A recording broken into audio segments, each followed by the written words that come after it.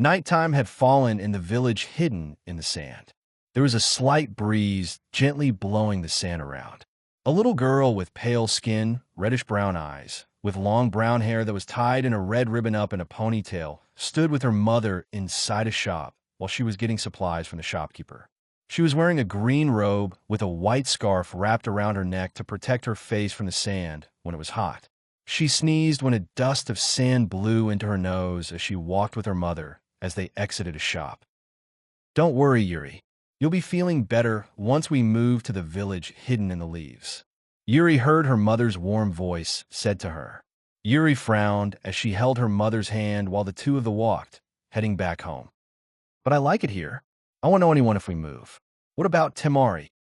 You could still write to her, and besides might like the Hidden Leaf Village even more and make new friends." Yuri's mother smiled. "Okay." Yuri nodded. Her mother smiled. "That's my good girl. Now we mustn't keep your father waiting. Let's head back." The two continued to walk. Her parents were from two different villages. Her father came from the village hidden in the leaf, while her mother was from the sand. Despite the animosity between the two villages, in secret, the two of them fell in love, and eventually they had her. However, when Yuri was born, her parents noticed that she would get sick often, mostly caused from the sand and the dry air. They decided that it would be best to move back to Konoha for their daughter's sake and safety. "Shoot, I knew I forgot something." Yuri heard her mother mumble. "Yuri, I'll be right back. I'm just going into that shop of there. Wait for me here." "Okay." Yuri smiled. Her mother smiled and quickly rushed into the shop, leaving Yuri outside as she waited. Yuri shivered, feeling the cold breeze of air. As she was warming her hands up, Yuri saw something moving quickly in the dark and squinted her eyes to see what it was. Her eyes widened when she saw that it was a boy with red hair, smiling as he carried a small bag. Yuri knew who he was. Gaara. Everyone knew. In fact, the entire village was scared of him. When she asked her parents why everyone hated him, they told her that when he was upset or angry, Gaara could unleash his beast that was sealed in him and possibly wipe out the entire village. She still didn't understand why anyone could hate someone, especially a child, and even told her parents this. Her words shocked parents, but also they were very proud of her. But they still told her to stay away from Gaara for her own safety. This morning at school, while she played, usually by herself, Yuri saw the other kids would often avoid him, leaving Gaara out of their games. One of the kids kicked a ball onto the roof, getting it stuck. It was Gaara who got it down with his sand. The kids ran away from him in fear. Without thinking, Gaara unleashed his sand, tripping a girl and accidentally injuring her. It took Gaara's uncle, Yashimaru, to talk and calm him down. Often, Yuri would see Gaara's uncle pick him up from school, but never his father or mother. Why was that? She wondered to herself. And what was Gaara doing with that bag? Yuri looked back into the shop to see her mother still talking with the shopkeeper, then turned in the direction where she saw Gaara heading. It would only take a few minutes. Her mother would never notice that she was gone. Yuri quickly sped off, chasing after Gaara, quietly following behind him. Yuri stopped and panted as she tried to catch her breath, taking cover behind a corner of a house when she saw Gaara stop and knock on a door. It opened, revealing the girl that he had hurt earlier today. Her eyes widened in fear once she saw Gaara, who smiled, holding out the bag to her. "Here, I brought some medicine. I'm sorry about earlier." Yuri heard Gaara spoke. She saw the girl glare at him. "Get out of here, freak." She spit it out, venomously, and slammed the door in Gaara's face. Yuri's eyes widened, and she felt her blood began to boil and clenched her fists. Without even thinking, Yuri had already walked past Gaara, who was surprised, but also startled, to see her. Yuri picked up the bag of medicine that Gaara had dropped and pounded hard on the door. The door opened again, revealing the girl. "I thought I told you to dash." Yuri flung the bag right into the girl's face. Her eyes widened in shock, and her mouth dropped slightly, completely dumbfounded. Gaara stood where he stood, staring at Yuri, speechless, as she continued to chew the girl out.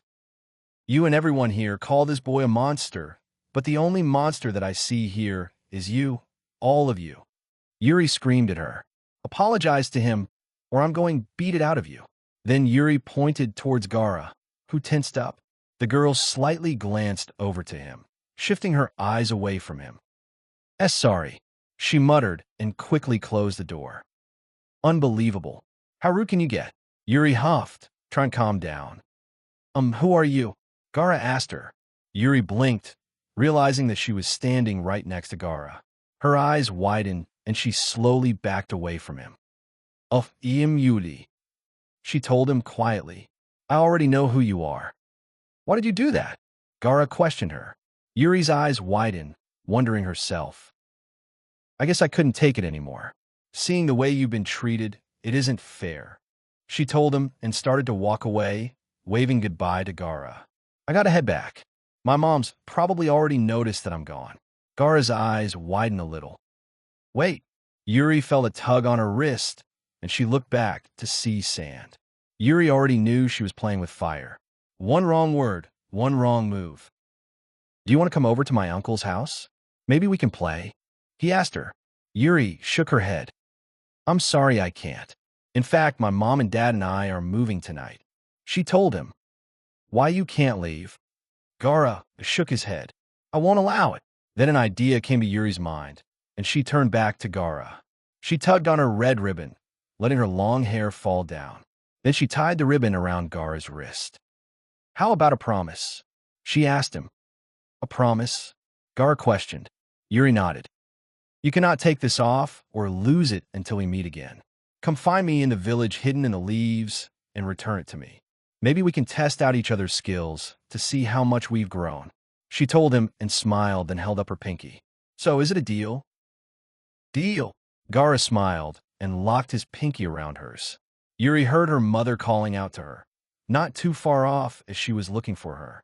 She didn't want to know what would happen if her mother caught her with Gaara. I have to go, but we'll meet again. I know we will. She told Gaara and ran off, leaving him, waving goodbye. Goodbye.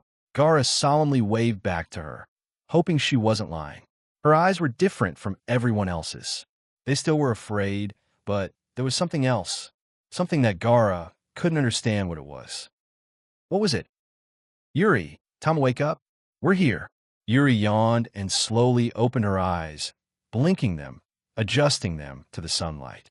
Riding on her mother's back, Yuri saw a huge gate and a man standing outside of it, waiting to greet them. Her father. There were also 2 Leaf Shinobi with him on border patrol.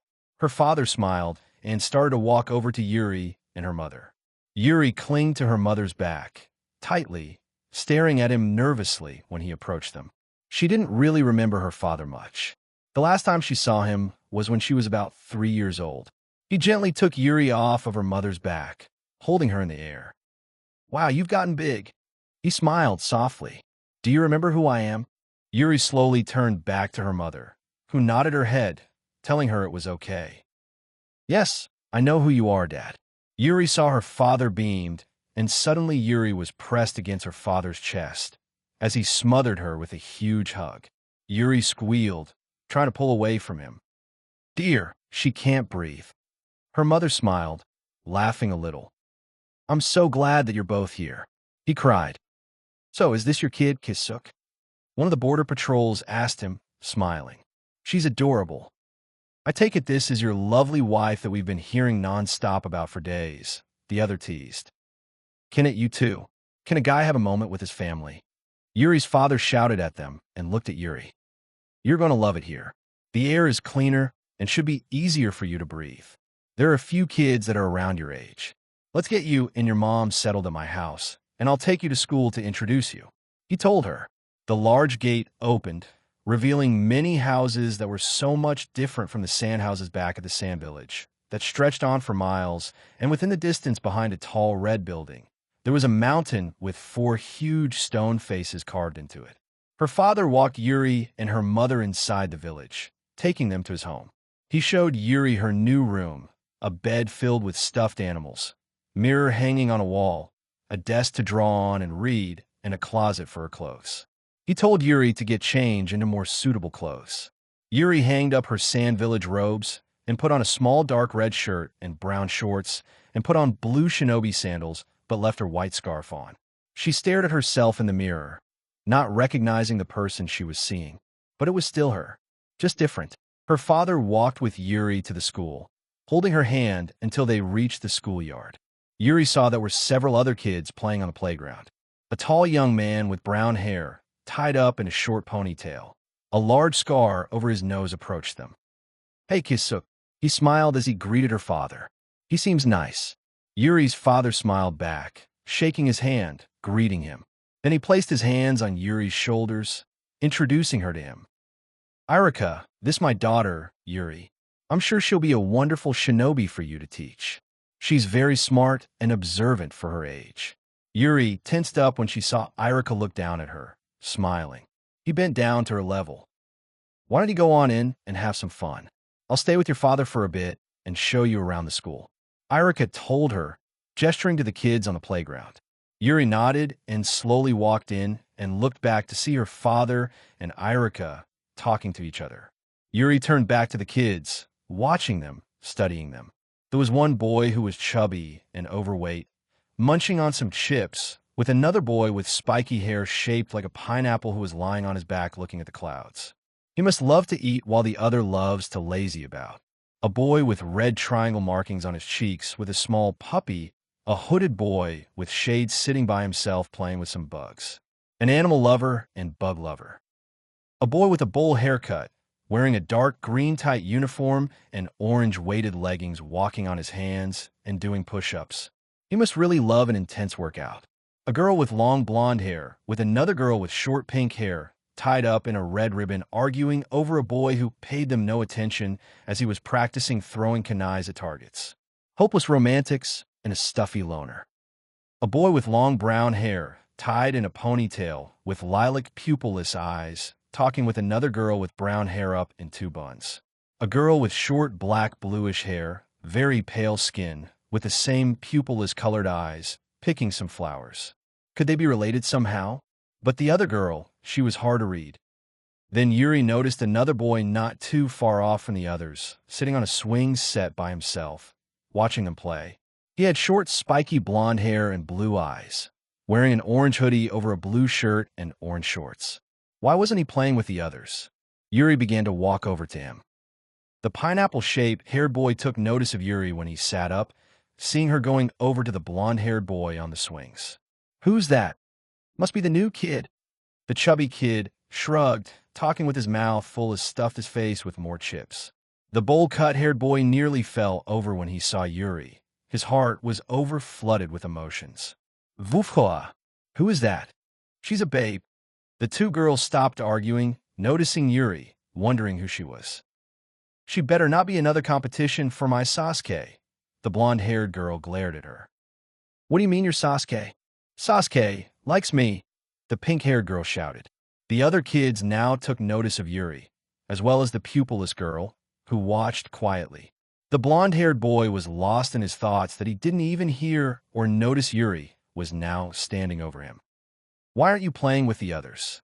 He looked up and nearly fell out of the swing seat, startled to see a girl in front of him. Geez, give a guy a warning before sneaking up like that. He sighed, holding his chest. "It's not my fault you were lost in your thoughts." The boy frowned up at her and stood up. "I'm Yuri. What's your name?" He blinked at her in surprise, completely shocked. Who was this girl? Why wasn't she afraid of him? Maybe this was his chance to finally have a friend. He smiled. "I'm Naruto Uzumaki. I'm going to be the next Hokage. Believe it," he exclaimed. Yuri blinked at him, confused, before she could speak another word. Yuri heard her father, and Irika shouted her. "Yuri, get away from him," her father shouted. "Of all the other kids to play with, you have to pick him." Irika shouted as well. Yuri saw Naruto flinch and looked down, avoiding their gaze. "What gives you the right to talk to him like that?" Yuri shouted at them, angrily. The other kids watched in shock to see a kid yelling at adults. "Yuri, I am your father. I forbid you to play with him," her father shouted. "Well, maybe I don't want to be here," Yuri shouted back at him, and she took off running and hopped the fence with ease and left the schoolyard. Her father chased after her. Irika followed after them before telling the other kids to stay in the playground and to wait for him, and that he will be back. "Yuri, Naruto watched, completely stunned, to see someone actually stood up for him. He quickly chased after them. He had to talk to her before the adults get to her first.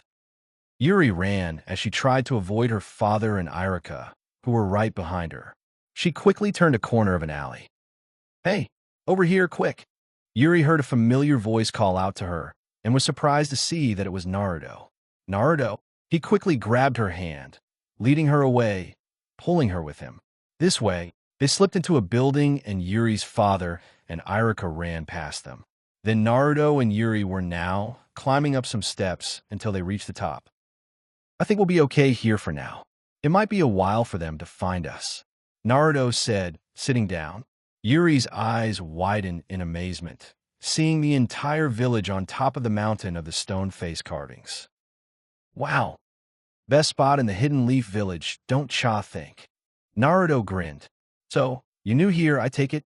You said your name was Yuri, right? Not just anybody would come up to me like that." "You sure do talk a lot," Yuri replied, taking a seat down beside him. "Yeah, I've been told to have a big mouth." Naruto smiled.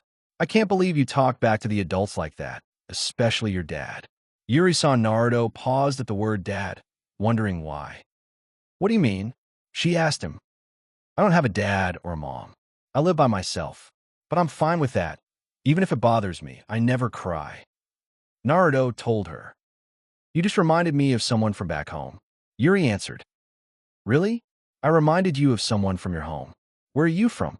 Were they a friend of yours?" Naruto asked her. Yuri paused, thinking before answering Naruto. "I came from the Hidden Sand Village. I had to leave because the sand and the air there irritated with my lungs. But I guess you could say he was a friend. I've only talked to him once. I just hope that I could return back there one day when I'm better. I just wonder how he is doing. When I left, we promised each other that we would meet when we're older. But I'm also worried because he seemed a little on edge." Yuri explained to Naruto.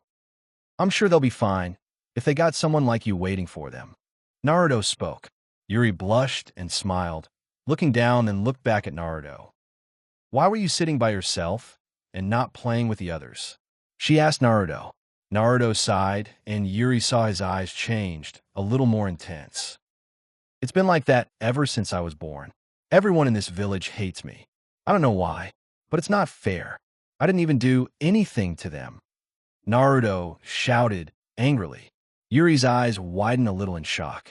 He was treated the same way, just like Gaara. She wondered, what if Naruto had a... "Well, you seem all right to me," Yuri told him. Naruto blinked, staring at her, before smiling. "But the way the villagers treat you like you told me. Naruto, do you have a dash?" "So, this is where you were," a voice called out, making Yuri jump, along with Naruto, who was startled as well.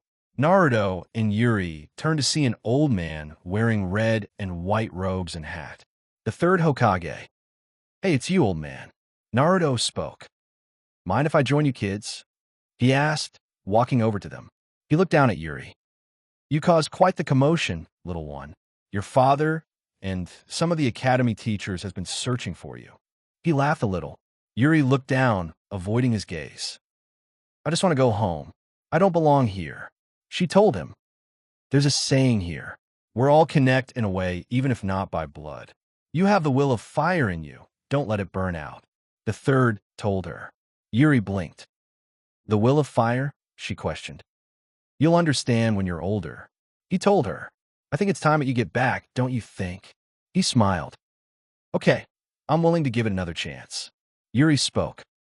"I'll race you back," Naruto shouted and got up, getting a head start. "Wait, Naruto, that's cheating," Yuri shouted, chasing after him. The third Hokage smiled as he watched the two of them run off. Yuri and Naruto were running in the streets, and Yuri's father and Irika jumped down in front of them. Yuri's father quickly ran over to her, grabbing Yuri by her shoulders. "Yuri, I've finally found you. Don't ever run off like that. You have me worried sick." Yuri smiled and nodded. "I am sorry, Dad. I want to try again. Can we go back?" She quickly told him. Her father blinked in confusion, wondering why she suddenly changed her mind so quickly. Yuri quickly grabbed her father's hand, pulling him. Come on. What? Yuri. Hey, wait, Dash. Irika gritted his teeth as soon as he saw Naruto, who tensed up. Why aren't you back at the school? Irika asked him, putting his hands on his hips, waiting for an answer. Naruto smiled and laughed sheepishly, rubbing the back of his head. Well, I wanted to help out. She could have gotten lost or hurt. We had a nice chat and Dash.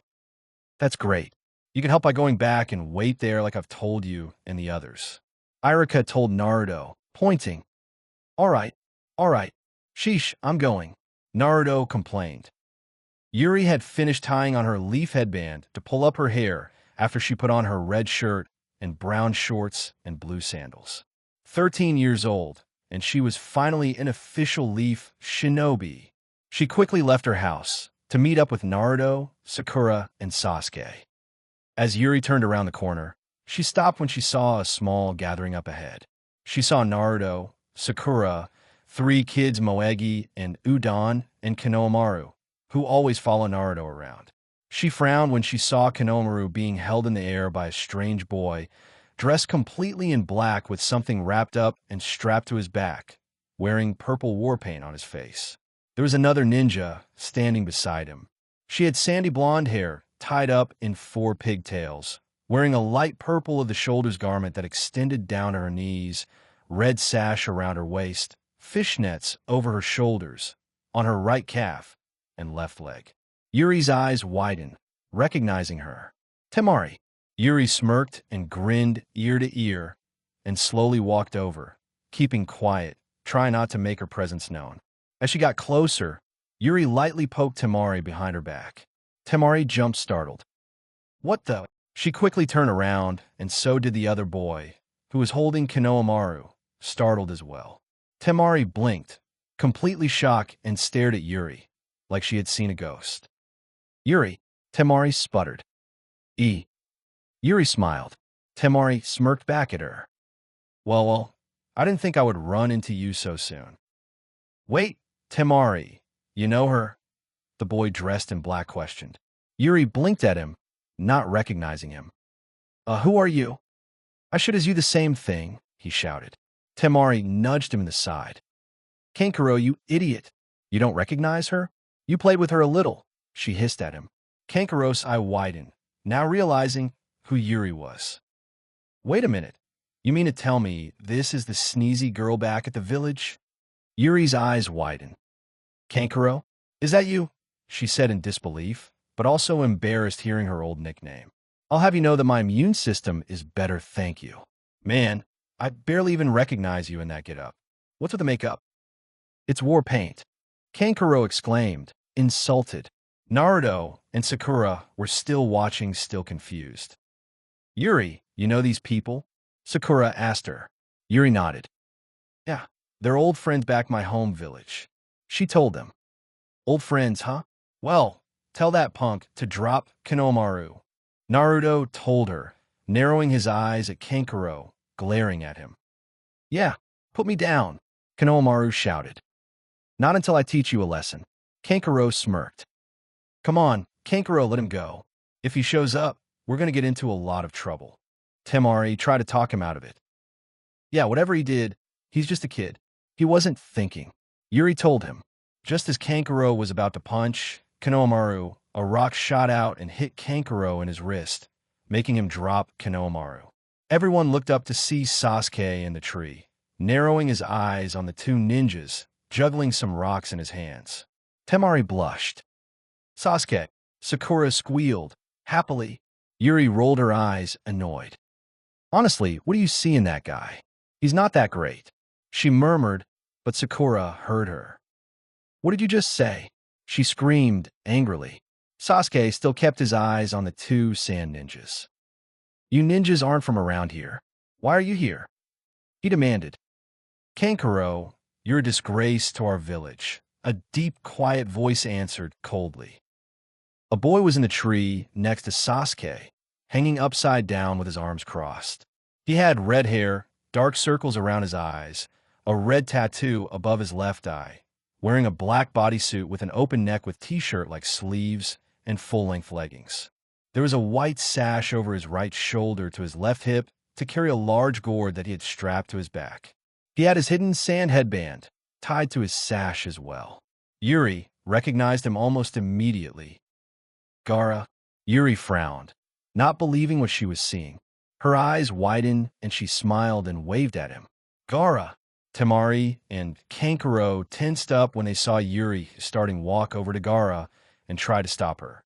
Suddenly, sand came out from Gaara's gourd and whipped out at Yuri. Yuri quickly jumped back, dodging the warning shot. She frowned, looking up at Gaara. "What's the big idea?" she demanded. Temari held her back. "You're annoying," Gaara spoke. Yuri's eyes widened and she pushed Temari off of her. "Why are you acting like you don't know me?" "Gaara, it's me, Yuri." She told him. "I know it's you. I recognize that bright red hair anywhere. I know no such person and you're getting on my nerves. I will kill you if you get in my way," he said coldly. Yuri's eyes widened in shock. "What about our promise?" she shouted. Then Yuri saw that Gaara wasn't wearing the ribbon that she had tied to his wrist so many years ago. Where was it? "I made no promise," Gaara spoke. Then he vanished in a cloud of sand, shocking everyone and suddenly reappearing next to Temari and Kankuro, who backed away from him a little. Yuri still kept her gaze on him, silently. What happened to him? This wasn't the timid boy she knew back at the village. His eyes held a bloodlust to them. "You still didn't tell us why you're here," Sakura shouted. The Hidden Sand Village is one of Konoha's close allies. But according to our treaty, your ninjas aren't permitted to cross the border without permission. Temari pulled out her passport, showing it. "Weren't you told anything? We're here to take the Chunin exam." "Chunin exam?" Naruto asked her. Ninjas from the Hidden Sand Village, along with ninjas from other nations, are sent to compete against Konoha's own candidates, mainly to maintain the skill of all shinobi at the same high level of excellence. Also to foster friendship and understanding between ninja, and of course to maintain the balance of power between the lands themselves. She explained. Gaara turned to Sasuke. "What's your name?" Gaara asked Sasuke. "Sasuke Uchiha." Sasuke smirked. "Hey, I bet you want to know my name." Naruto smiled. "Come on, we're going." Gaara started to walk away, ignoring Naruto. Kankuro followed behind him quietly. Temari shot Yuri a glance, as if telling her sorry, and she quickly followed after them. "Gaara!" Yuri shouted at him, but he ignored her. Naruto and Sakura walked over to her, and Sasuke hopped down from the tree, keeping his eyes on the three sand ninjas. "What is up with that guy?" Naruto asked. "Wasn't he the one you were always telling me about? I thought he was your friend." "I don't know. Two can play this game." Yuri frowned. "Come on, let's go meet with Kakashi-sensei. He had something that he wanted to tell us." Sakura said. "I wonder what he wants now." Sasuke questioned. "You know he's going to make us wait for him to show up. Might as well take our time getting there," Yuri suggested. Naruto, Yuri, Sakura, and Sasuke left. Yuri noticed a strange white bird flying in the sky, heading to the Hokage building. Wondering what it was then, she quickly followed after her team. They waited at the bridge that Kakashi told them to him at. Another hour went by, and Kakashi poofed himself on top of a pillar and waved down at them. "Sorry, I'm late. I wandered off a little." "You liar!" Naruto and Sakura shouted at him. "What is it that you wanted to tell us?" Yuri asked him. Kakashi pulled out 4 slips of paper that were forms. "I recommended the 4 of you to take the Chunin exams," he told them. "What?" Yuri, Sasuke, Naruto, and Sakura all asked at once, surprised. "All you have to do is fill out these forms and show up tomorrow at the academy. It's completely up to you if you want or not. Just show up at room 301 around 4 o'clock. Kakashi told them, handing out the forms. The 4 took the forms from him. "Good luck." Kakashi waved and poof in a cloud of smoke, vanishing. "There's going to be a lot of tough competition," Sasuke murmured. "Like strange guy with the makeup." Naruto added and shivered when Gaara came into his mind. And him. Sasuke and Yuri looked at him. "Well, what do you say? Are we all in or not?" Yuri asked them. "I'm definitely in. I'm not going to let anyone beat me," Naruto shouted. "I'm in." Sasuke replied. Yuri turned to Sakura. Sakura, I'm not so sure about this, she murmured. Yuri's eyes widened. Really? Why? I thought you would be. You're the smartest ninja in the entire village. You're in the top of our class. She spoke. Until you showed up. Sakura spoke sarcastically. Yuri's eyes widened a little before they dropped, slightly. Come on, Sakura. Don't you think you're being a little mean? Naruto spoke. We can't do this without you, Sakura. You're a part of our team. We need you. Yuri told her. Sakura's eyes widened a little in shock. All right, I'm in. She smiled. Yuri said goodbye to Naruto, Sakura, and Sasuke, and started to head home. But along with way, she couldn't help but feel like she was being followed. As she reached her house, Yuri opened the door and stepped inside. Her mother was in the kitchen fixing dinner, while her father was in the living room sharpening his kunais and shurikens. She smiled and walked over to him. Hey, Dad, going to war? She joked. He laughed and placed the ninja weapons into a kit, tying it back up. Then her father hugged her. Very funny. It doesn't hurt to be prepared for anything, he told her. Yuri's mother stepped into the room, wiping her hands. Did anything exciting happen today, sweetie? She asked Yuri. Oh, nothing unusual, but I did ran into some old friend from the Sand Village, and I got invited to participate in the Chunin exams. She told them, nonchalantly. Her mother and father's eyes widened a little. The Chunin exams, already? Her mother spoke, worried. I'm going to do it, Yuri told them. We have no doubt that you can do it. Her father spoke, grinning proudly. I just can't believe it's finally happening. My little girl's going to become a Chunin. It's just, be careful. This isn't just like your ordinary missions. It is going to be dangerous. Her mother told her, concerned. It was the middle of the night. The moon was full in the sky. Yuri was asleep in her bed. Suddenly, sand began to pour in from the lock of the doorknob. It slowly began to inch its way towards Yuri, who was still sound asleep, and began to crawl on her bed. From the sand, Gaara quietly appeared as he stood over Yuri, standing beside her bed. He raised his hand. The sand slowly began to creep closer to Yuri's neck. Gaara, Yuri mumbled quietly in her sleep. Gaara's eyes widened, and he held his head in pain, letting out a shriek. Yuri's eyes immediately flew open, and she quickly sat up. She flipped the lamp beside her bed, turning it on. As she looked around her room, Yuri saw that there was no one there. She frowned in confusion. She could have sworn she heard a voice. Feeling the sleep slowly overtaking her eyes, Yuri turned her lamp off and went back to sleep. The next morning, Yuri met with Naruto, Sakura, and Sasuke at the academy. There were other teams as well, standing outside the room, trying to get in. There were 2 leaf shinobis blocking the door, refusing to let anyone in. One of the shinobis punched Lee, knocking him back into Niji and 10-10. You plan on taking the Chunin exam like that?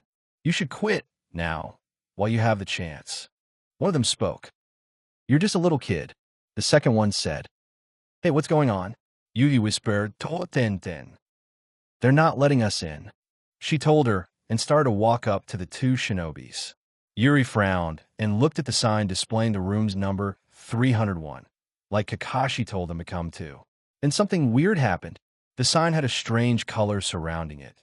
Then it started to become distorted, warping a little. Yuri's eyes widened. This was all a Jinjutsu. The room is fake. But how come no one else noticed it yet? Please let us through. One of the shinobis smacked 10-10 across the face, knocking her down. How horrible, one of the test takers murmured. What did you say? The leaf shinobi frowned. Listen, this is our kindness. The Chunin exams isn't easy. We have failed 3 times straight. Those who take the exams end up quitting as shinobis. Those that die in the exams, we've seen it all. And Chunins often become captains of military teams. The failure of the mission, the death of a comrade, that's all the captain's responsibility. Yet, kids like you think you can pass. We're just thinning out those that will fail anyway. What's wrong with that? Then Yuri stepped up, standing in front of the 2 shinobis. It would be nice if you showed us the real room for the test. Real room. One of the test takers commented confused. One of the leaf Shinobi smirked, looking at Yuri. Little girl, what are you talking about? Are you blind or something? This is the real room. He spoke. Yuri raised her hands and performed a hand sign to cancel out the Jinjutsu. Everyone's eyes widened when they saw the sign turned into 201. One of the leaf Shinobi guards smirked, chuckling a little. So you figured it out. Sasuke turned to Sakura. Sakura, you must have noticed it as well. She blinked confused. Huh. Your analytical ability and Jinjutsu know-how is the most improved on our team. He told her. Sakura's eyes widened, and she blushed. Naruto frowned, looking at the two of them. Of course I noticed a little while ago. This is the second floor, she said. One of the leaf Shinobi guards smirked. Yuri frowned, staring at him. Not bad, but all you did was see through it. He lunged at Yuri in a flash, about to throw a kick. Yuri raised her hands, getting ready to make another hand sign. But before either one of them could attack, Lee quickly jumped in between them, grabbing the man's leg in Yuri's hand, so she couldn't perform a hand sign. Lee. Yuri blinked, surprised by how fast he was. Lee dropped the man's leg, and he fell to the ground like a rag doll. Sakura and Sasuke were still shocked and surprised as well by Lee's speed. What happened to the plan? You said we shouldn't draw attention to ourselves. Niji asked him. Lee turned to him, shooting Niji a glare. Then he turned to Yuri and blushed and smiled. Then sighed. Of course. Now I see why. She murmured. Yuri still stared at Lee, still confused but also creeped out. Thanks for stepping in. But we gotta go. She told him and started to walk off. Naruto, Sakura, and Sasuke were about to follow her when Lee grabbed Yuri's wrist. Yuri turned back to him. What is it? She asked him. Lee grinned and winked, holding up his thumb. Let's go out together. I'll protect you until I die. Yuri's mouth dropped a little, staring at Lee in shock and in disbelief. She wanted to laugh, but stopped herself. That's really sweet. But you don't know me, and I barely know you. It'll never work out. I am sorry. She told him, smiling. Lee fell to the floor on his hands and knees as Yuri walked away, completely dejected. Then Niji turned to Sasuke as he was leaving. Hey, what's your name? He asked Sasuke. Naruto gritted his teeth in irritation. What does everybody talk about, Sasuke? Sasuke stopped, looking at Niji. When you want to learn someone's name, you should give yours first. You're a rookie, right? How old are you? Niji asked. I don't have to answer you. Sasuke replied, and the two walked away. Let's go, Sakura shouted, grabbing Naruto and Sasuke's hands, while Yuri followed behind them, heading to the exam room. Just as the team was about to head up the stairs, a voice called out to them. Hold it! Lee stood on top of the railings, looking down at them with a determined look in his eyes. You with the dark eyes. Naruto stared up at him confused, and so did Sakura and Yuri. Sasuke frowned. What is it? Will you fight me, right here? Lee asked. A fight right now? Sasuke asked him. Don't you think you should save your energy when it comes a time to fight? Yuri spoke, trying to talk them both out of it. Yes, I am sure. Lee hopped down from the railing, landing in front of the group, facing Sasuke. My name is Rock Lee. When you want to know a person's name, you should introduce yourself, right? Sasuke smirked. Sasuke Uchiha. I want to fight you. I have to test my techniques against the offspring of the genius ninja clan. And also, Lee glanced over at Yuri, who blinked at him confused. Then her eyes widened, and she made a disgusted face. I don't like Sasuke. He's all right, but no. What do you mean he's just all right? He's amazing, Sakura exclaimed. For you, maybe, Yuri murmured sarcastically. Sakura glared at her. Challenging me, already knowing that I'm an Uchiha. You're a fool. You're going to find out what the name means, bushy brows. Sasuke told Lee. Lee smirked back, getting into a fighting stance. Please. Wait, Naruto shouted. Naruto, Yuri questioned. Naruto frowned with a serious look in his eyes. I'll take care of bushy brows. It'll only take 5 minutes. He spoke. It is not you who I wish to fight. It's Uchiha. Lee spoke. Damn it. I'm sick hearing about Sasuke.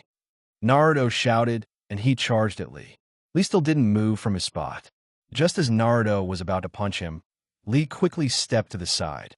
Naruto was knocked off balance, stumbling on his feet a little. Then Naruto tried to throw a kick at Lee, but Lee grabbed Naruto's leg. Leaf Hurricane. Lee threw Naruto, sending him rolling hard on the floor, crashing into the wall. Naruto! Yuri shouted. On the floor, Naruto stared at Lee in disbelief. Lee turned back toward Sasuke, getting into a fight stance again. I'll say it again. You guys can't defeat me, because right now, I'm the Leaf's strongest genin. Sounds fun. I'll do it. Sasuke started to walk towards Lee. Sakura saw the clock on the wall. Sasuke, don't. We only have 30 minutes to get to the exam room. She shouted. Sasuke ignored her. I'll be done in 5 minutes. And he charged at Lee. Lee braced himself, getting ready. Spinning leaf whirlwind. He quickly dodged Sasuke's punch, jumping into the air, then landed a kick. Sasuke moved his arms to block Lee's kick. Then Lee delivered another kick, hitting Sasuke in the face, knocking him back. Sasuke! Sakura shouted in worry. Sasuke got onto his feet again, wiping his lip. Lee smirked. Sakura's eyes widened, and so did Yuri's when they saw Sasuke's eyes had changed. They had turned red with a ring, a circle, and 3 swirls. Sharingan. Yuri murmured. Sasuke charged at Lee again, fast. But Lee was quicker and delivered another kick, kicking Sasuke straight into the air. Strange. Yuri noticed that Lee hadn't been using ninjutsu or jinjutsu this entire time, only taijutsu. My techniques are neither ninjutsu nor jinjutsu. He quickly jumped into the air, getting behind Sasuke. Shadow Leaf Dance. He grabbed Sasuke. They say that the Sharingan has the ability to reveal all types of ninjutsu, jinjutsu, and taijutsu. It is true that by reading ninjutsu and jinjutsu, chakra is needed to be raised and seals to be performed. You get an advantage through Sharingan, but taijutsu is a little different. Even if you can read my movements, your body does not have the speed to react to my taijutsu. Basically, even if you can see it, if your body can't move, then it's useless. Lee started to undo his bandages from his arms, about to wrap Sasuke with them. But a pinwheel shot out, impaling the bandages to the floor, stopping him. That's enough, Lee. A voice shouted.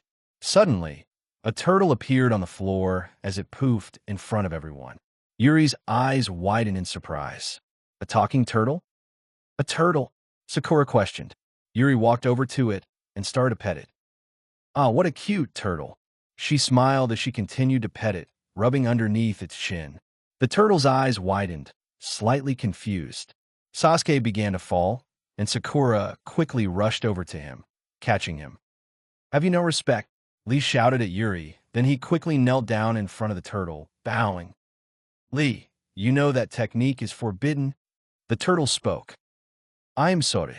I wasn't planning on using the other one. Lee stammered. Can a turtle be a ninja sensei? Naruto asked Sakura. How would I know? Sakura shouted at him. You fool. The turtle snapped at Lee, harshly. Lee flinched. You think you can get away with an excuse like that? You already know what it means for a shinobi to reveal his special techniques. Are you prepared to pay? Yes, Lee replied. Then here comes Guy Sensei. Then Yuri saw a man, wearing the same green jumpsuit and orange weighted leggings, like Lee's. His haircut was cut in the same fashion poof right on top of the turtle, striking a pose. She fell back in surprise.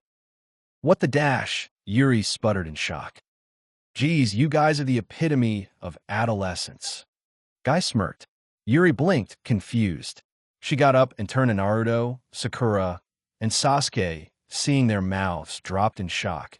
Seeing Lee Sensei looked exactly like him, with bushier eyebrows. He's got thicker eyebrows, Naruto exclaimed. Stop insulting Guy Sensei. Lee shouted at them, angrily. Shut up. All these freaks keep appearing. How the hell are we supposed to react? Naruto shouted back at him. Lee, Guy Sensei spoke. Lee turned to him, and Guy Sensei punched Lee in the face. You fool! Lee fell on the floor. Guy-sensei knelt down to Lee. You are. Lee looked up at him, crying a little. Sensei, That's enough, Lee. You don't need to say it. Guy-sensei gave Lee a big hug, and Lee hugged him back. Sensei, Lee cried with him. Naruto, Sakura, Sasuke, and Yuri watched them, completely in disbelief. Maybe we should go while they're distracted, Yuri whispered. Guy and Lee pulled away, getting up. It's all right, Lee. Youth and mistakes go together. He told Lee. You're too nice, Sensei. Lee smiled, still crying a little. But you did start a fight and almost broke my rules. Your punishment will take place after the Chunin exams. Yes. Lee nodded and saluted him. 500 laps around the practice range. Guy shouted. Yes. Lee shouted. Then Guy glanced over at Naruto, Sakura, Sasuke, and Yuri, narrowing his eyes. Oh no, he's looking over here, Sakura whispered. Hey, you guys, how's Kakashi-sensei doing? Guy asked them. You know Kakashi? Sasuke asked him. Know him? Guy-sensei chuckled, smirking a little. Wait a minute, are you rivals with Kakashi? Yuri asked him. Suddenly, Guy vanished in front of their eyes and quickly reappeared right behind them. Naruto, Sasuke, Sakura, and Yuri quickly looked behind them, shocked to see how fast he moved. That is correct. I can see why you're on Kakashi's team. Guy-sensei smiled, looking down at Yuri. I can see why the other Jonins are calling you his little protege. I might have to watch myself with you. Yuri blushed. He seems pretty cool, even though he's weird. 50 wins and 49 losses. I'm stronger than Kakashi. Guy winked, then he looked at Sasuke. I'm sorry about Lee. I swear to this beautiful face that it won't happen again. Sasuke stared at him, silently, not answering him.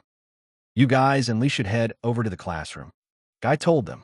Lee pulled the pinwheel off his bandages and started, wrapping them back onto his hands. Naruto, Sasuke, and Yuri eyes widened a little, seeing how badly scarred and bruised Lee's hands were.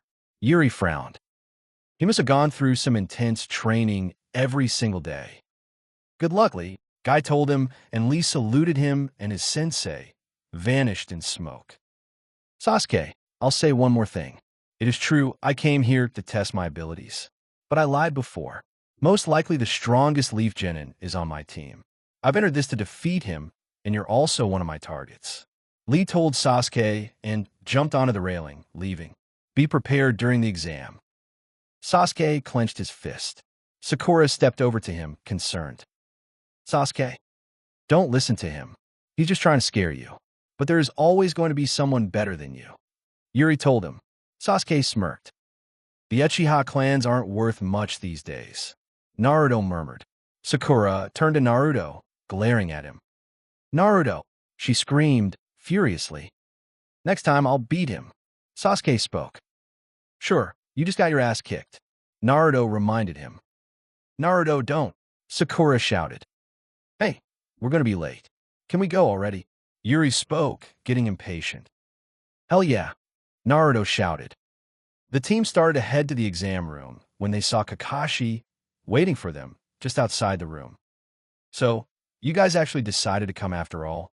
I was starting to think you chickened out. I'm also surprised to see you here, Sakura. Kakashi said. Sakura's eyes widened. Now we can properly take the exam. What do you mean? Sakura asked him. Well, normally, the test is to be taken in teams of 3. Kakashi spoke, looking at Yuri.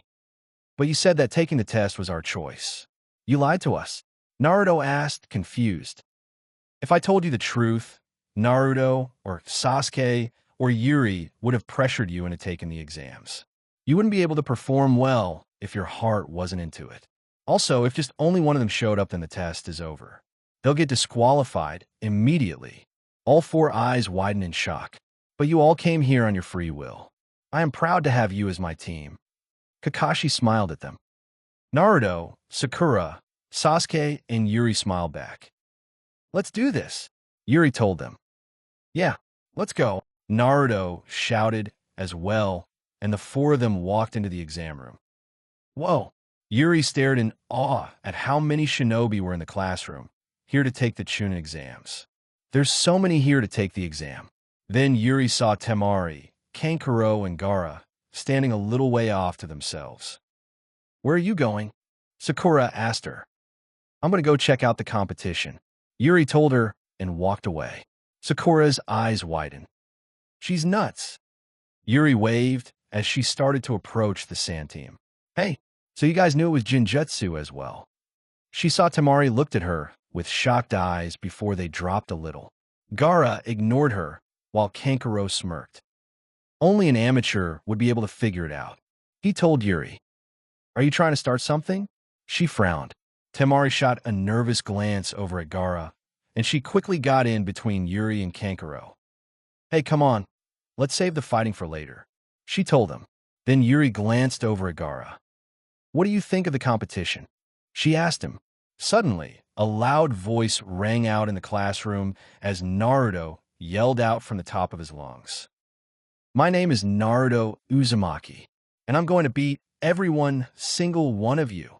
Several shinobis glared at Naruto and his team. Yuri twitched a little. "Well, that's just great. He just put a big target on our backs. You won't lose to us?" Such big words show off. Kiba laughed at Naruto. Sakura grabbed Naruto into a full Nelson. "What the hell are you doing?" she shouted furiously. "I was just speaking the truth," Naruto shouted. Suddenly, from the corner of her eyes, Yuri saw two sound ninjas quickly move, heading towards a group. Their target was a guy with short, spiky white hair and glasses. She quickly ran over to try and warn him. One of the sound ninjas jumped into the air and threw kunais at the young man. Yuri quickly pulled out her own kunais and tossed them and deflected them. A few landed at the white-haired boy's feet, while one of the blades landed near Naruto and Sakura, startling them. "What's going on?" Naruto exclaimed. Yuri's eyes widened when she saw the second sound ninja appear in front of her, throwing a punch at her. His fist connected with Yuri's cheek, knocking her back. Suddenly, Yuri made a dark chuckle and poofed into thin air, revealing a log in her place. The sound ninja's eyes widened in shock. "A substitution jutsu?" The white-haired man spoke, shocked as well. "Look up," Yuri shouted, smirking. The sound ninja looked up to see Yuri at the last second before she slammed her foot the ninja's head, planting him to the floor. Yuri flipped, landing next to Naruto and the others, and the sound ninja got up. He glared at Yuri. Temari and Kankuro watched in shock, while Gaara kept his eyes on her emotionless, silently watching. "Quiet down, you worthless bastards." A voice roared out loud, and a loud boom was heard. A man with scars on his face, wearing a bandana forehead protector, gloves, a dark trench coat over a gray shirt and pants. "They started it," Yuri shouted. "I don't care who started it. There will be no fighting until I say so. Or, did you want to fail already?" The proctor shouted at her. Yuri stayed silent. The man smirked, facing the room full of shinobi. "Thanks for waiting. My name is Ibiki Moreno, the examiner for the Chunin exam's first test." Then he pointed at the sound ninjas. "As for you, stop doing as you please, or I will fail you all as well." "I apologize. It's our first time here. We got a bit carried away." One of the sound ninjas spoke. "Liar," Yuri whispered underneath her breath. Ibiki sighed. "Like I said before, there will be no fighting until I say so. Even if permission is granted, killing your opponent will not be tolerated. Those pigs that disobey me will be failed immediately. Do I make myself clear?" he said sternly. No one said a word, and Ibiki continued. "We will now start the first test of the Chunin exams. Instead of the current seating arrangements, a number will be given out to you, and you will sit in that assigned seat. Then we'll hand out the exams." "What? A paper test?" Naruto cried out. Yuri's eyes widened, getting worried. Written tests were not Naruto's strong suit. Everyone was given their assigned seats, and Yuri was sitting next to Temari and one of the sound ninjas. Gaara was to the right of her with Kankuro. Sakura was sitting a few seats ahead of her, while Naruto was near the front with Hinata, and Sasuke was in the middle of the room. Yuri frowned. This isn't good. We're separated from each other. Do not turn your papers until you listen to what I'm about to say. There will be many important rules to this test, and there is no questions allowed. First rule, you guys will start off with 10 points. The test is made up of 10 questions, each worth 1 point. For each one you get wrong, you lose a point. The second rule, this is a team test. Whether you pass or not will be combined with the score of your teammates. The third rule is that if anyone is caught cheating by the exam officers will have 2 points subtracted for every offense. Ibiki smirked. If you lose all your points, you'll be asked to leave. We have our eyes on you guys. One of the exam proctors smirked. Those who are caught cheating are a disgrace as Shinobi. But as Shinobis who are trying to achieve the level of Chunin, be proud ninjas. Ibiki said. And lastly, if those who lose all their points during the test and don't answer the questions correctly will be failed with their teammates. Yuri frowned while Sakura and Sasuke's eyes widened in shock and in disbelief. What did he say? Sakura screamed. Naruto twitched as he felt a rush of cold air, feeling the glares being directed at him as if they wanted to kill him. You have 1 hour, begin. Ibiki told them. Yuri turned her paper over and started to read over the questions on the test. These questions make no sense. It's like he's setting us up to fail on purpose. He wants us to cheat, but I have no other way to tell the others. I can only hope they can figure it out for themselves. We made it this far. Yuri's eyes widened, and she wrote something down on the top corner of the paper and flipped it back over. She leaned back in her chair, waiting while the others were still taking the test. Temari's eyes widened when she noticed that Yuri had already finished. She's finished already? Yuri looked around the room over so often, keeping her head down, seeing everyone else using their own methods to get answers for the test. Tintin was using mirrors attached to invisible strings to give answers to her team, while Niji used his Byakugan. Ino used mind possession jutsu on Sakura, stealing her answers. Kiba had Akamaru on his head, having his dog given the answers. Shino was using his bugs. When Yuri glanced over at Gaara, she was that he was just sitting there, completely calm and unfazed. She frowned, wondering what he was doing. Suddenly, a kunai flew past Naruto, landing on one of the shinobi's test, tearing it. What was that for? The shinobi exclaimed. You messed up 5 times. You fail. One of the test examiners spoke. Soon enough, several other teams had gotten caught and were sent out as well. There was only half left remaining in the room, and time was almost up. Kankuro stood up, raising his hand. Excuse me, I need to use the bathroom, he smiled. One of the exam proctors walked over and tied his wrists up. We'll have to follow you to the bathroom. He spoke. Yuri frowned in suspicion. Was that examiner always been there before? She didn't recall seeing him. We will now start the 10th question. But before we get to it, I'd like to go over the added rules for this question. Ibiki spoke. A few minutes, Kankuro came back. Ibiki looked at him. Nice of you to come back. Was your doll playing beneficial? Kankuro's and Temari's eyes widened a little. Doll? Yuri questioned to herself. Kankuro stopped by Temari, and he slipped her a piece of paper with the answers written on it and headed back to his seat. Now, I'll explain. These are the rules of desperation. Ibiki spoke. Yuri blinked in confusion. Desperation? For this 10th question, you must decide whether or not you will take it. Choose to? What happens if we don't take it? Temari shouted. If you choose not to, your points will be reduced to 0 and you fail along with your teammates. Ibiki told them. Of course we'll take it, one of the test takers shouted. And now the other rule dash. Yuri stared in disbelief. There's more rules? How many does this guy need? If you choose to take it and answer incorrectly, that person will lose the right to ever take the Chunin exams again. What kind of stupid question is that? There are other people here who have taken the exam before. Kiba shouted. Ibiki laughed. You guys were unlucky. This year is my turn. Ibiki said, but I'm giving you an out. Those that aren't confident can choose not to take it and try again next year. Those who don't wish to take it, raise your hand. Once your number is confirmed, you may leave. Several other contenders raised their hands, refusing to take the question and were told to leave the room. Then Yuri's eyes widened when she saw Naruto slowly starting to raise his hand in the air, trembling a little. Naruto!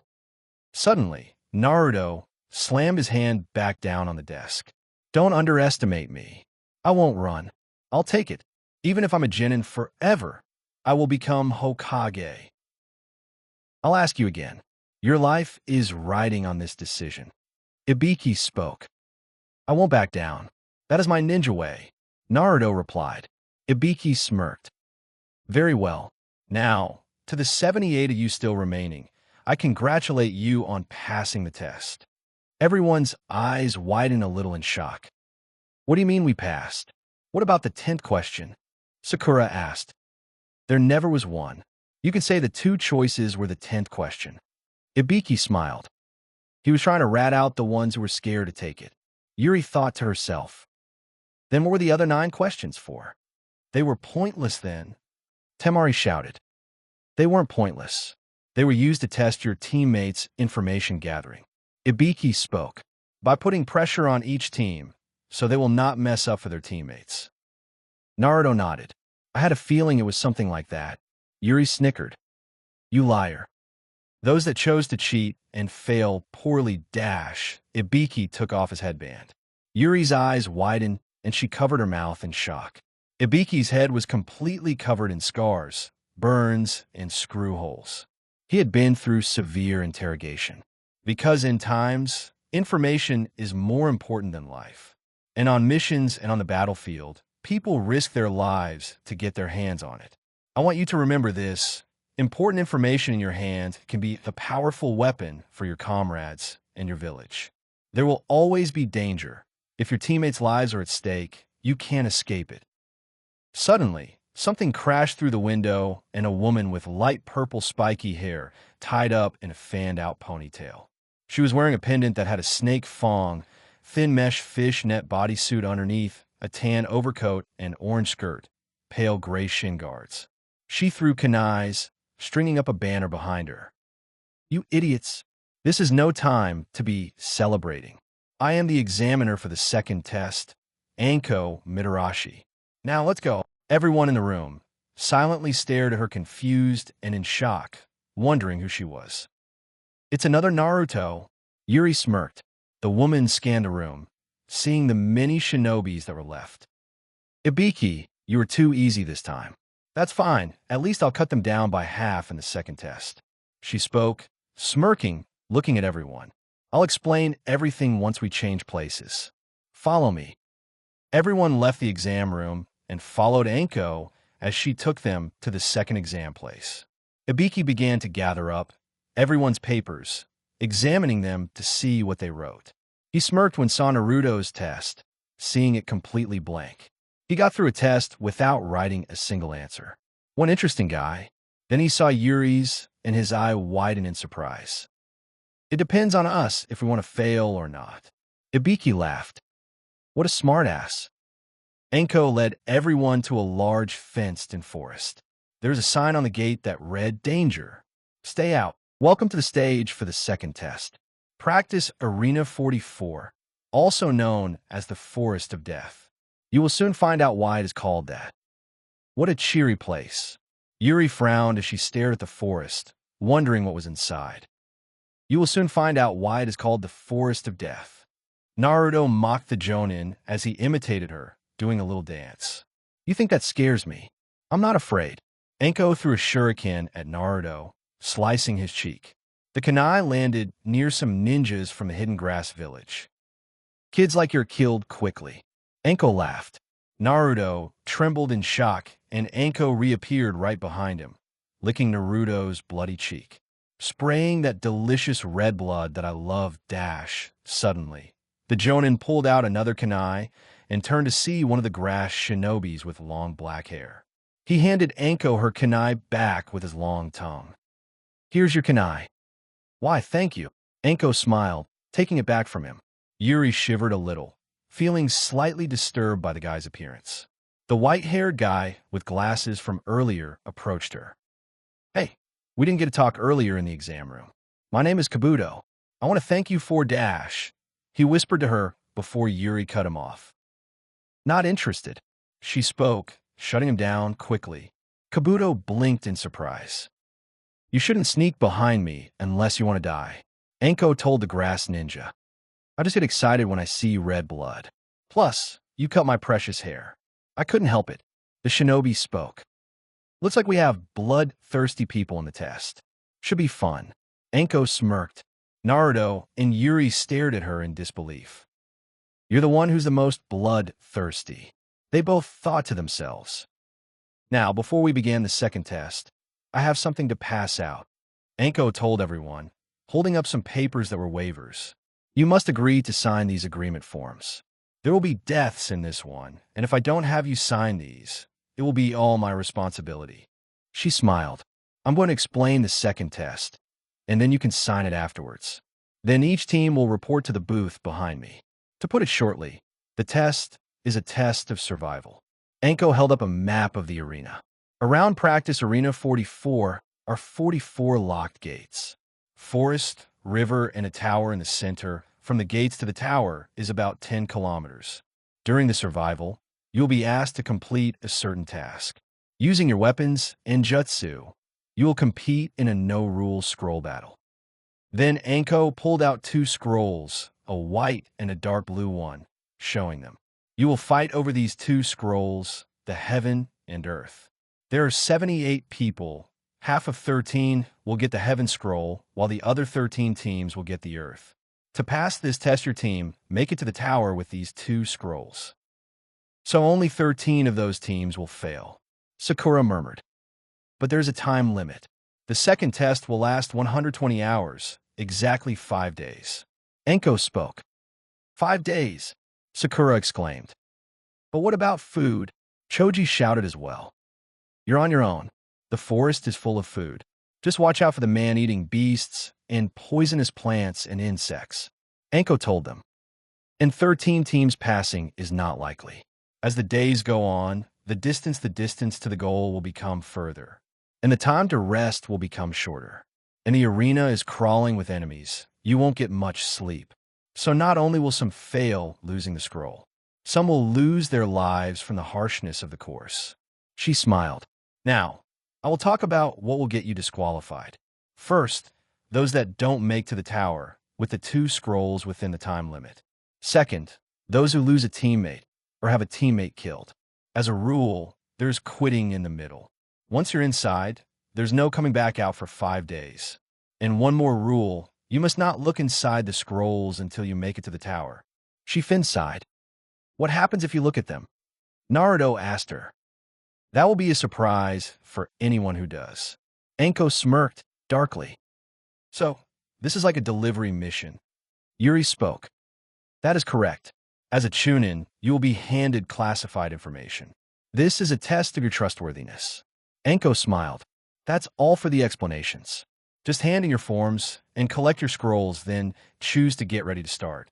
I do have one final word of advice. Don't die. Each team filled out their forms and went over to the booth, which had a dark curtain down, so no one could see which had what scroll. Naruto, Yuri, Sakura, and Sasuke were next to go inside the booth. They handed in their forms, and one of the proctors handed Yuri the heaven scroll. Then they went to gate 12. Shikamaru, Choji, and Ino went to gate 27. Kiba, Hinata, and Shino went to gate 16. The 3 sound ninjas went to gate 20. Kabuto's team went to 38. Gaara, Kankuro, and Temari went to gate 6. The grass ninjas were at gate 15. Niji, Tintin, and Lee were at gate 41. The instructors unlocked the gates. The second test of the Chunin exam begins. Anko shouted. Everyone ran inside, jumping to tree as they started to head towards the tower. Okay, let's go. Naruto shouted. Naruto, Yuri, Sakura, and Sasuke headed deeper into the forest as they ran. We need to find those 4. The long-haired grass ninja had an evil smirk on his face when told his teammates. About halfway in the forest, a sudden scream pierced through the air. Naruto, Yuri, Sakura, and Sasuke stopped, wondering where it had come from. Was that a human scream? Sakura asked nervously. Looks like the forest got someone, or another team got them. Yuri said. Then she turned to Sasuke, holding out the scroll.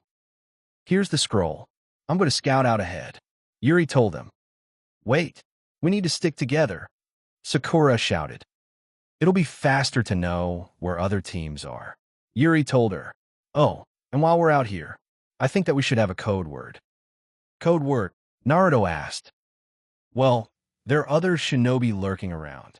They can pretend to be one of us. We need something to know if we're really who we say we are. Yuri explained.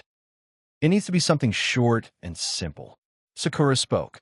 Naruto hummed to himself, thinking, until Yuri spoke. Tokage. Takage. Naruto blinked confused. Sound good enough, Sasuke replied. Okay, I'm heading out. I'll be back in 5 minutes. Don't get into too much trouble while I'm gone. Yuri smiled to them, and she left, hopping through the trees.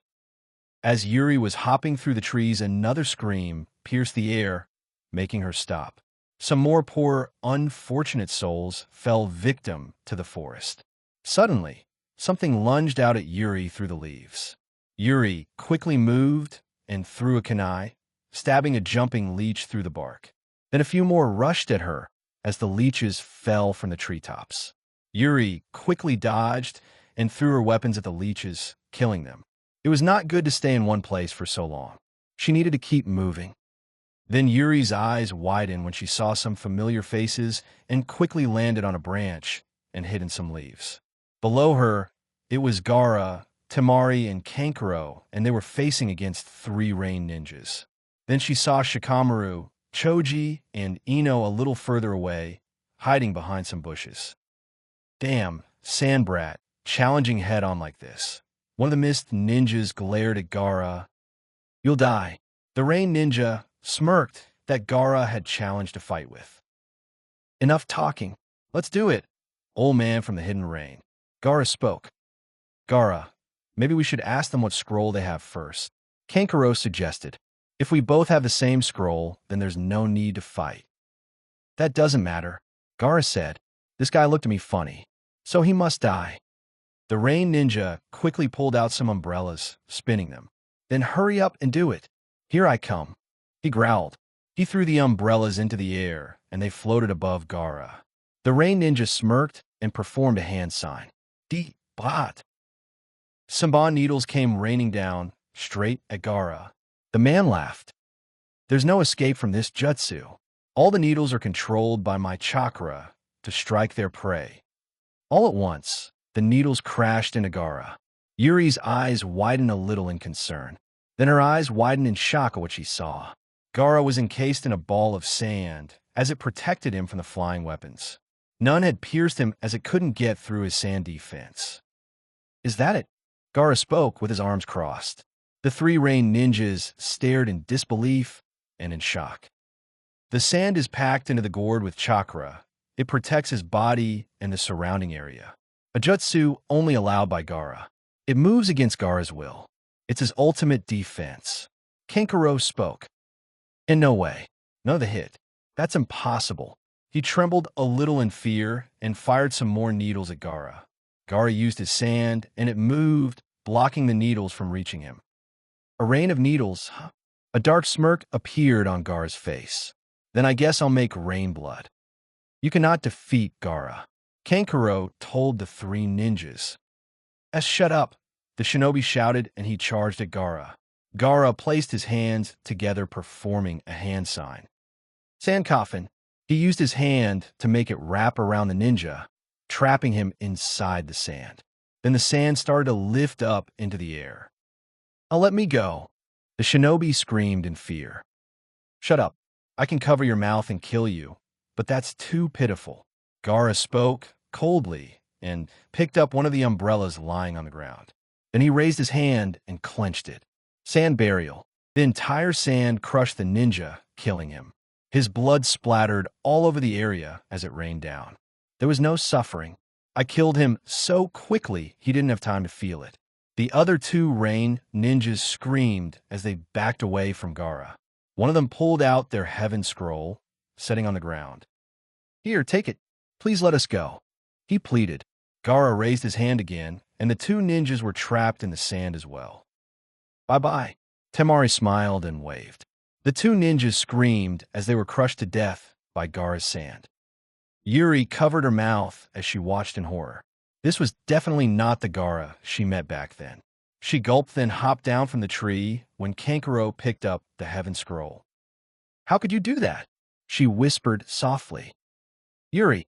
Temari's eyes widened in horror, seeing her, while Kankuro was surprised to see her. Gaara didn't look at her and had his back turned to her. Yuri gritted her teeth, getting a little angrier, and started to walk over. Temari grabbed her arm, stopping her. "You need to go now," she whispered urgently. "How could you kill them like that?" she demanded. "They were pleading for you to spare them." "Hey, it's their own fault for challenging Gaara." Kankuro smirked at her. Yuri shot him a glare. "That doesn't make it right. Have you no heart at all?"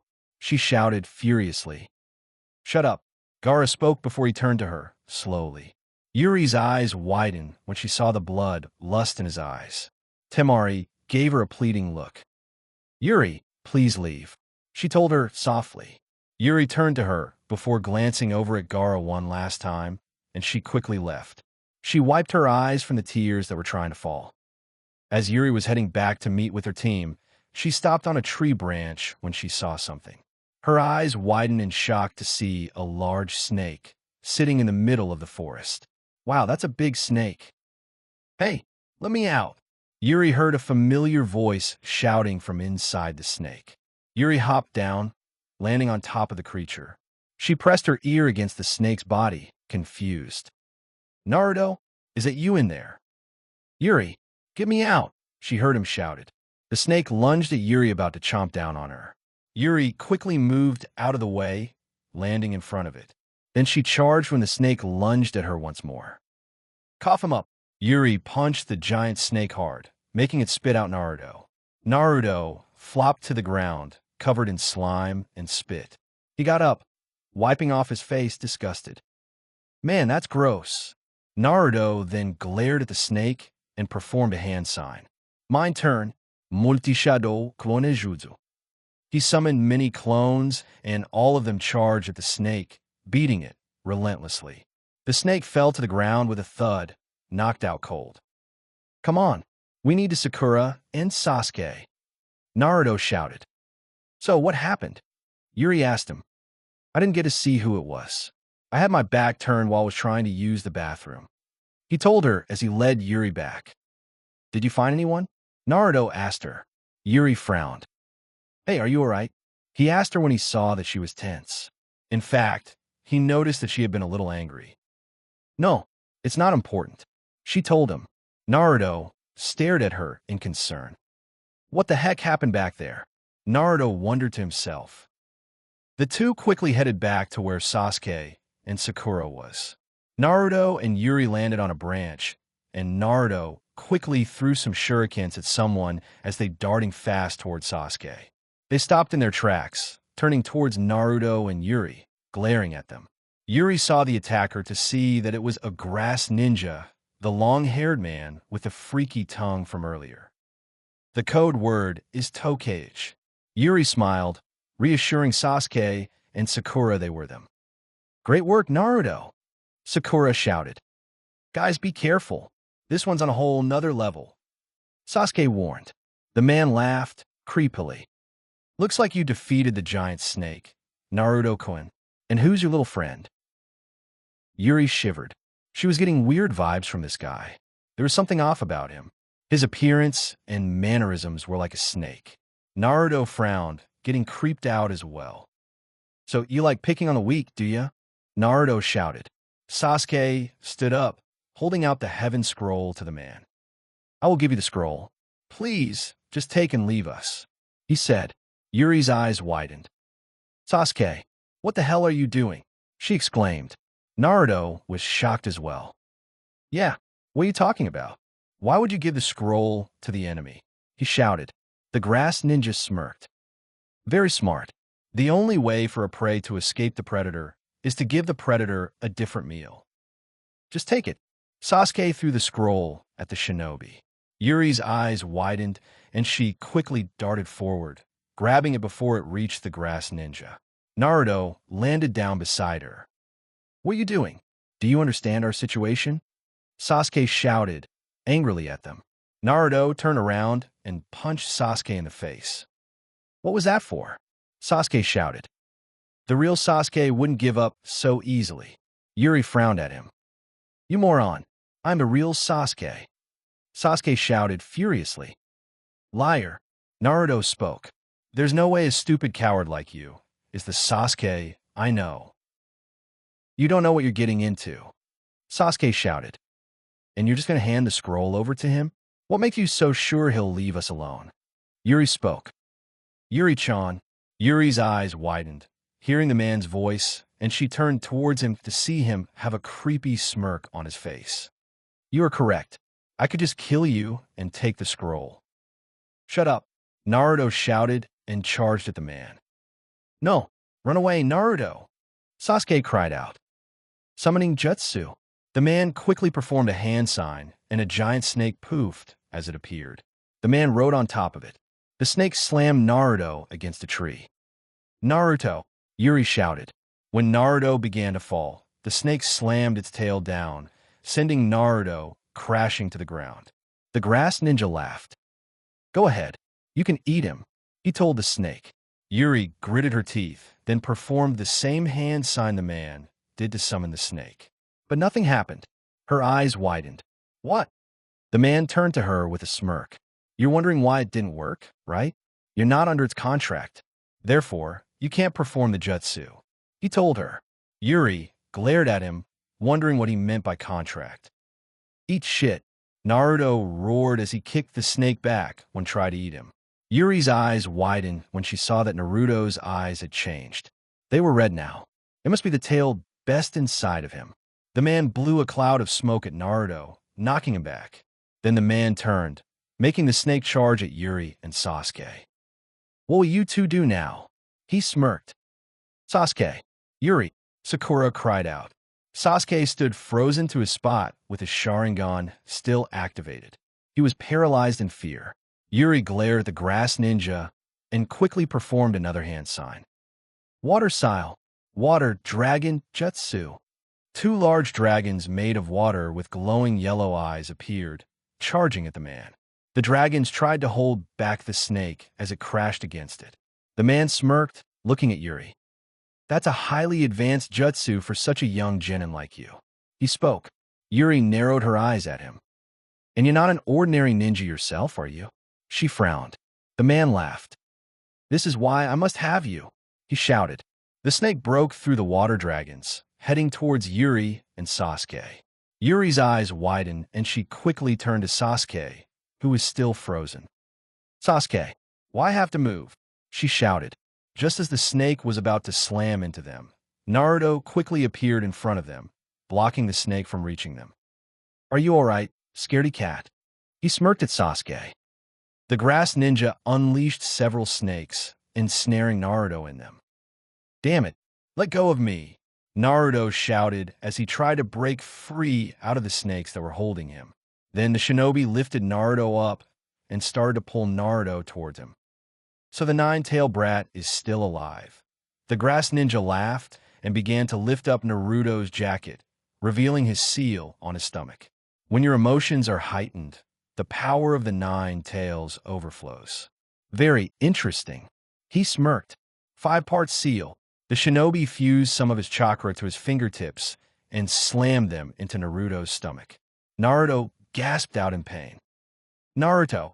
Yuri quickly moved, ready to throw a punch at the ninja's head. But he threw Naruto away, grabbing her. Sakura quickly threw a kunai, stopping Naruto from falling as it pierced his jacket, lodging itself to a tree. Yuri growled and slammed her head against the shinobi's, head-butting him. The grass ninja glared at her angrily and kneed Yuri in her stomach, knocking the wind out of her. Yuri hissed in pain, grabbing her stomach, and the ninja picked her up the back of her shirt, taking the heaven scroll. Sasuke, snap out of it. Naruto and Yuri are dash. Sakura cried to him, just as the shinobi was pulling Yuri closer to him, getting closer to her neck. Sasuke's eyes widened, and he shook his head, snapping out of it.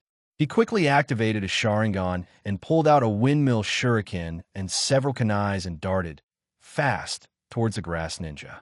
Sasuke threw the windmill shuriken and a kunai, and the shinobi quickly ducked, moving his head out of the way. But Sasuke smirked and pulled back on an invisible string, pulling the weapons back at the grass ninja. There was also an invisible string in his mouth. The grass ninja quickly dropped Yuri, throwing her away, and the windmill shuriken sliced into his neck. Sasuke made a hand sign. Fire style, Phoenix Flower Jutsu.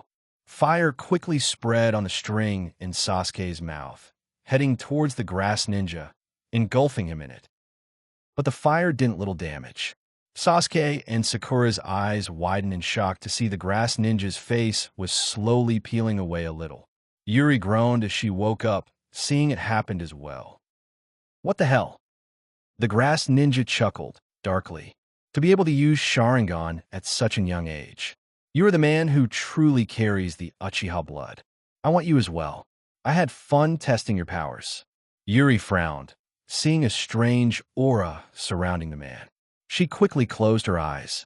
However, Sasuke and Sakura were unable to move, stuck in a Jinjutsu. You really are brothers. I sense power in your eyes that surpasses Itachi. The grass ninja smirked. Who the hell are you? Sasuke screamed. My name is Orochimaru. If you want to see me again, then survive and pass this exam. He spoke and burnt the heaven scroll. No, the scroll, Sakura cried out. Of course, you'll have to beat my men. The Sound Ninja trio who are on the way. Orochimaru said. What are you talking about? We never want to see you again. Sakura shouted at him. Orochimaru laughed. I won't go that way. Then he performed a hand sign, and his neck began to stretch out. It quickly darted towards Sasuke, and Orochimaru bit down on Sasuke's neck. Sasuke cried out in pain. Orochimaru smirked. Sasuke-kun will seek me out, to seek power. A strange spiral seal appeared on Sasuke's neck, and Sasuke screamed out in pain, grabbing his neck. What's happening? Sasuke, Sakura cried out, running over to him and glared at Orochimaru. What did you do to Sasuke? I gave him a little present. Orochimaru snickered, then he turned his head, setting his sights on Yuri. You have special abilities, girl. Your eyes can see things differently than any other people can. I must have you. Try it, freak. Yuri growled at him. Orochimaru lunged as he stretched his neck out at Yuri, getting ready to bite her next. Yuri, Sakura cried out for her in worry. Yuri quickly pulled out her kunai and jumped into the air as Orochimaru was inches from reaching her. She quickly came down and sliced the shinobi's neck, cutting it off. Then she quickly stabbed her kunai into Orochimaru's head. The ninja's body began to dissolve, breaking into pieces. Yuri frowned as she stood up, looking around for any sign of the ninja. He had fled.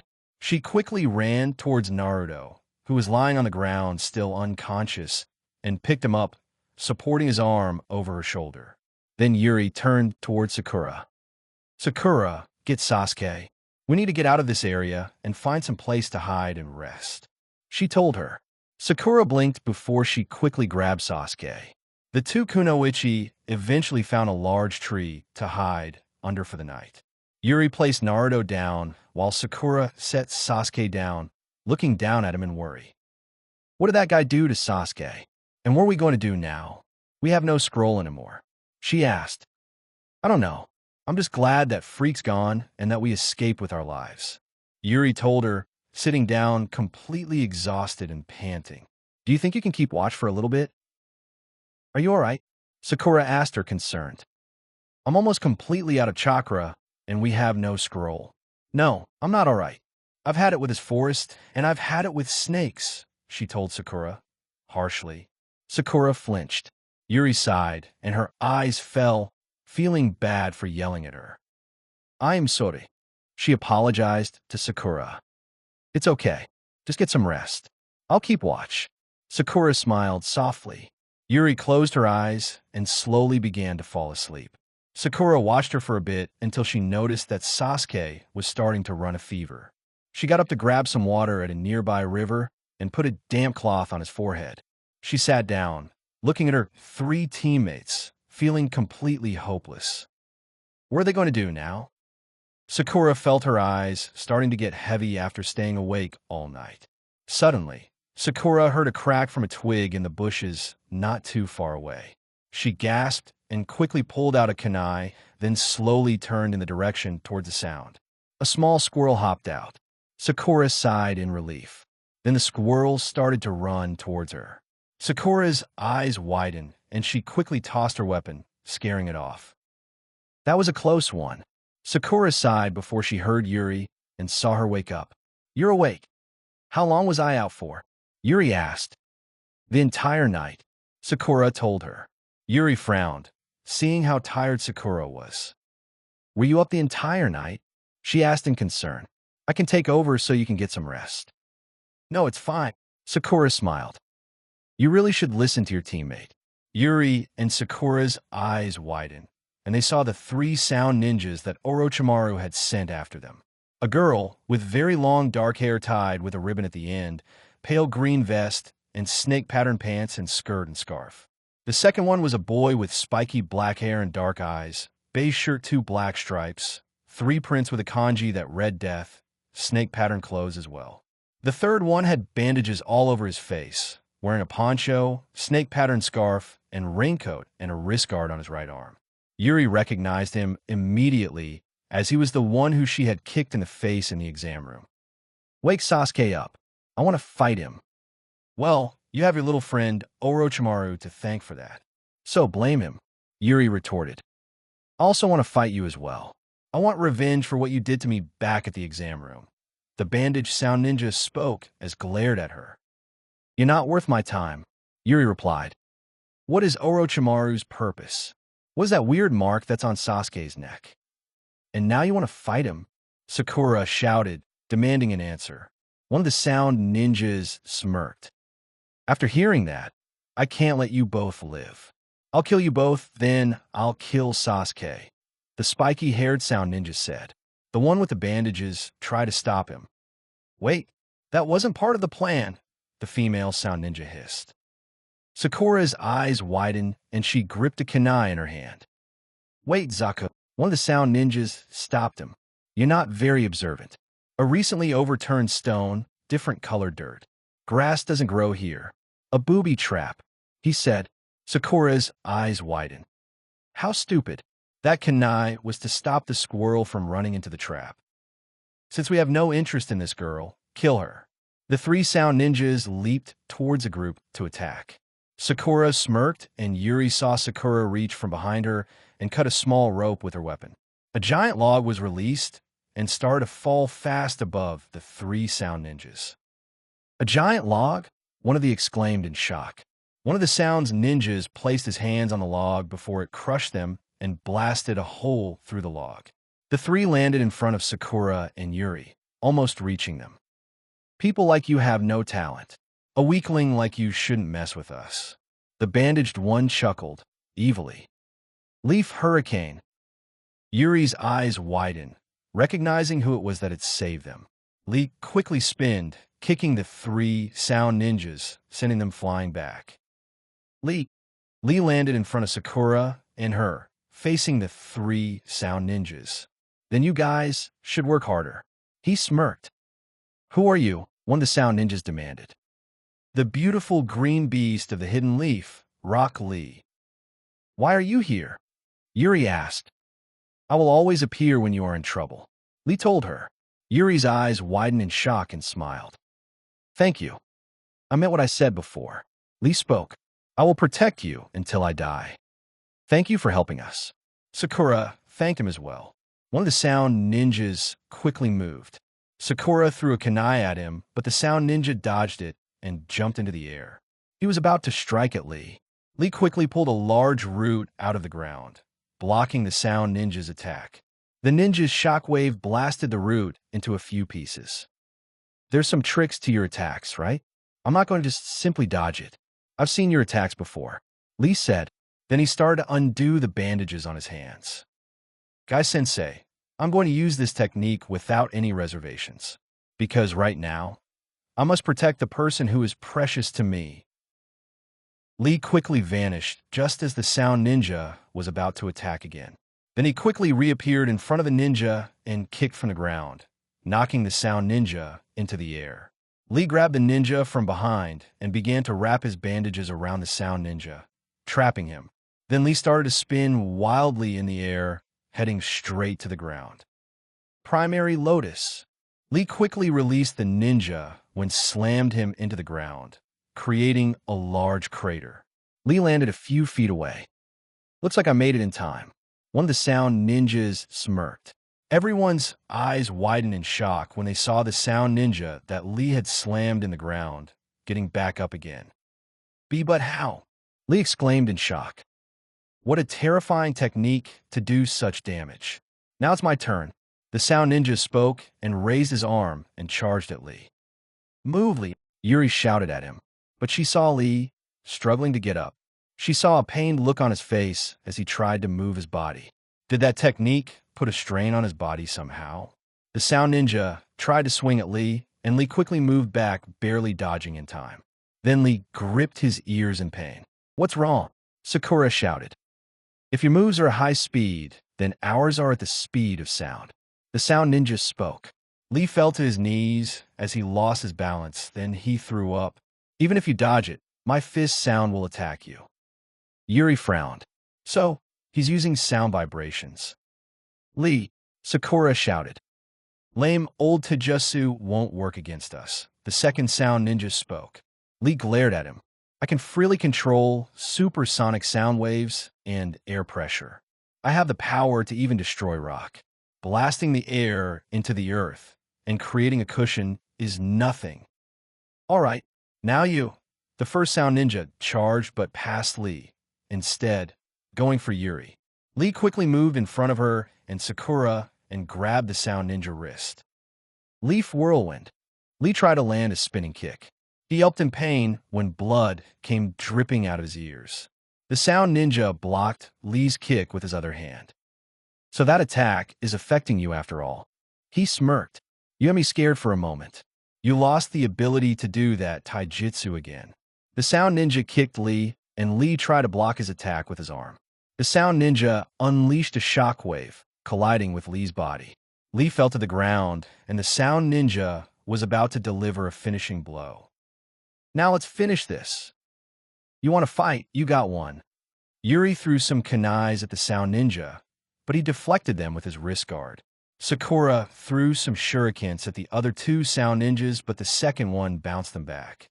Yuri quickly raised her arms to shield herself, and Sakura did the same. One of the shurikens lodged itself into Yuri's upper calf.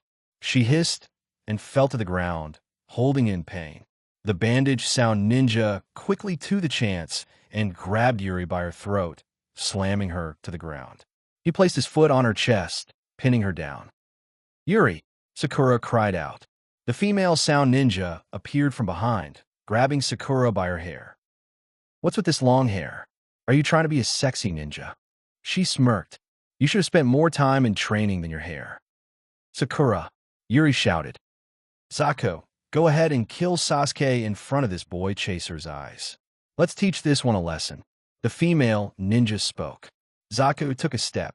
Sakura smirked, pulling out a kunai. That won't work on me, dash. Rip. Sakura had cut her long hair, making the female stumbling back with pieces and strands in her hand. Kin, kill her, Zaka shouted. The female sound ninja struck at Sakura from behind. Sakura poofed, using a substitution jutsu. Then Sakura quickly reappeared and charged at Zaku, throwing kunais. He used his sound wave to bounce them back. Sakura quickly used another substitution jutsu and reappeared above him in the air. The sound ninja threw kunais at Sakura, hitting her again. But she didn't vanish. Sakura pulled out her kunai, slamming into the sound ninja, knocking them both to the ground as she stabbed him in the wrist. Sakura quickly bit down on the sound ninja's other wrist as she tried to pin him down. Let go of me, Zaka shouted as he tried to beat Sakura repeatedly to make you release him. Sakura tried to hold on as her face became bloody from the punches. Then Zaku finally managed to pull Sakura off of him and threw her on the ground. "You brat," he growled and aimed his hands at her, about to release a sound wave at Sakura. Just as he fired, Ino, Shikamaru, and Choji quickly appeared in front of Sakura, protecting her from the blast. "What are you three doing here?" Yuri shouted. Sakura's eyes widened when she saw her rival. Ino smirked. "Sakura, I won't lose to you. I already told you that. I won't let you be the only who looks good in front of Sasuke." Looks like more leaf insects have scurried into the open. The bandage sound ninja spoke. "What were you two thinking? These guys are too dangerous. Let go of my scarf, Shikamaru." "Yeah, right, idiot. This sucks, but we have no choice. If Ino comes out, then us men can't run away. I'm sorry to get you both involved, but we're a team. We share the same destiny. We'll get through it somehow." Zaka laughed. "You can leave if you want, fatty." "What did he say?" "I said you can leave, fatso." "I'm not fat. I'm just chubby, damn it," Choji shouted, enraged. "All right, guys, this is a war between leaf and sound. Man, this is going to be a drag. That's our line. Man, we were supposed to kill Sasuke and take the other girl before the end of this exam. Sakura, Yuri, take care of those two. All right, time for Ino Shikacho. Partial expansion jutsu. Choji made his body bloat up big, like a ball. He tucked his head and arms and legs in and rolled, fast at Zaku. Sound Ninja used his sound wave, trying to bounce Choji back, but he bounced straight into the air. Choji was about to crash down on top of him. The other Sound Ninja quickly rushed towards the two to stop Choji. Shadow Possession Jutsu. Shikamaru extended his shadow and connected his shadow with the Sound Ninjas, stopping him in his tracks. Zaka barely managed to move out of the way when Choji came crashing down. Shikamaru made the other Sound Ninja pose in a goofy form with his hands on his hand. "Dosu, what are you doing?" Kin shouted. "Ino now," Shikamaru shouted. Ino locked her forefingers and thumbs together into a circle and aimed them at the female Sound Ninja. "Shikamaru, you better take care of my body." She smiled. Mind transfer jutsu. Ino's body fell, and Shikamaru caught her when Ino swapped her mind with the Sound Ninjas, entering into it. Then Ino pulled a kunai out, moving it closely towards the female's neck. "If you guys move an inch, I'll kill this kin girl. When I can't sense your chakra, I'll let her go. If you don't want to end her, just leave your scroll and get out of here." The two Sound Ninjas didn't move from spots. They smirked and dark laugh. Yuri frowned. They don't care what happens to their teammate. They're going to dash. Yuri told to warn Ino, but it was too late. Zaka raised his hand and fired a sound wave, knocking Ino back. She slammed into a tree, hard, and fell to the ground. Ino's real body started to cough up blood. These guys, they don't care if they're hurting their own. Ino glared at them. "Our goals are not the scrolls or to safely complete this exam." Zaku smirked. "It's Sasuke and Yuri." Dosu spoke. Then Shikamaru's shadow slowly began to shrink back, retreating back to Shikamaru. "So you only have 5 minutes to use that jutsu. And judging from that girl's jutsu, looks like she can enter her spirit into her opponent's body and control it.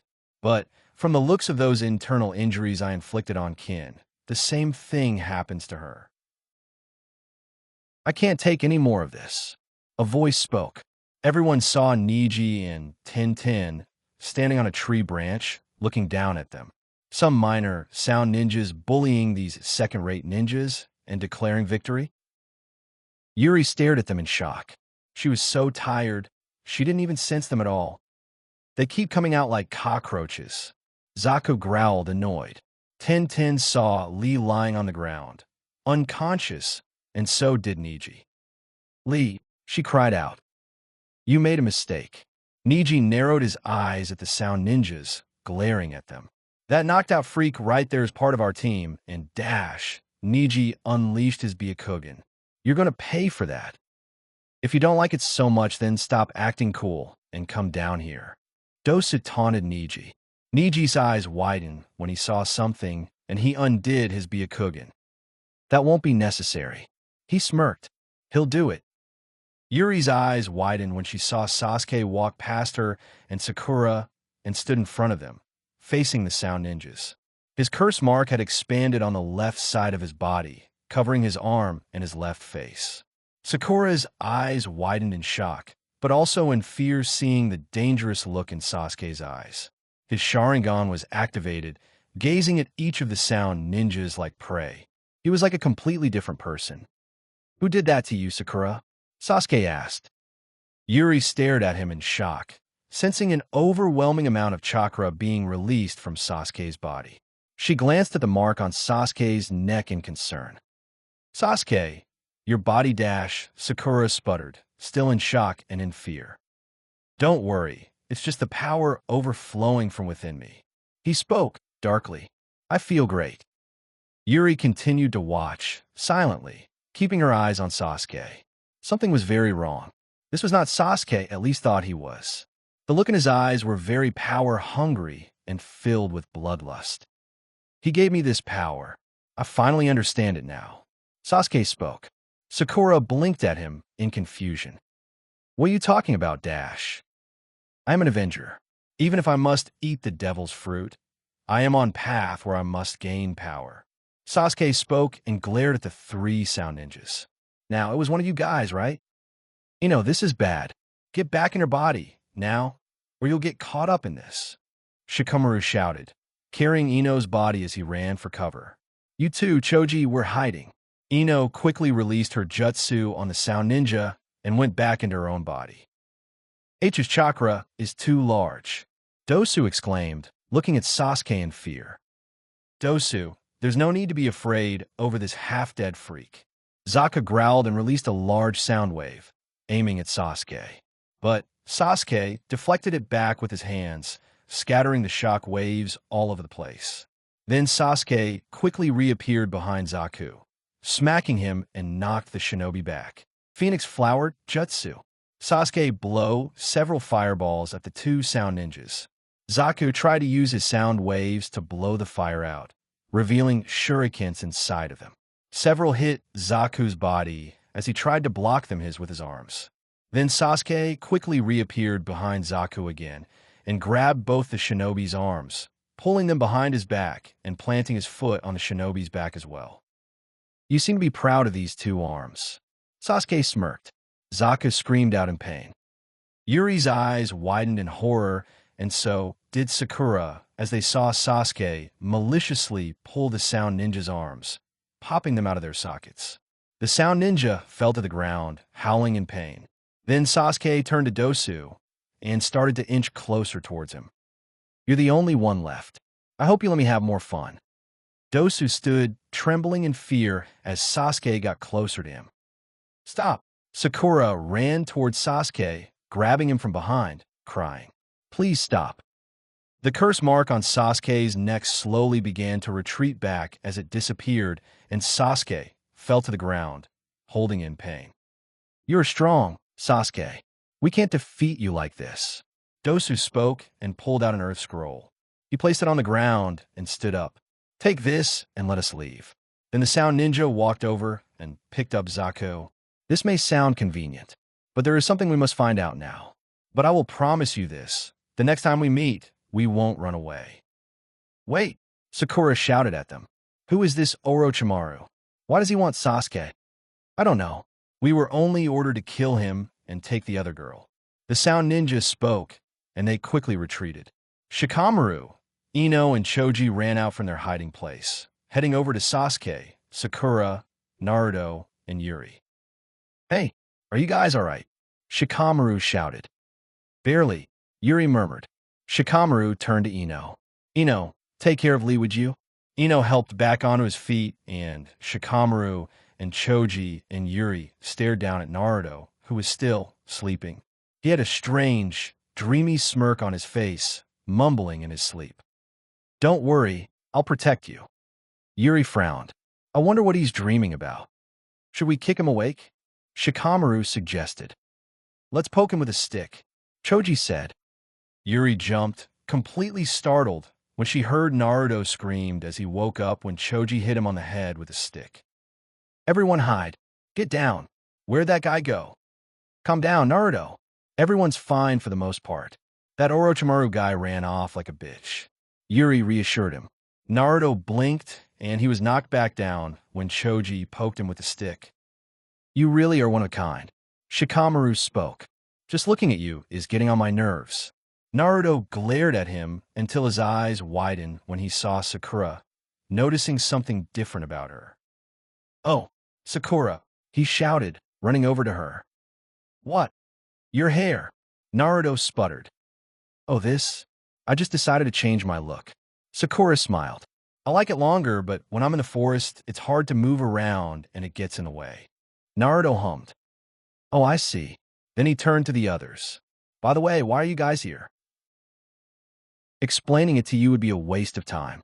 Shikamaru said. Hey, where did the sound ninjas go? Lee wondered as well. Sasuke chased them off. Tintin told him before narrowing her eyes at him angrily. But never mind that. You're all beaten up. What were you thinking running off by yourself? Yuri and Sakura-chan were in trouble, and as a man I dash. You are such an idiot. Tintin shouted at Lee. Lee laughed. I can't argue with that one. Hey, it's bushy brows. Naruto grinned, but Sakura punched him in the face.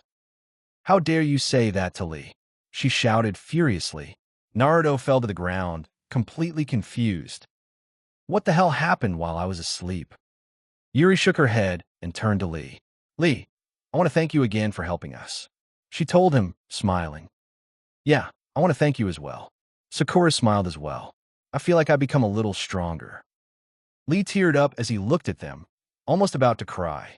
I still need to work harder as well. Then he looked at Sasuke. Sasuke, the Uchiha clan sure is great. To be able to drive off those sound ninjas. You have incredible skills. I got my butt kicked. Yuri. Yuri blinked. Yes.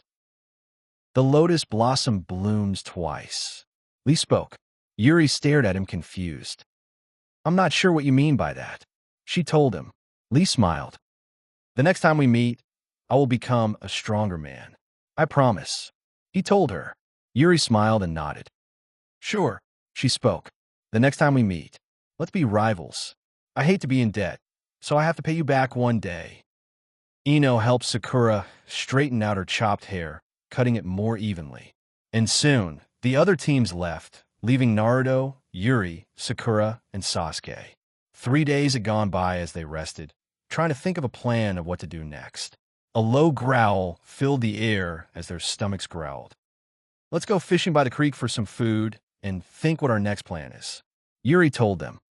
Naruto and Sasuke were using their kunais to catch fish as they jumped out of the water. Sakura was getting a fire started. Yuri was helping Naruto and Sasuke with the fish, catching a few of them. Then she stopped when she saw something move from the corner of her eye. There was something tiny crawling on a tree. Yuri smiled and walked over to it, quickly catching with her hands.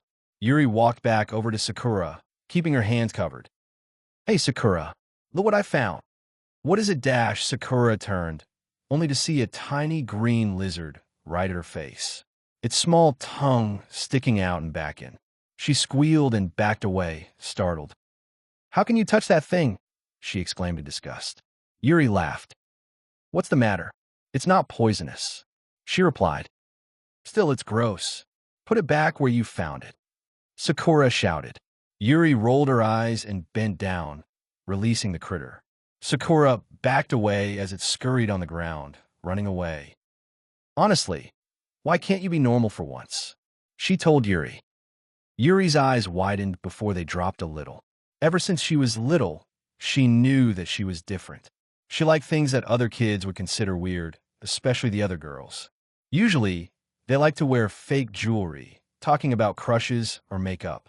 Yuri liked to collect small animals, like lizards and frogs, and an occasional garden snake that wasn't poisonous.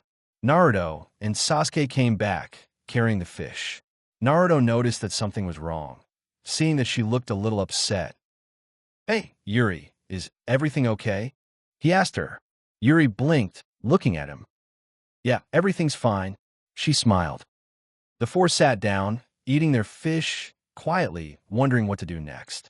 Yuri was lost in thought, thinking about everything that just happened. What did Orochimaru mean when he talked about her eyes? She didn't have Byakugan or Sharingan or any Kekkei Genkai, for that matter. She wasn't anyone special. Sure, she was very observant and catch things quickly, but that was about it. And why do you want Sasuke as well? She glanced over at the raven-haired boy, seeing him lost in his thoughts as well. What are we going to do now? Sakura spoke. The three of them looked at her. Sure, we have a scroll, but Orochimaru burnt our heaven scroll. It's been 4 days now, and probably most of the teams had made it to the tower by now. Then the next enemy we come across is our last chance. Sasuke spoke. He got up and walked away, heading back to the river. I'm going to go get some water. I'm going to come too, Yuri said and got up as well, following him. The two headed to the river in silence and started to drink from it. Yuri gathered a bit in her canteen that she made from a large branch of a tree. She glanced over at Sasuke, and he glanced back at her at the same time. What is it? He snapped a little, irritated. Back when we fought Orochimaru. He said a name, Itachi, like you knew him. Does he have something to do with this whole vendetta thing you have? It's none of your business. Sasuke frowned. I have heard about the Uchiha clan massacre that happened years ago. Did he have something to do with it? Yuri asked. I said it's none of your business. Sasuke shouted, harshly. Yuri frowned but decided to drop it for now. The two of them headed back and Yuri's eyes widened when she saw someone standing next to Naruto and Sakura. Kabuto. What's going on? She demanded, running over. Just stopping these two before they make the worst mistake of their entire lives. Kabuto explained. Anyone who opens the scrolls will get a nasty surprise. I've seen it happen many times. Geez, what were you thinking? Sasuke frowned at too, waiting for an answer. I just thought that if we made a copy scroll, then we wouldn't have to fight anyone. Naruto shouted. The scrolls are booby-trapped with a hypnosis justu, knocking anyone out that will last until the end of the exam. Kabuto spoke. What are you doing out here? Sasuke asked him. Relax, I'm not after your scroll. Kabuto smirked. Yeah, if you were, you could have just taken it from Naruto. Sasuke narrowed his eyes at him. So, you after the heaven scroll as well? No, I already have both. Kabuto spoke, and he took the two scrolls out, showing them. Something's happened, and I'm on my way to the tower to meet with my teammates. Wait, before he was about to leave, but Sasuke stopped him. I'll fight you for it.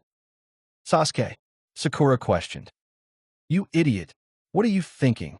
Naruto shouted, wondering as well. You're serious. Kabuto smirked. I'm sorry, but we don't have any time left. Hey Sasuke, Kabuto helped us. Naruto shouted.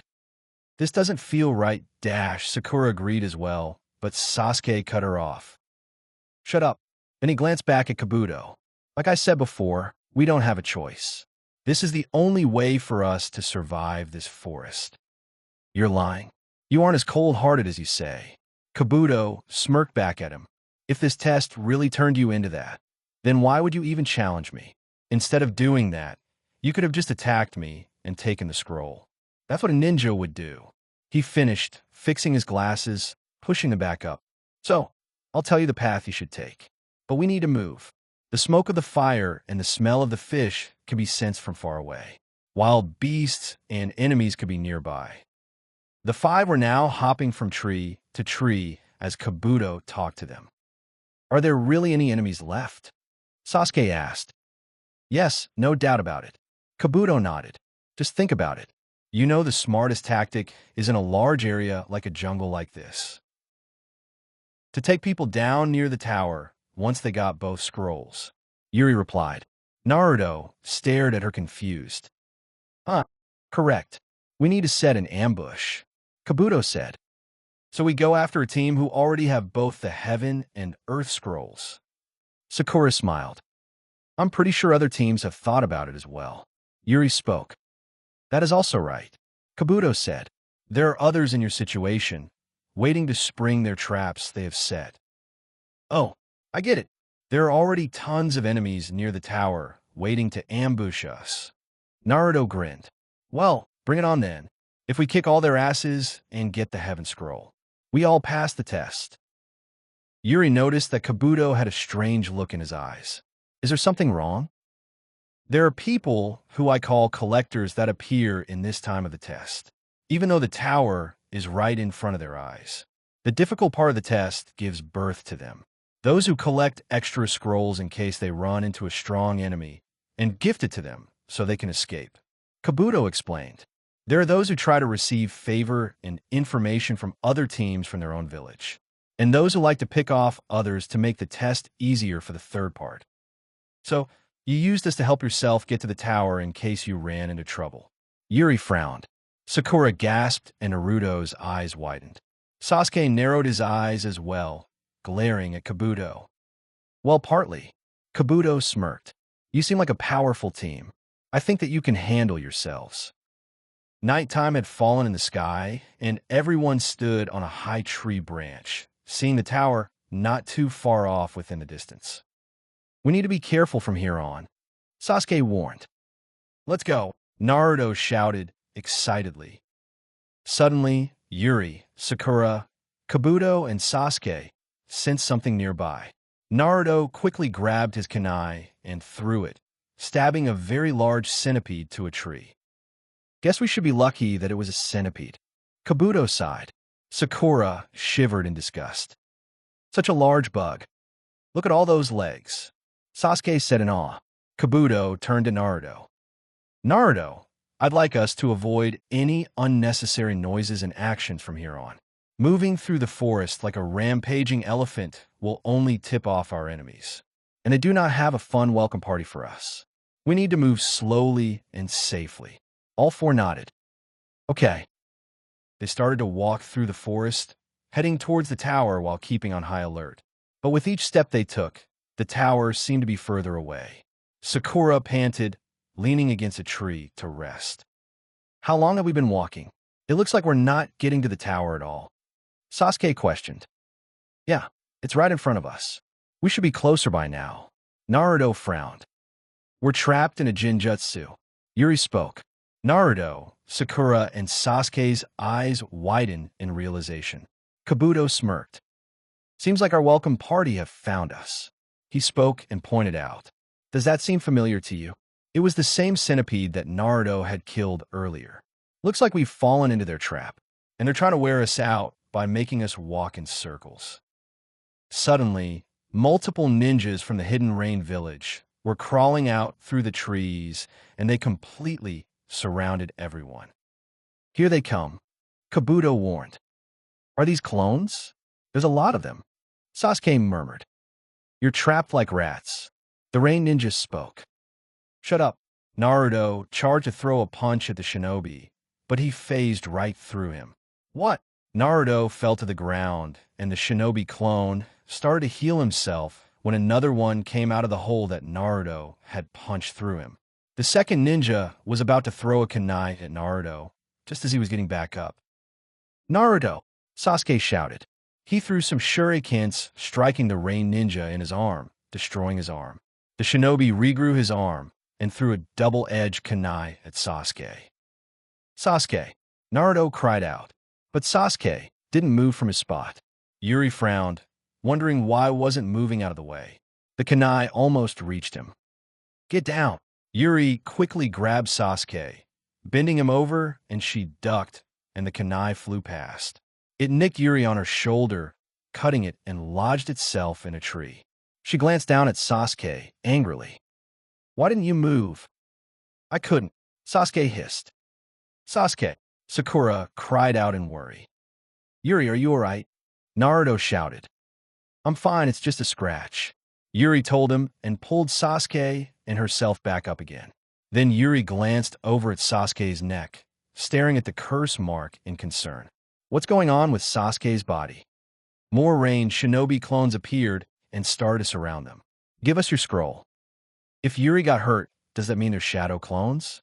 But shadow clones disappear when they receive a direct hit. But these didn't. So, which is it? Is this Jinjutsu? Naruto questioned, getting more frustrated. Then Naruto tried to throw several kunais at the ninjas. Damn it, don't. It's useless, Sasuke shouted at Naruto. They are illusions. This is the enemy's Jinjutsu. Kabuto spoke. But Yuri's injury is real, Sakura said. The real ones are hiding somewhere. They use their clones to attack as a distraction and fire kunais for where they're really hiding at. Yuri told them. Then let's find the ones throwing kunais and kick their asses, Naruto shouted. But we don't know where they're throwing it from. Their type prefer these kind of attacks and are weak at taijutsu and close fighting. The real enemy won't reveal themselves until we can no longer move. Kabuto explained. All we can do is dodge their attacks for now. If that's their plan, Naruto frowned, staring at the shinobi. You got something, Naruto? Yuri asked. Maybe. The rain ninjas attacked, throwing kunais at the group.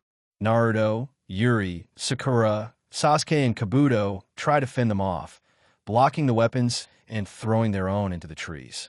They were getting more and more tired and scratched up. Sakura screamed in frustration. There's no end to this. Leave it to me. Naruto began to perform a hand sign. Stop, Naruto. Don't waste your chakra. It's pointless attacking them like this. Kabuto spoke. If we defeat all the illusions at once, then while they're returning to normal, the enemies can't throw kunais because they will be found. Naruto told him, Multi-shadow clone jutsu. Naruto made many clones and charged at the shinobis, punching and slamming through them, destroying the clones, while several of Naruto clones were destroyed as well. Just as Naruto finished off the last one, more rain ninjas slowly rose out from the ground. Naruto panted and fell to the ground, completely exhausted, and so did Yuri, Sakura, Sasuke, and Kabuto. The rain shinobi clones vanished one by one, revealing the real ones. The three ninjas slowly began to inch closer towards the group. One of them glared at Naruto. You're the guy who shot my shoulder. I finally found you, making things so difficult. Lucky for me, I can finally return the favor. Naruto smirked, and suddenly Yuri, Sakura, Sasuke, and Kabuto vanished, revealing themselves to be Naruto clones. Yuri, Sasuke, Sakura, and Kabuto appeared behind the rain ninjas, cornering them. Now you're the ones trapped like rats.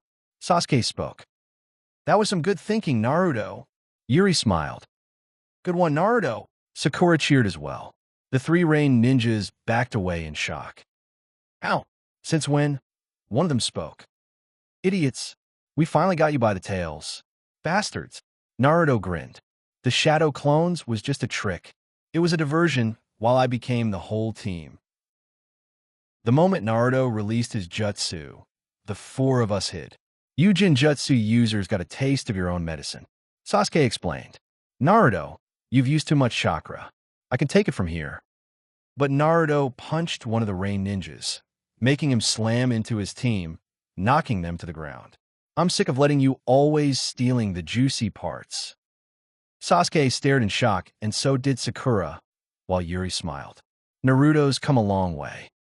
You're pretty good, but we aren't unlucky just yet, he said and made a hand sign, and so did his other two teammates. Now we'll show you our ninjutsu. Mist clone technique. More clones appeared, facing Naruto. A shadow clone? Naruto wondered. No, it's just a normal one. But watch out, it might be a trick. Sasuke warned. Naruto smirked. So, the real one's in there somewhere. I'll just have to beat them all until I hit the real one. Idiot, that plan won't work. Sasuke told him. Naruto charged at the clones. I told you to stay out of this. He punched one of the rain ninja clones, and another, but Naruto went through each one. Naruto, stop! Sakura shouted before she saw Sasuke fall to the ground, holding his neck in pain. Sasuke, she ran over to him, and so did Yuri when she saw what had happened. What's wrong? Yuri asked. Then she saw the mark starting to spread again. It's that mark again, isn't it? Sasuke, you need to stop using the Sharingan. Sakura pleaded. Naruto stopped when he heard Sasuke scream out in pain. One of the rain ninjas quickly appeared right behind Naruto. You shouldn't create openings. Naruto was quickly knocked out of the way when Kabuto pushed him, and Kabuto got hit in the leg by the rain ninja's weapon. Kabuto fell to the ground, while Naruto quickly got up, running over to him. Kabuto! Naruto was about to attack the ninjas again. "Stop, Naruto!" Sakura shouted, and Naruto stopped in his tracks. "No matter how many you punch, you won't find the real ones." Sasuke spoke. "Then where will the real ones attack from? Normal clones can't attack," Naruto exclaimed. "If we knew that, then things would be easy," Sasuke retorted sarcastically. 3 rain ninjas slowly rose out from the ground, and one of them struck Kabuto across his nose, scratching it. Kabuto's glasses fell off his face as he fell on the ground. The rain ninja tried to attack again, but Kabuto didn't move.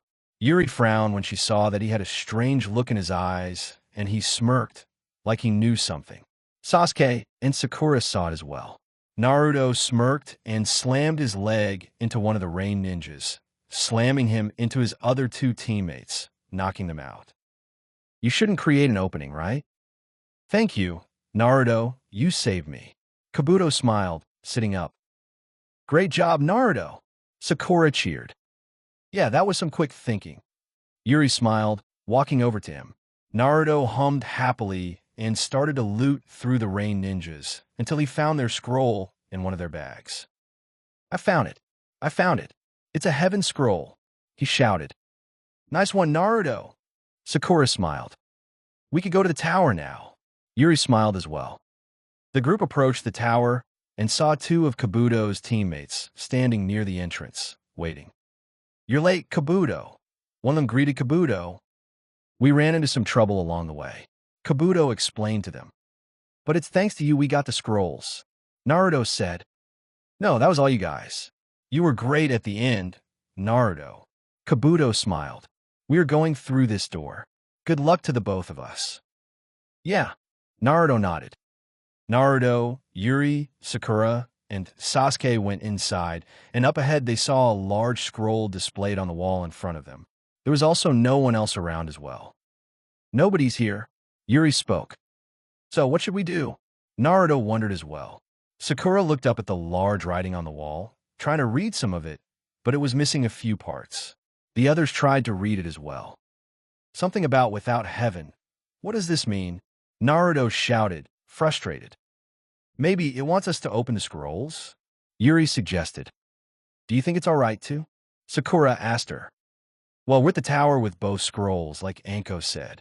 I don't remember anything where she said that we couldn't once we're inside." Yuri told them. "All right, let's open them." Naruto nodded and pulled out the 2 scrolls. He handed Yuri the heaven scroll while he held the earth scroll. On the count of 3, 1, 2, 3 Naruto and Yuri both quickly opened the scrolls while Yuri aimed hers away from her. Nothing happened. Naruto and Yuri both opened onto their eyes and peeked. There was some writing on the scrolls, but before they could read it, the scrolls started to smoke. Sasuke's eyes widened. "Yuri, Naruto, let go of the scrolls," he shouted. Yuri and Naruto quickly tossed the scrolls, and they landed on the floor. Poof! Naruto, Yuri, Sakura, and Sasuke's eyes widened in shock when they saw someone familiar standing in front of them. "You're Dash," Sakura stammered, still in shock. "Iruka-sensei," Naruto exclaimed. Iruka smirked. "Looks like you guys had some trouble. At the end of the second test, it is set up so we Chunins can meet up with the exam takers. And I was allowed to be the one to greet you." "Greet us?" Yuri questioned. "And made it just in time, too. The second test, all 4 of you pass, congratulations. To celebrate you successful completion of the second test, I'd like to buy you a round of ramen, but before Iruka could finish, Naruto slammed into him, hugging Iruka. "We did it!" Naruto very loudly, completely overjoyed. "Naruto, I'm not finished, Dash." Iruka tried to speak, but Naruto was dancing around happily. "We did it! We did it! I'm so happy. He sure has a lot of energy." Sasuke sighed. You sure haven't changed your inability to relax. Irika smiled. I think I get it. Sasuke spoke and looked at Irika. If we had opened the scrolls during the test, what were you going to do, Irika-sensei? As sharp as always, Sasuke. As you may have figured out, the test rules is set up to test your ability to perform your missions correctly. If you were to break those rules and open the scrolls, those exam takers would be put in an unconscious condition for the remaining of the test period. Those were my orders. Irika explained as he told them. Naruto and Sakura's eyes widened and their mouths dropped in shock. Yuri smirked, looking at the two of them. Good thing you guys didn't open it. Hey, Irika-sensei, what's the meaning of the writing on the wall? It looks like there's a word missing. Sakura asked Irika. Who the hell cares? We passed, Naruto shouted. No, I'm here to explain that. This is the motto of the Chunin written by the Hokage. Irika told them. Motto? Naruto asked, confused. Irika nodded. Yeah, the heaven in this paragraph refers to the human mind, and the earth refers to the human body. If you lack heaven, seek wisdom and be prepared. Take, for example, Naruto's weakness is his brain. Irika smirked. Naruto frowned, crossing his arms. Gain knowledge and prepare yourself for missions. If you lack earth, run in the fields, seek advantages. So, if Sakura's weakness is stamina, then it's saying you must continue to train hard. And if you have both heaven and earth, you can succeed even the most dangerous mission. So, basically all mission becomes safe and easy. He finished explaining to them. But what about the missing word? Sakura asked. The words represent a Chunin. The person word comes from the scrolls goes there. The last sentence is these rules will guide a person's extremes. These 5 days of survival were to test the exam taker's ability to needed become a Chunin. And you guys successfully passed that. Chunins are at a rank of military captain. You have the responsibility of guiding a team. The knowledge, stamina, and inner wisdom all are needed for your duties. I want you guys to challenge the next step with this Chunin motto in mind. That is all I have to pass on to you. Roger. Naruto smiled and saluted him. Irika smiled back, looking at each one of them proudly. But Yuri noticed that Irika's eyes dropped a little, almost as if he was worried about something. Is there something wrong, sensei? Yuri asked him. On this third final test, don't push yourselves too hard. Especially you, Naruto. I worry about you, the dash. Irika spoke before Naruto cut him off. Naruto smiled and touched his leaf headband, pulling it down on his forehead. From the moment I received this leaf headband, I am no longer an academy student. There is no need to worry. And this is the symbol that I am all grown up, right? The part about me never relaxing may not change, but I'm not a kid anymore. I'm a shinobi. Irika led Naruto, Yuri, Sakura, and Sasuke into a room where the other remaining competitors were. Yuri's eyes widened when she saw that there were barely half remaining left. Among the 78, 22 have made it so far. All of the teams stood in a line, waiting. Yuri Sakiba's team with Hinata and Shino. Niji's team with Lee and Tenten. Ino's team with Shikamaru and Choji. Kabuto's team. She frowned when she saw 3 sound ninjas that had attacked them earlier, keeping her eyes on them. Strangely, there was another girl with them. Yuri wondered where she was during the fighting. Then her eyes fell towards Gaara's team with Temari and Kankuro. Well, at least they made it. She kept her eyes on Gaara, staring at him when she noticed something strange. There wasn't a single scratch on him, and neither did Temari and Kankuro. Yuri blinked in surprise. Everyone else was completely beaten and scratched up and could use a bath, but they remained completely unharmed. She saw Temari glanced over, her eyes meeting Yuri's. Yuri smiled and made a small wave, but Temari didn't wave back. Her eyes looked suddenly sad for some reason, like something was bothering her, and she turned back, staring up front. Yuri frowned, wondering what was going on. Then Yuri glanced upwards to the front and was also surprised to see the third Hokage and other Jonins and Chunins like Kakashi, Gai, Kurenai, Ibiki, along with the Sand sibling Sensei, Baki waiting for them as they stood in front of a large statue with performing a hand sign. Yuri's eyes widened a little more when she saw that her father, Kisuke, was among them. She saw that he could barely contain himself, beaming with pride as he wanted to pounce her with a hug. He gave her a thumbs up and a smile. Yuri smiled back at him until she noticed a strange man standing behind her father. She assumed the man was a sensei to another group of sound ninjas, as he had their village symbol on his forehead protector. Yuri frowned as she silently stared at him. She felt a cold shiver run down her back. There was something very off about him. His appearance was almost snake-like, almost like Orochimaru's.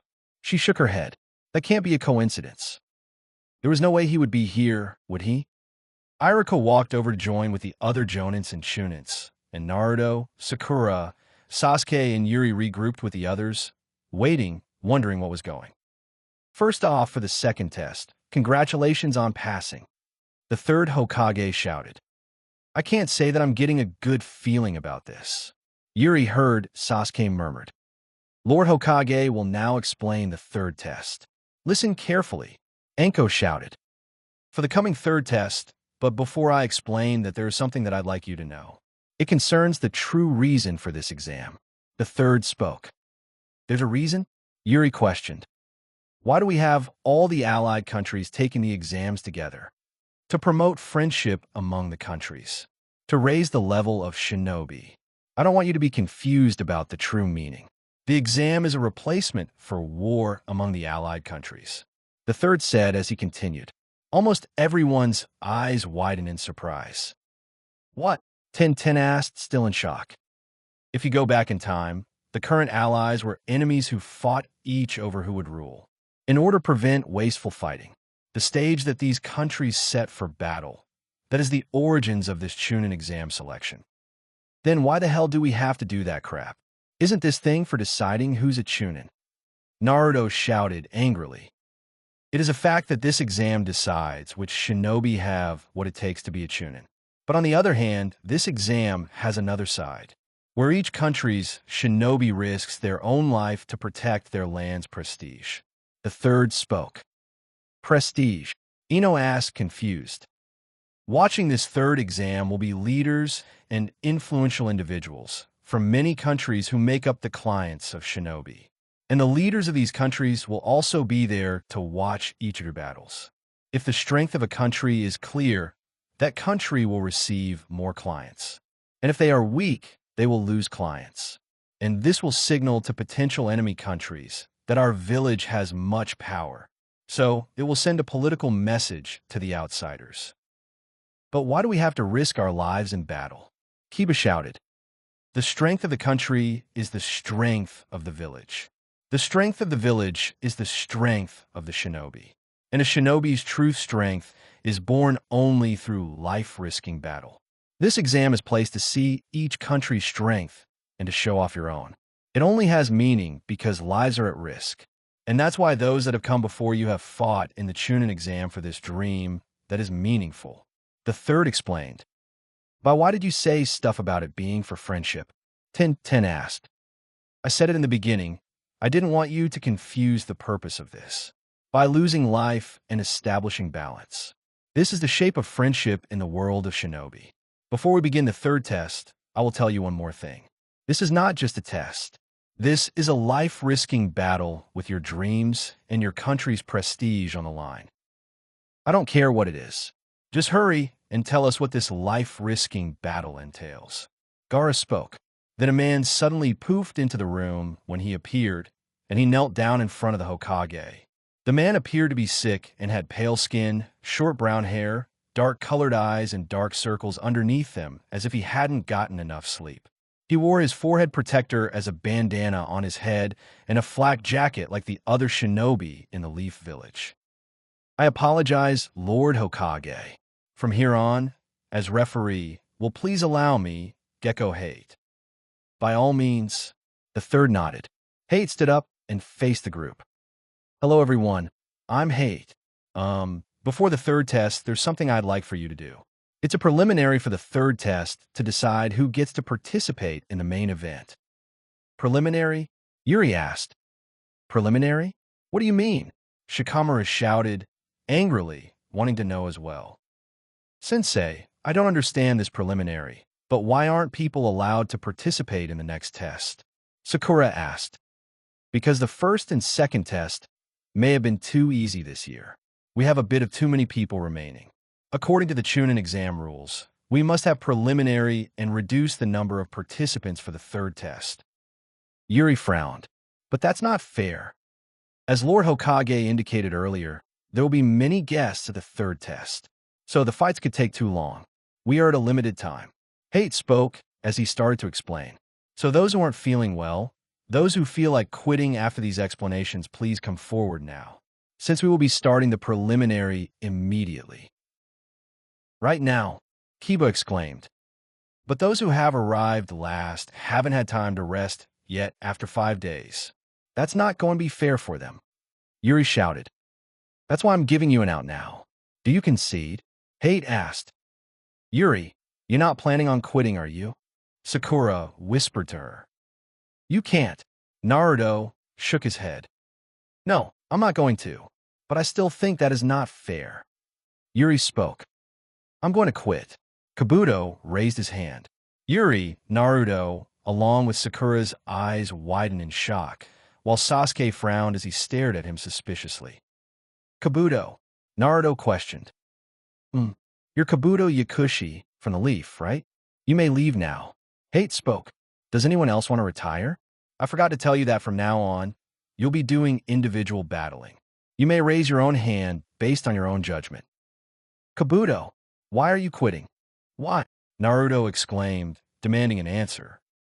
I'm sorry, Naruto, but my body's all beat up and now we have to risk our lives. I just can't, Kabuto said. Are there any more who don't wish to fight? Hate spoke again. Sakura glanced over at Sasuke in worry. Sasuke, you should also quit. You have been acting strange since that Orochimaru guy attacked you. That mark still hurts, right? If you continue, she trembled, and tears started to appear in her eyes. Please, please quit. I am afraid. You are in no condition to fight right now. I can see it. You've been hiding this pain all this time. Be quiet. Sasuke hissed at her. Whatever you say, I'm going to tell Sensei about this mark then before Sakura could raise her hand up. Sasuke grabbed her wrist, stopping her. Shut up about this mark. Sasuke said. Why are you being so stubborn? I don't want to see you suffering anymore. To me, you are This has nothing to do with you. Sasuke spoke coldly. Sakura's eyes widened. Stay out of my business. Sakura, I have told you before. I am an Avenger. This isn't just a test to me. I don't care about being a Chunin or whatever. Then why the hell did you even take it then? I thought that we all wanted to. We could have just dropped this whole thing at the beginning.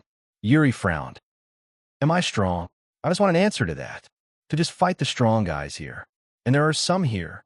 Sasuke spoke, then he looked back at Sakura. I won't forgive you if you take this from me. That's a stupid reason. Yuri scoffed. Sasuke glared at her. You don't know anything, so, but out of it. He remarked. And getting yourself killed is the answer? That's very smart. Yuri retorted, sarcastically, back at him. You bastard. Stop acting all cool. Idiot. Sakura is all worried and Naruto shouted at Sasuke furiously before Sasuke cut him off. Naruto, I also want to fight you. Naruto's eyes widened in shock. Then Sasuke suddenly bent down in pain, holding his neck. I still think we should at least tell Kakashi. Yuri spoke. This curse mark is going to be a problem.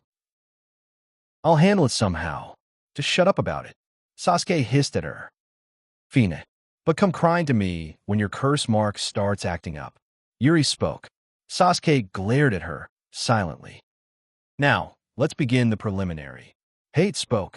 This preliminary will consist of one-on-one fighting. You will basically fight as if in a real-life confrontation. Since we have 22 entrants, we will conduct 11 matches, and the winners will advance to the third test. There are no rules. The fight will continue until one of you dies or is knocked out or admits defeat. But when I decide that the winner has clearly been established, since we don't want any pointless increase of corpses, I'll jump in and stop the match, and the object that will control your destiny. A electric scoreboard was revealed on the wall behind the hand sign statue. This electric scoreboard will show the matchups for each battle. Now, this is sudden. Let's announce the two names for the first fight. The scoreboard began to scroll, flipping fast, revealing the names of the two fighters for the first match. Sasuke Uchiha versus Yoroi Akato. Yuri sighed. Of course, had to be Sasuke. Will the two entrants come forward? Hate spoke. Sasuke and Yoroi, who was from Kabuto's team, stepped forward and stood in front of each other, while Hate stood in between them. The two participants in the first fight are Sasuke Uchiha and Yoroi Akato. Are you ready? Yeah. Sasuke spoke. Yes. Yoroi nodded. The Hokage left the arena, and so did several of the Chunins and Jonins, walking up the two upper floors on both sides of the room. Most of the Leaf Ninjas were on the right side of the room, while the Sand and Sound Ninjas were on the left. Yuri, remember what I always told you. Don't take shit from no one. Yuri's father shouted as Irika dragged him up the stairs. Yuri blushed, completely embarrassed, feeling a couple of eyes staring at her. Now, we will be starting the first match. Hate said, will everyone but the two participants move up to the upper level? Everyone began to walk up the stairs to the upper floor, while Sasuke and Yoroi stayed. Yuri smiled when she saw Kakashi walking over to join them up the stairs. Hey, Kakashi-sensei. Naruto smiled, greeted him. Sasuke, don't use the Sharingan. Kakashi whispered to Sasuke as he walked past him. Sasuke's eye widened in surprise and turned to him. So you know, he asked, if that curse mark on your neck becomes active, you might lose your life. Kakashi told Sasuke. Probably. Sasuke smirked. Well, if that happens, I'll jump in and stop that match. Got it? Kakashi spoke. Sasuke nodded. Now you may begin. Hate said, staring the match. Are you ready? Yoroi asked. Yeah. Sasuke nodded. Yoroi quickly threw some shurikens at Sasuke. Sasuke pulled out his kunai and blocked them off, but he yelped in pain, grabbing his neck. Sasuke fell to the floor, and Yoroi dodged his shurikens that were flown back at him. Sasuke quickly rolled out of the way when Yoroi slammed his fist into the floor. Sasuke quickly grabbed Yoroi's wrist, toppling the shinobi over and slammed him to the floor. Then Sasuke held onto Yoroi's arm and pinned him down with his leg over Yoroi's neck. Yes, Naruto shouted. But Yoroi suddenly grabbed Sasuke by his shirt, and Sasuke slowly began to lose his strength, barely able to keep Yoroi pinned down any longer. Yoroi punched Sasuke in the face, knocking him down. Sasuke, Sakura cried out. Yuri frowned when she saw that Sasuke was struggling to get back up. He was moving much slower now. Then Yoroi quickly lunged out and grabbed Sasuke by his face and slammed him back down on the ground, sitting on top of Sasuke. Sasuke screamed out in pain as he tried to push Yoroi off of him, but was struggling. It looks like Sasuke's losing his strength somehow. Yuri frowned, noticing how slow Sasuke was moving. I think that guy is draining Sasuke's chakra. Naruto and Sakura's eyes widened in shock. What? Naruto exclaimed. What kind of person has that kind of power? So you finally noticed? Yoroi smirked as he looked down at Sasuke as he screamed out in pain. Ugh, damn you. Sasuke kicked Yoroi off of him, knocking the shinobi back a little. Yoroi laughed, getting back up again. Haha, you guinea pig. You still have some power left. Sasuke Uchiha, is that it? Gaara murmured under his breath. Sasuke, are you really Sasuke Uchiha? Is it that best you can do? Naruto shouted. You don't have for sightseeing. Yoroi charged at Sasuke, trying to grab him again. Sasuke quickly moved and kicked Yoroi into the air. From here on, I'm going original. Sasuke quickly got behind Yoroi. Take this dash. He was about to perform Lee's move when his curse mark started to activate and slowly creep across his face. But to everyone's surprise, Sasuke had managed to fight against the mark and it retreated back. Here it comes. Sasuke threw a kick at Yoroi. Yoroi laughed as he blocked Sasuke's kick with his arms. Is that all you got? Then Sasuke swung his other leg and quickly got underneath the shinobi, slamming his leg down on him again hard. Yoroi plummeted to the ground and Sasuke quickly appeared below him. There's more. Sasuke slammed his leg down again into the shinobi's stomach, slamming him into the ground. Lion's barrage. Yoroi coughed up some blood as he screamed in pain. Sasuke fell back and landed on the ground a few inches away. Neither one of the opponents moved. Hate slowly walked over to Yoroi, checking his pulse to see if he was still breathing. Sasuke had knocked him out cold. Sasuke panted as he slowly got back up. I'm stopping the fight here. The winner of the first match is Sasuke Uchiha. Hate shouted. Yes. Naruto cheered, and so did Sakura. Well, good job. Kakashi spoke and jumped down from the upper floor and landed beside Sasuke.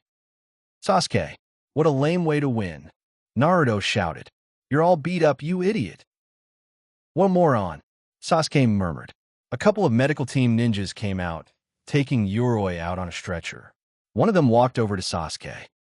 Sasuke Uchiha, let the medical team treat your injuries now. That won't be necessary. I'll take care of him. Kakashi spoke, then he bent down and whispered to Sasuke. I'm going to take you to the back and seal up that curse. Sasuke's eyes widened in shock. Now, we can start the next match. Hate spoke. Can't we wait after the preliminary? I want to watch the other matches. Sasuke told Kakashi. No, don't get so mad. If we don't take care of it now, it will be too late. Kakashi said, I won't listen to your selfishness anymore. Kakashi took Sasuke out, taking him to another room and started to set up some candles and drew a seal on the floor, then had Sasuke sit in the middle.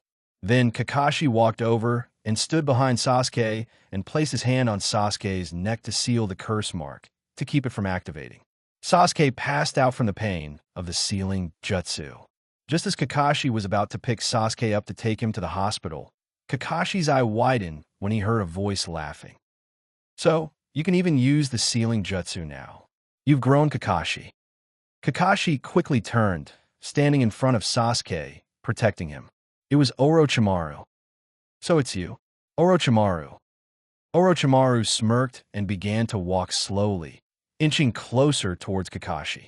I am sorry, but I'm not here to see you. I'm here for the boy behind you. Why are you after Sasuke? Kakashi demanding, glaring at Orochimaru. You're lucky. You've already gotten your hands on it. Orochimaru chuckled. That Sharingan in your left eye. Kakashi tensed up, but still kept his eye on Orochimaru. What I want is the Uchiha blood. What are your goals? Kakashi questioned. The newly created Hidden Sound Village. That's my village. Orochimaru spoke. You should understand from that foolish ambition. Well, yeah. Kakashi replied. And for that purpose, I need lots of pieces. Orochimaru smirked. I also want the girl with the unique sight as well. Kakashi's eyes widened a little more and his hand started to spark as he used his chakra to make lightning. You're not going anywhere near MY team. He roared furiously. If you get anywhere near Sasuke, even though you are one of those 3 ninjas, right now, I can at least fight against you.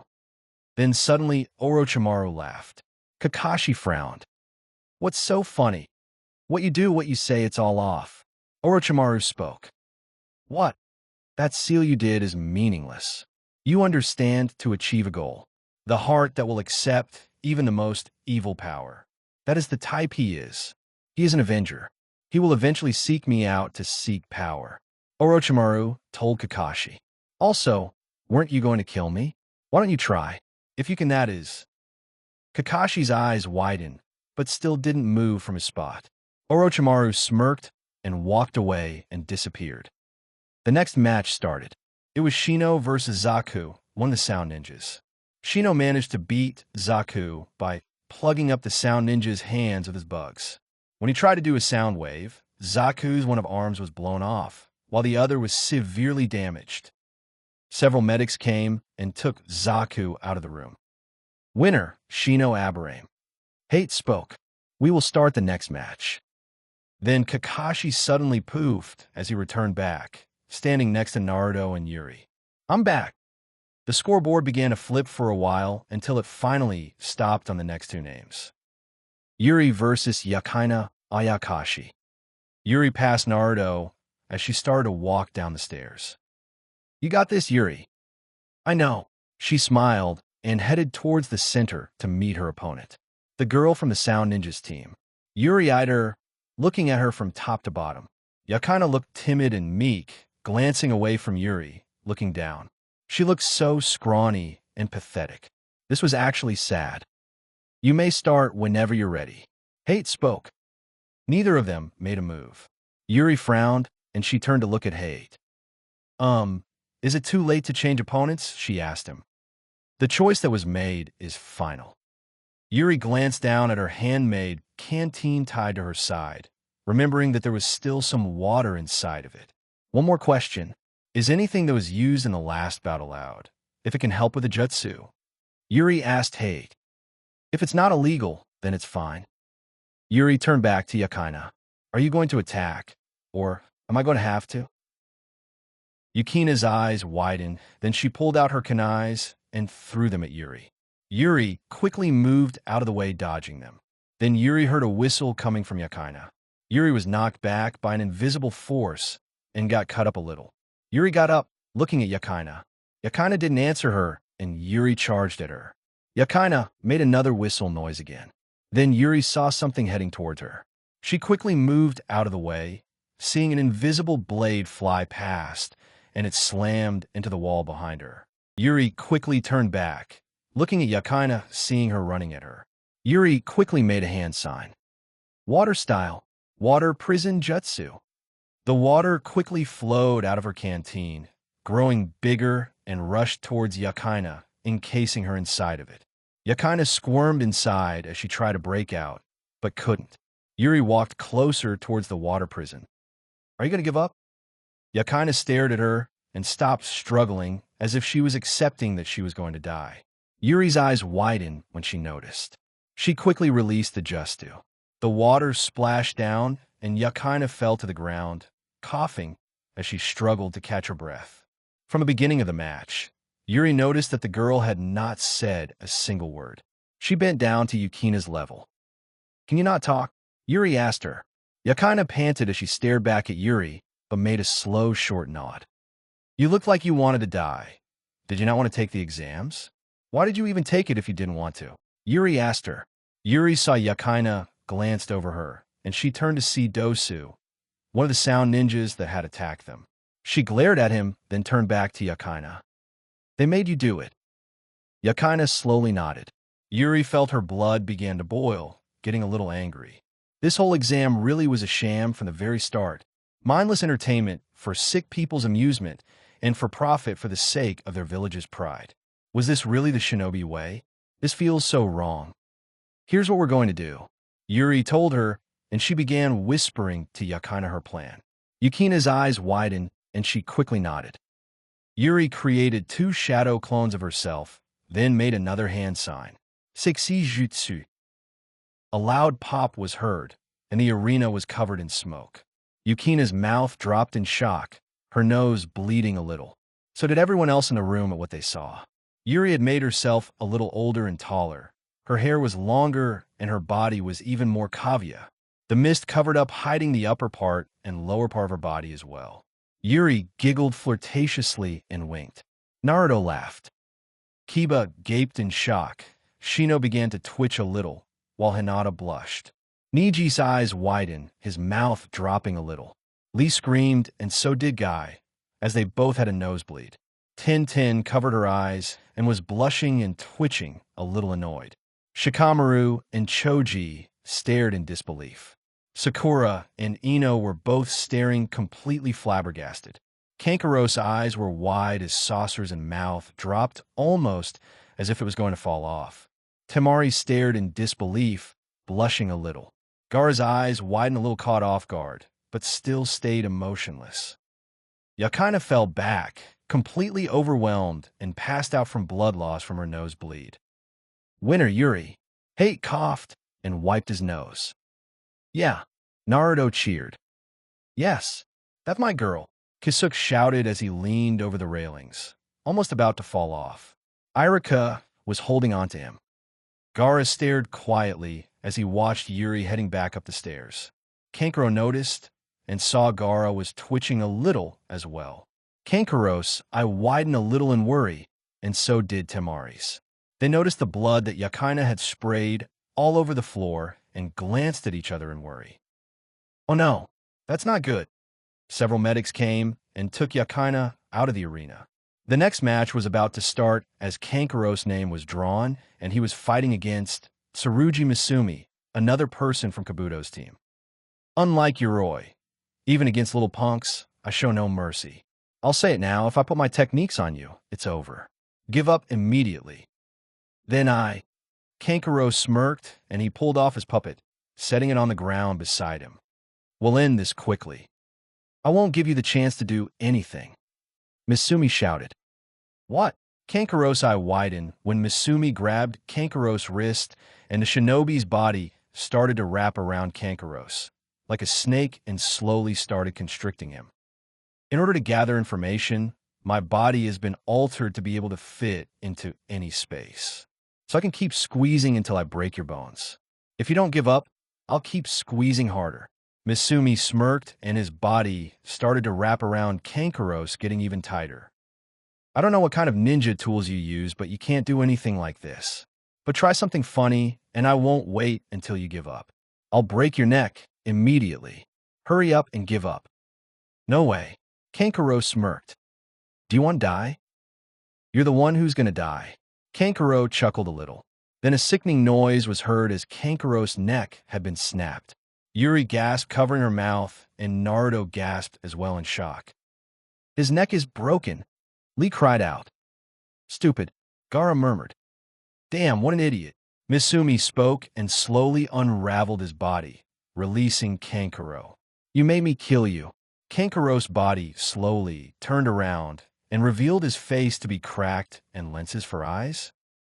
Then is it my turn now? Kankaro spoke as he taunted Misumi. Misumi's eyes widened in shock. What?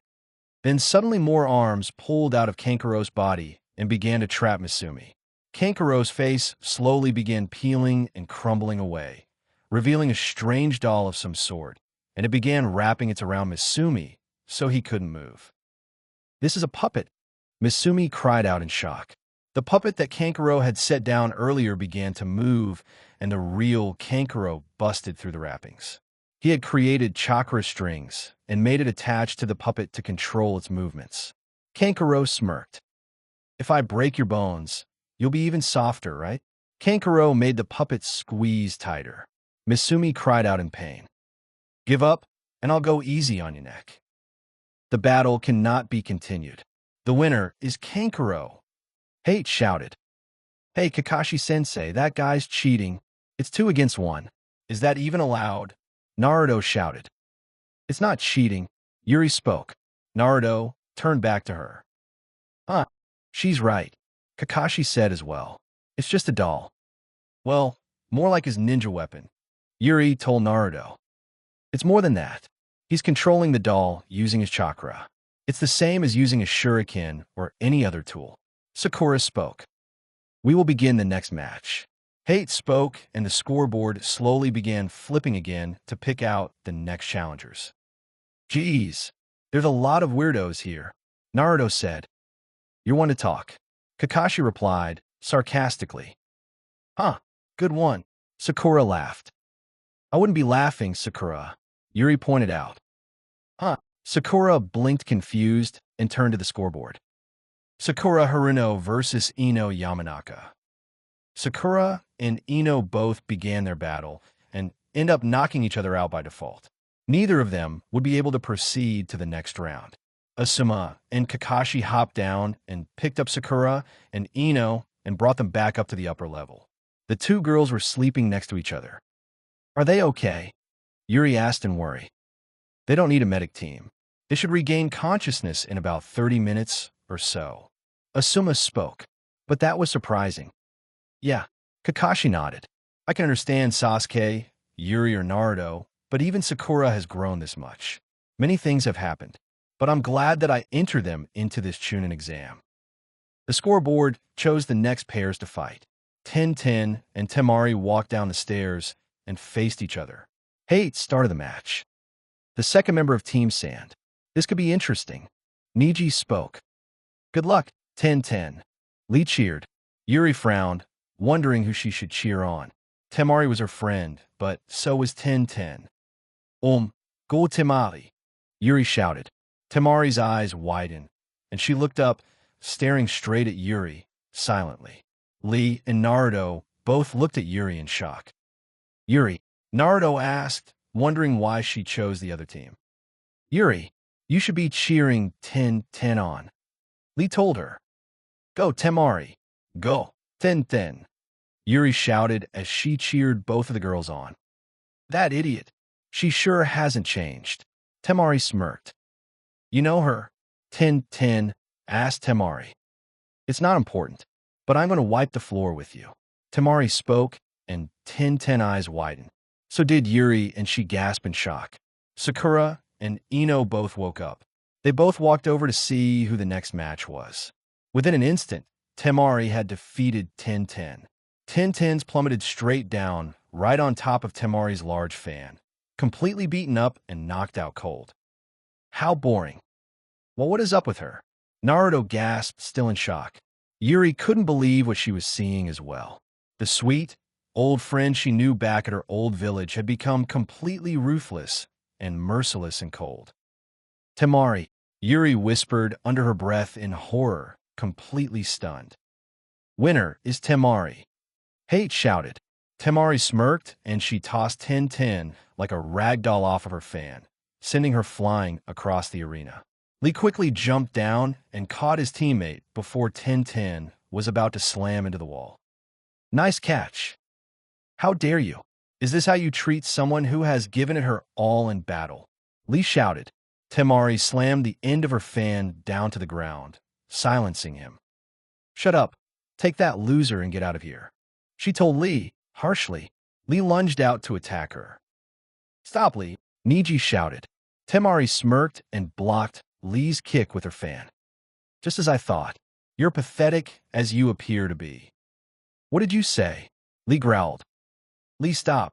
Guy shouted and jumped down. Lee glanced back at him. Guy sensei. Temari, get up here. You've been declared the winner. Stop wasting your time with a pathetic guardian guy. Gaara shouted at her. Temari flinched. Damn. And Temari headed back up the stairs. Lee glared up at Gaara, and Gaara stared back at him, silently, emotionless. That's enough, Lee. Guy told him before he turned back to the Sand Team. Sand Team, there's something that I want to warn you, if you don't mind. This kid is strong. You better prepare yourself. We can't lose to those guys, Naruto, Yuri. Sakura shouted. Sakura, Naruto murmured in shock. Sakura, are you all right? You should be worrying about yourself. Sakura spoke. If you lose here, then you won't be able to fight against Sasuke. Igiriga. Naruto nodded. The next match was Shikamaru versus Kin, one of the sound ninjas. Shikamaru managed to win using his shadow possession jutsu, making the sound ninja slam her head back against the wall, knocking herself out cold. Winner is Shikamaru Nara. Hate shouted. The scoreboard began picking out the names and finally stopped. Naruto Uzumaki versus Kiba Inuzuka. Naruto won his match against Kiba by tricking him into attacking Akamaru and knocking him out by turning into Kiba's dog. Then Naruto using a new move he thought of after seeing Sasuke's last match. The Uzumaki barrage by using several shadow clones and he kicked Kiba into the air, slamming him back down to the ground, knocking him out cold. Winner, Naruto Uzumaki. Hate shouted. Way to go, Naruto! Yuri cheered. Lee cheered as well. As Naruto returned back, Yuri high-fived him. That was great thinking. Naruto laughed until the two noticed Hinata walking over to them, and she stood in front of Naruto, holding a small container. She blushed and struggled to say something, but no words came out. What is this? Naruto asked her, wondering what it was. It's medicinal cream. Kurenai spoke. Why are you giving me this? Naruto asked Hinata. Hinata blushed, looking down. Just take it, Naruto. Yuri told him. Naruto blinked, but he nodded and took the medicine from Hinata. Thanks. You're nice, Hinata. He smiled at her. The scoreboard began to choose names again, and to everyone's shock, it stopped on Hinata and Niji. Niji had beaten Hinata with an almost fatal blow to the chest. Hinata had gone into cardiac arrest and was carried out immediately to get treated. Hey, Naruto and Yuri looked down to see Kankuro walking up the stairs. He smiled at Naruto. You seem like a funny guy. I like you. Well, I don't like you, Naruto shouted. Yuri snickered, laughing a little. This guy is dead. Kankuro gritted teeth, but still smiled, twitching a little. What do you want? Yuri frowned, narrowing her eyes at Kankuro suspiciously. Can a guy come over for a truce? Kankuro asked. Ipromiza notrix. I actually want to ask you about that Niji guy. I'm going to kick his ass, Naruto growled. No, nobody was asking that. Kankuro spoke. This time you will be chosen for sure, Lee. Guy shouted. No, Lee answered. Guy blinked in confusion. It's come this far, so I might as well go last. Then Yuri saw Gaara suddenly teleported himself into the arena using his sand. Get down here. I'm ready. He spoke coldly. Yuri blinked in confusion and looked up at the scoreboard. Her eyes widened in shock. Gaara versus Rock Lee. Lee smiled and kicked his feet in the air happily. You fell for it. If you say you want to be last, it won't happen. Lee, hold up a minute, will you? Yuri stopped him. Lee blinked and stared at her. What is it? Just be careful. Gaara isn't a normal shinobi. She paused as she warned him. That gourd of his is awfully suspicious. Guy remarked. But you can do it. Yes. Lee nodded and he hopped down, landing in front of Gaara and smiled. To be able to face you this early, I couldn't be happier. Gaara scoffed. I don't know what kind of attack that bullhead has, but there's no way he can defeat Gaara.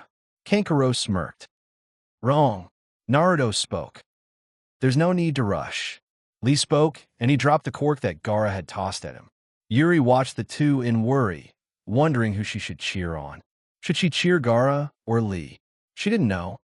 You may begin the match. Hate shouted. Leaf Hurricane. Lee charged at Gaara and tried to deliver a spinning kick. But Gaara's sand bounced the attack off. All of Lee's punches and kicks weren't getting through his sand. Lee's fast movement are having no effect. Sakura murmured. His attacks aren't working at all. Naruto said.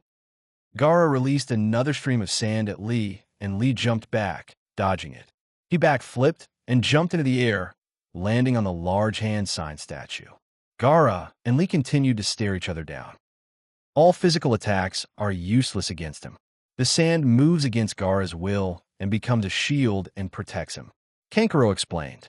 There hasn't been a single person who's been able to put a scratch on Gaara. But why is Lee using only taijutsu? Doesn't he have any ninjutsu or jinjutsu? Sakura questioned. I don't think he can, Yuri told her. Sakura's eyes widened in shock. What? She's right. Lee doesn't have any ninjutsu or jinjutsu skills at all. Guy-sensei spoke. Then how has he been able to make it this far? Sakura exclaimed. When I first met Lee, he was nothing. He had no talent at all. Guy explained. The only skills left for Lee was taijutsu. There aren't many ninjas who can't use ninjutsu or jinjutsu. That's why he can win. Yuri and Sakura both blinked at him confused. Huh. Guy smiled and gave a thumbs up to Lee. Lee, take them off. But Guy-sensei, that's only for when I must protect someone really precious to me. Lee shouted. It's all right. I allow it. Guy shouted, smiling. Really? Really? Lee exclaimed happily.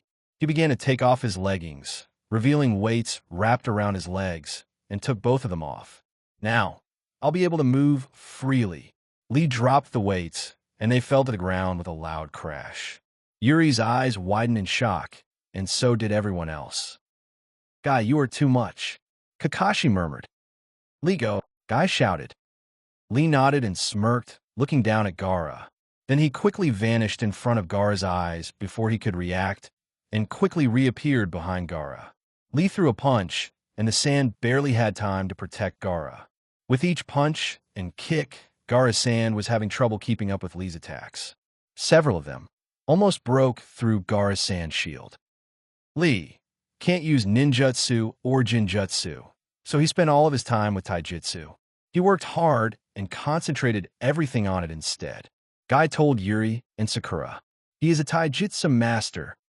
Lee jumped into the air and delivered a fast-spinning kick directly down on top of Gaara's head.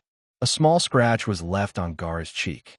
Yuri's eyes widened, and so did Kankuro and Temari's, and so did everyone else when they watched, completely shocked. Gaara had been hurt. Lee won't lose speed to anyone. I warned you before, that kid is strong. Guy-sensei smirked. We're just getting started. Lee smirked. Gaara glared at him. Go, Lee, Guy shouted. Yes. Lee quickly darted, moving around Gaara.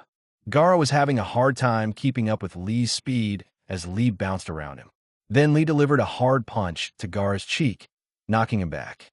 Yuri bit her lip in worry. This is bad. Kankuro murmured, a little concerned. It sure is. That black-eyed bastard took a pretty heavy hit. Naruto smiled. That's not what I meant. Kankuro spoke. Naruto turned to him. Huh?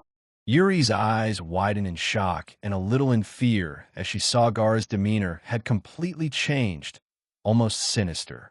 His eyes were filled with bloodlust. Gaara's sand armor slowly began crumbling off his face as new sand began to fill into the cracks, replacing it, and the cut on his cheek disappeared. H's face is coming apart, Naruto murmured. Lee's eyes widened in shock as well. If he gets caught in this, Gaara, Kankuro murmured softly to himself, scared as well. He's going to kill him just for fun. Yuri's eyes widened, and she quickly turned back. Lee doesn't have a chance against Gaara. Hey, what was that? You said something about his sand. Naruto demanded. Gaara's sand acts like an armor. There's a thin layer of sand protecting all over his body. It's different from a shield, and it automatically moves to protect him. Kankuro explained. That is Gaara's absolute defense. There's nothing you can do. Then there is no weakness. Naruto sputtered in shock. Is that all? Gaara spoke. Lee tensed up a little, but still kept his fighting stance. He looked up at Guy, and Guy gave him a slow nod, smiling. Lee's eyes widened, smiling back. Then he began to undo the bandages on his hands and quickly charged at Gaara. Gaara used his sand to lash out at Lee to grab him, but Lee quickly dodged the sand, getting closer to Gaara. Lee managed to get in front of Gaara and quickly kicked him into the air. This isn't over. Lee began to kick Gaara repeatedly higher into the air. Gaara tried to block his kicks with his arms, and his sand armor was starting to crack, crumbling away a little. Lee groaned a little in pain as he landed another kick. Then he quickly wrapped the bandages around Gaara's body.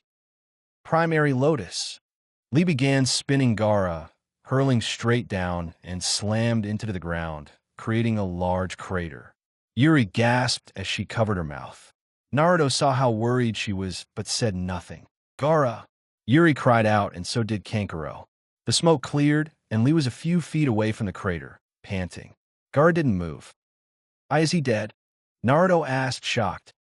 In no way. Kankuro sputtered.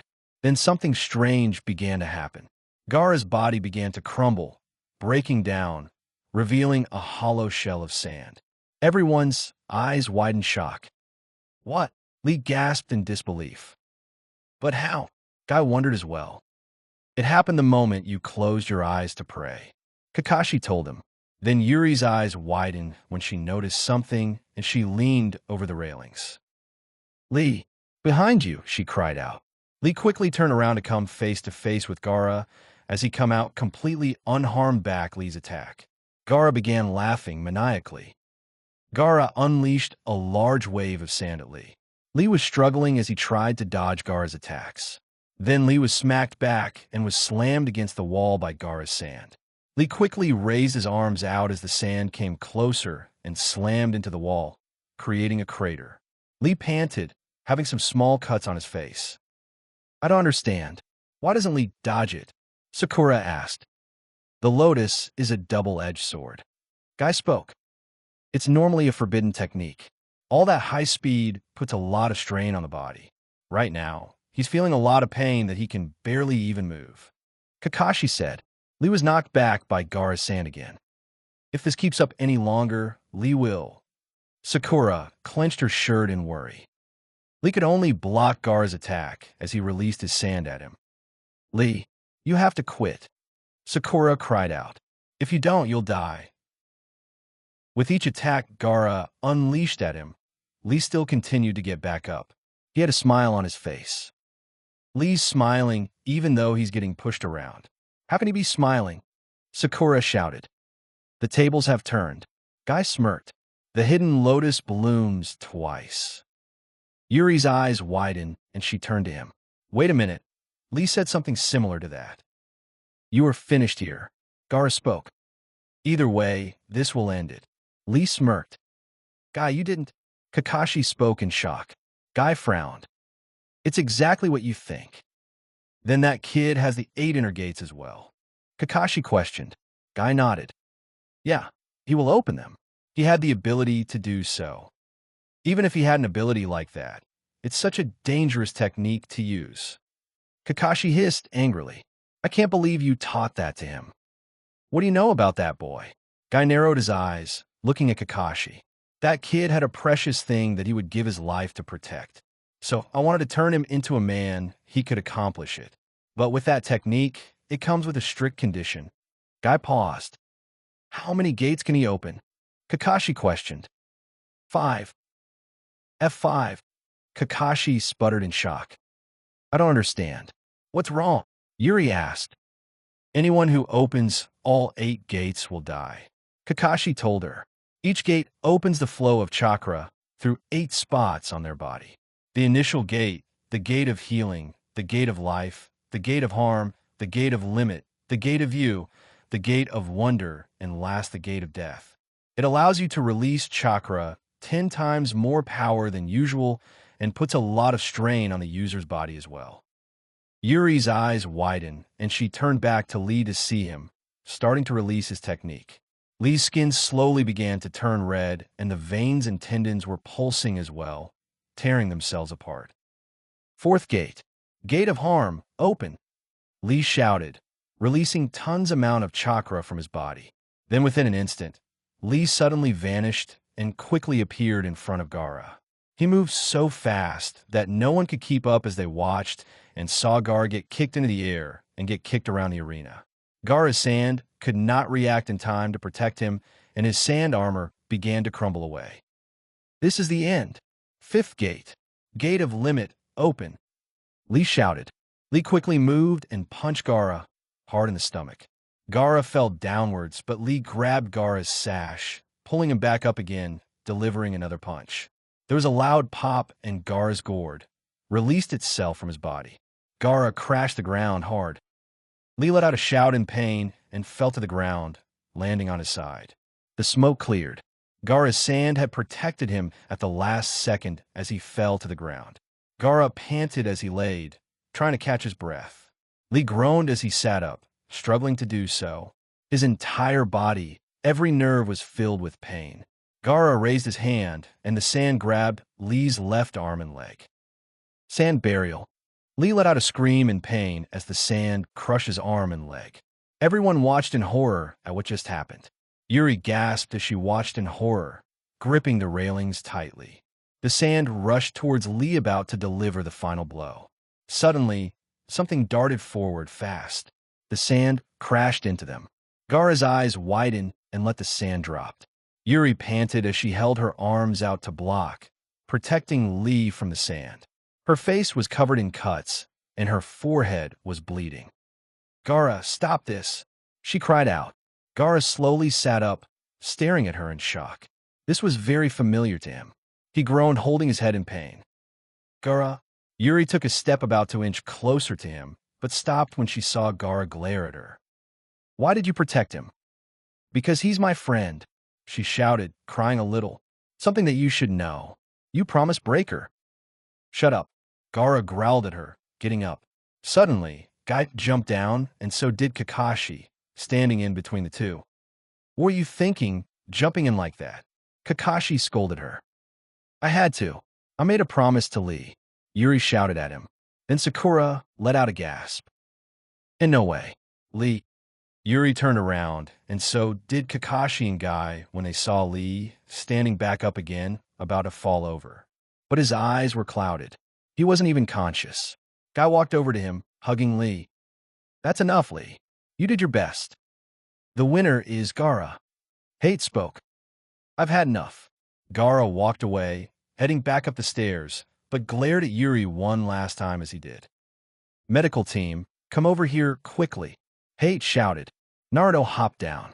He glared at Gaara as he ran past him, heading over to Yuri and Lee. Several medics came running over, checking on Lee. They placed him on a stretcher, and one of the medics looked at Guy. You're his Jonin instructor, right? Please, come over here. He asked and pulled Guy aside. His breathing is fine, but his bones are shattered, and his muscles are torn throughout his body. We could do something about it, if that was the only problem. The damage to his left arm and leg are severe. It's difficult to say something like this, but with this body, he will never be able to fight again. Naruto and Yuri's eyes widened in shock. Yuri shook her head, refusing to believe what she had heard. And no, that can't be. You're lying.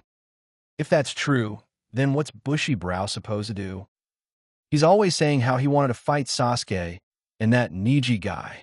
Can't you do something about it? Naruto shouted angrily. Kakashi stopped Naruto, holding on to him. That might have been what caused this tragedy. The decision to use the forbidden jutsu to win at all cost. This is the result. To Sasuke, Neji, and to you, Naruto, to fulfill the silent promise you made to each other. He puts his life at risk to reach the final stage, to fight all of you. Kakashi told him, don't forget that. Guy, we're in the way for the next match. Let's go upstairs. Kakashi asked Guy, who had his back facing him. Yeah. Yuri frowned. She knew that he was crying. She was still angry and in disbelief with what happened. Yuri glanced over at Gaara, seeing him using his sand to teleport back up to the upper floor. Naruto walked over to her. Hey, maybe you should get checked out as well. Those cuts look kind of deep. Naruto told her concerned. I'm feeling it. She told him. Naruto held out the medicine that Hinata had gave him that he used a little from his last match. He scooped a little bit of the cream, rubbing it on Yuri's forehead and arms. That should stop the bleeding a little until you get patched up. Thanks, Naruto. Yuri smiled. The two headed back up the stairs, meeting with Kakashi and Sakura. The final match was Choji against Dosu. Dosu won when Choji used his human boulder technique to crash into the wall, getting himself stuck. Dosu used his sound waves to knock Choji unconscious. The preliminary trails for the third round have been completed. Hate spoke. The competitors that were left were Sasuke, Shino, Yuri, Kankuro, Shikamaru, Temari, Naruto, Gaara, Neji, and Dosu. To all of you who won the rights to compete in the third round of the Chunin exam, although one is missing, congratulations to you all, Hate said and turned to the third. Lord Hokage, if you would. Yes. Now, I'd like to explain the final test. The third spoke. Yuri smiled. Freaking finally. As I told you before, your matches will be seen by everybody. Each of you will fight to represent the strength of your countries. I'd like you to show off all your powers without holding back, which is why the finals will be held 1 month from now. We're not going to do it here right now. Naruto questioned. This break, as you say, will help you prepare. What does that mean? Neji asked. In other words, in addition to informing all the various country lords and shinobi leaders, this is the time needed to arrange for the gathering of the event. And this is also preparation time for you examination students. The third told them. I don't understand. What are you trying to say? Kankuro demanded. Basically, it's preparation to get to know your enemy and yourself. It's a time period where you calculate your chances of winning by analyzing the data you accumulated during the trials. The battles up until now had you fight as you were in an acute combat situation. However, the final trial will not be like this. There are those who showed all they can do to their rivals. There are those who competed and were badly injured against a strong opponent. To make everything fair, 1 month should be used by all of you to advance and improve yourselves. Of course, it'll be a fine rest to your body as well. The third explained, before I dismiss you, there is one last thing that must be done for the finals. Then what the hell is it? I gotta train now, Naruto shouted. Now, don't be excited. There are pieces of paper inside the box that Anko is hiding, so each one of you take a piece. I'll come around, so wait your turn, Anko said, and she started past the box around, and everyone drew from it. Each paper had a number written on it. Each of them told their numbers to Ibiki, and he wrote them down. Now, I will reveal to you the final tournament, dash. The third spoke before he was interrupted by Shikamaru. That's what we drew the numbers for? Shikamaru shouted. Ibiki showed everyone on who they were going to fight. Naruto vs ni, Kora vs se, Kankuro vs Mino, Temari vs Mikamaru. Yuri versus Dosu. Yuri's eyes widened, and she glanced over at the sound ninja, silently. She tensed up a little nervous. Great. She was going to have to go against this guy. She sighed. Well, she was looking for some payback. You're free to start strategizing or resting as you like. With this, I dismiss you all, but is there any final questions? The third asked. I have one. Shikamaru spoke, raising his hand. Since this is a tournament, then there's only going to be one winner, right? Which means only one person can become a chunin, right? No, that's quite the opposite. There will be judges, including myself, the Kazekage, and lords of various countries, that will make mission requests, and other ninja leaders who will be watching the final test. The third explained, throughout the tournament, these judges will evaluate your abilities. Those judged will have the necessary qualities of a chunin will be able to become one, even if they lose their first match. That means that there's a possibility that everyone here could be a chunin? Temari asked. Yes, the third nodded. But there's also the possibility that no one will be a chunin. To advance in the tournament means that you have more chances to appeal the judges. Well then, thanks for all your effort you exerted for these trials. You're all dismissed until a month from now. Yuri walked back to her house and walked inside only to be met with a pair of arms as they hugged her tightly. There she is. There's my chunin. Kisuke smiled, hugging Yuri. I'm not a chunin yet, Dad. There's still the final tournament. Yuri told him. I can't believe you've made it this far. We're so proud of you. Her mom spoke. Yeah. Yuri spoke, softly, and her father noticed. For someone who's almost a chunin, you don't seem very happy about it. Something wrong? He asked her. Dad, am I weird? Yuri asked. Her mother and father's eyes widened a little in surprise. Yes. Kisuke smiled when he told her, and Yuri's eyes widened. So am I, and so is your mom. And so is anybody else, even if they don't know it. Why do you ask? Well, I don't like things that any girls would like. Yuri told him. Is it the girls at the academy? He asked her. I told you not to pay any mind to them. Yeah, Sakura said it. Yuri frowned. I know that I'm not normal. I've always been able to see things and pick up quickly that the others couldn't. You're very observant. There's nothing wrong with that. Kisuke assured her. There's something else, though. Back in the second part of the exam, we were attacked. There was this guy who was crazy strong. Yuri exclaimed. There's always going to be someone strong. Kisuke spoke. But this guy was out of the level of genin. Yuri told him. He targeted me and Sasuke. Specifically, he wanted Sasuke's Sharingan, but he also said something about my eyes. Mom, I know that you don't have any powers, but Dad, do we have something similar to the Hyuga's Byakugan or the Uchiha's Sharingan? Yuri saw her father sigh and saw her mother put her hand on his shoulder. I think it's time she knew, dear. Her mother spoke. Yuri's eyes widened. Do we? She sputtered. Kisuke looked back to her. Yes, but you're still too young to activate yours yet. There will come a time when it will. From what I've known, my family clan goes back even centuries before Shinobi even came about. Its name long forgotten. Like you've been showing signs of, our eyes can see things that other people can't normally see. It is called Ma no Kuki Eye, or true sight. Wow, Yuri said, stunned. I can't believe it. This is amazing. Yes, it can be amazing, but with such power, there can be dark. Kisuk told her. And what's that? Yuri questioned, a little worried. Something that I hope you will never have to use it. He told her. Yuri stayed silent. But let's focus on your training. Kisuk smirked. Yuri saw her mother's eyes widen a little. You're not really thinking she's not ready for that level of jutsu yet, she shouted. She's ready, Suzum. He spoke. I was about her age when I learned it. What is it? Yuri asked impatiently. Her father stood up and started to leave the room. We can't do it here.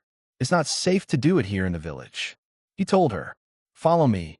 Yuri quickly got up and followed after her father, and he led her out of the village and into the forest to a small river. Are you going to show me a secret family jutsu? Yuri asked him excitedly. We'll get to it eventually, but first I want to show you some new techniques. He told her and started to head towards the river. The water gently flowed as it washed up against the creek. He still continued to head towards it. Dad, you're going to get wet, Yuri said before her eyes widened when she saw him, walking on the water. The trick is to keep your chakra at your feet and to balance it, just like tree climbing. Go ahead and try it. He told her. Yuri walked over and made a hand sign and began to focus her chakra toward her feet. Then she slowly walked and took a step on the water. Yuri felt her foot slowly slipping in and quickly concentrated before stabilizing and regaining her balance. Then she placed her other foot on the water and slowly began to walk over to her father. I think I'm getting the hang of it. She smiled before her face was splashed with some water. Didad. She sputtered in shock, spitting out some of the water. Now, the next lesson, this might be tricky. I'm still learning it myself. Something that I've invented. Kisuk spoke. A new jutsu? Yuri questioned. Kisuk smiled, and Yuri saw him reach down towards the water. She saw his hand emitting some chakra, and the water slowly began to flow upwards toward his hand. Then her father began to move his arms, and the water followed his movement. What's it called? Yuri asked. I haven't thought of a name yet. He told her. It looks like you're bending water. Yuri told him. Water bending? Kisuk thought for a moment before he grinned. I like it. This is almost like the chakra strings Kankuro used to move his puppet. Yuri told him. Kankuro? Is he one of your friends? Her father asked her. I wouldn't exactly call him a friend, more like a pest. Yuri told him. He lives back at the sand village with Temari and Gara. Her father stayed silent before he spoke. Do you miss it there? Yes, but I also like it here too. This is my home as well. Yuri replied before deciding to change the subject. Can I try the water bending jutsu? Go ahead. Her father nodded. Yuri began to concentrate her chakra to her hand. For a while, nothing happened. She tried again. Come on. Yuri concentrated harder. Then the water slowly began to rose upwards. Yuri gasped in shock. I'm doing it. She smiled. That's good. Now, try to make a bubble. Kisuk told her. Yuri brought her hands together, focusing her chakra to both of her hands. The water moved when she tried to make it into a small sphere. It wasn't perfect and was a little wonky. Then the bubble began to grow unstable and popped, splashing Yuri in the face. Oh, she said, disappointed. That's okay. You'll get the hang of it with some practice. Kisuk told her. I think it's time that I've taught you the family's secret jutsu. Yuri's eyes widened a little excited. What is it? Kisuk walked away, getting out of the water, and Yuri followed him, and they walked back onto land. Kisuk turned to her. It's right here. Yuri looked around, but saw nothing. There's nothing here, Dad. There's nothing here yet. Kisuk smiled, then bit his thumb, drawing a little symbol on the ground, and performed a hand sign and slammed his hand on the symbol. Summoning jutsu. There was a loud pop and a cloud of smoke appeared. As it cleared, Yuri's eyes widened. In front of her was a large 20-foot gray lizard with a leash around its neck to ride on. Yuri stared in awe at the large creature, and the lizard stared back down at her with its yellow eyes, looking almost hungry. You always said that you wanted a pet. Kisuk smiled before he noticed that Yuri had vanished from her spot and looked around. Yuri. Then his eyes widened when he saw her walking over towards the large lizard. What's his name? She asked and reached out to pet it. Kisuk's eyes widened in alarm. Yuri, get back here, he shouted. Huh? What? Yuri turned back to him, confused. The lizard made his move and opened its maw, getting ready to chomp down to bite Yuri in two. Sakishima, stop! Kisuk shouted, and before her father could jump in to grab her, Yuri quickly turned around and jumped into the air and slammed her feet down on the lizard's head. It fell down with a thud, knocked out. Her father stopped in his tracks, looking at Yuri in shock. Yuri smiled and bent down, petting the lizard on the head. So, his name is Sakishima? She asked her father. Kisuk blinked, still stunned. I can't believe you beat him in under 1 minute. You even beat MY record. He sputtered. What do you mean? Yuri asked. In order to have Sakishima to listen to you and to be under his contract, you have to beat him in a brawl under 5 minutes. Mine was 3 minutes.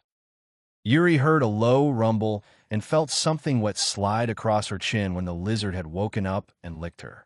Yuri laughed. Her father's eyes widened a little in surprise. I don't believe it. What? Yuri asked. Sakishima won't just do that to anyone. You must have really made an impression on him. Normally, he would try to eat you. He doesn't listen to anyone and is very stubborn. And he can climb up hard terrain and walk on water. So, I could be in his contract then? Yuri asked. Yes. Kisuk nodded and a scroll poofed into his hands and he set it down on the ground. Yuri walked over and saw a name written on the scroll that faded and hard to make out. Then she saw her father's, next to an empty spot. Just sign your name here in blood. Yuri bit her thumb and signed her name, signing the contract. Now the contract's fulfilled. I'm going to head back to the village. You stay here and train for a bit, and I'll come back and get you. Kisuk told her. Yuri nodded. Okay. Her father and Yuri began to practice on her training. She did some punches to trees and throwing some kunais at them, managing her chakra, walking on the water, but still struggled with the water-bending jutsu. Sakishima lazed about, lying on the ground as he slept. Then Yuri paused for a moment when she saw something in the corner of her eye. Yuri jumped out of the water and landed in a tree and moved away some of the leaves. There was a small brown eyeball floating in front of her. It widens a little, almost startled. Yuri blinked and moved in closer and poked it. It crumbled away, turning into sand, and the wind blew it away. Yuri frowned, thinking, sand? There was only one person who used it, Gaara. He had been spying on her this entire time. 3 weeks have gone by since the preliminaries. The last of the Chunin finals was going to start soon. Yuri had mastered walking on water, but was still struggling with manipulating water to move. She panted, letting it drop into the river. I think it's time for a break. She spoke and walked back to land. Yuri wondered how the others were doing with their training. They must be getting stronger as well. From overhearing a conversation with her father with another leaf ninja, she heard that Naruto was in the hospital. He probably overtrained himself. Yuri murmured before thinking, maybe I should go see him and visit Yakaina at the hospital and see if Lee's improving. Yuri headed to the hospital and walked in. She was surprised to find it completely empty and quiet and walked to the front desk. There was no one there as well. Maybe on lunch or something? Yuri wondered, and she signed in and looked at the rooms to find out where Lee and Yakaina, Naruto was in. She headed down the hall and stopped by Naruto's room, opening the door. But he was in there. The bed was messy, as if Naruto had been in a rush to get out. He better not training. He should be resting. Yuri frowned, wondering where he was.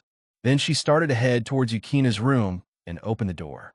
She saw Yakaina sitting in her bed, silently staring out the window. She turned and her eyes widened a little when she saw Yuri when she walked in. Yuri smiled at her. Hello. Yakaina grabbed a notepad and a pen and wrote on it. Yuri walked over to see what she wrote. Why did you come to see me? I wanted to see how you were.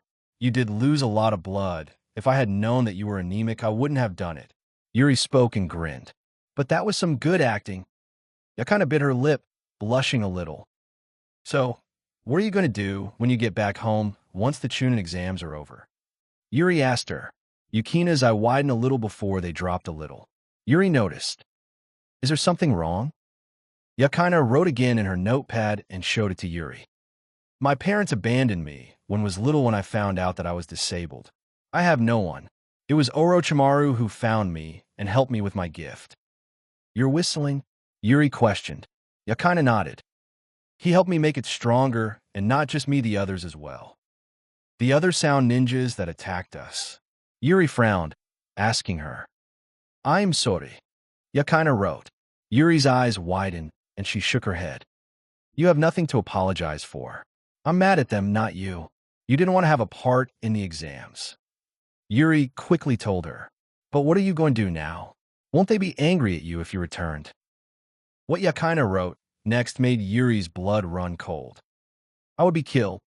Why you could defect and move to the Leaf. You can stay with me for a bit until we can figure out your living conditions. Yuri spoke, rubbing the back of her head.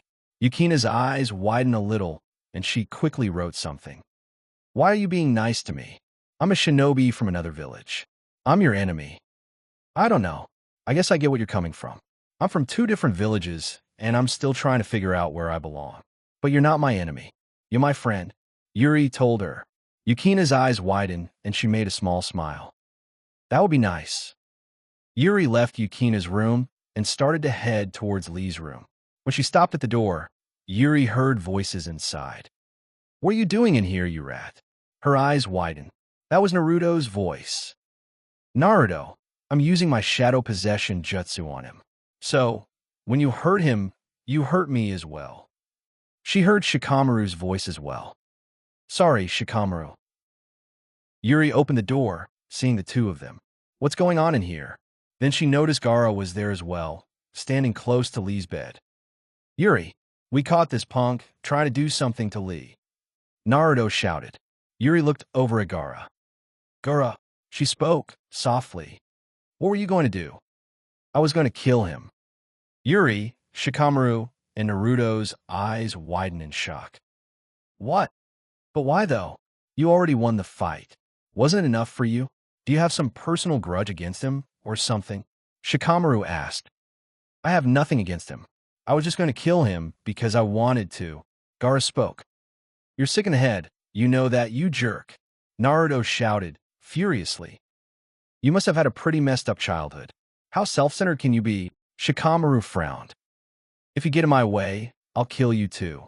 Gaara replied. Go ahead and try. Naruto shouted. Hey, cool it, Naruto.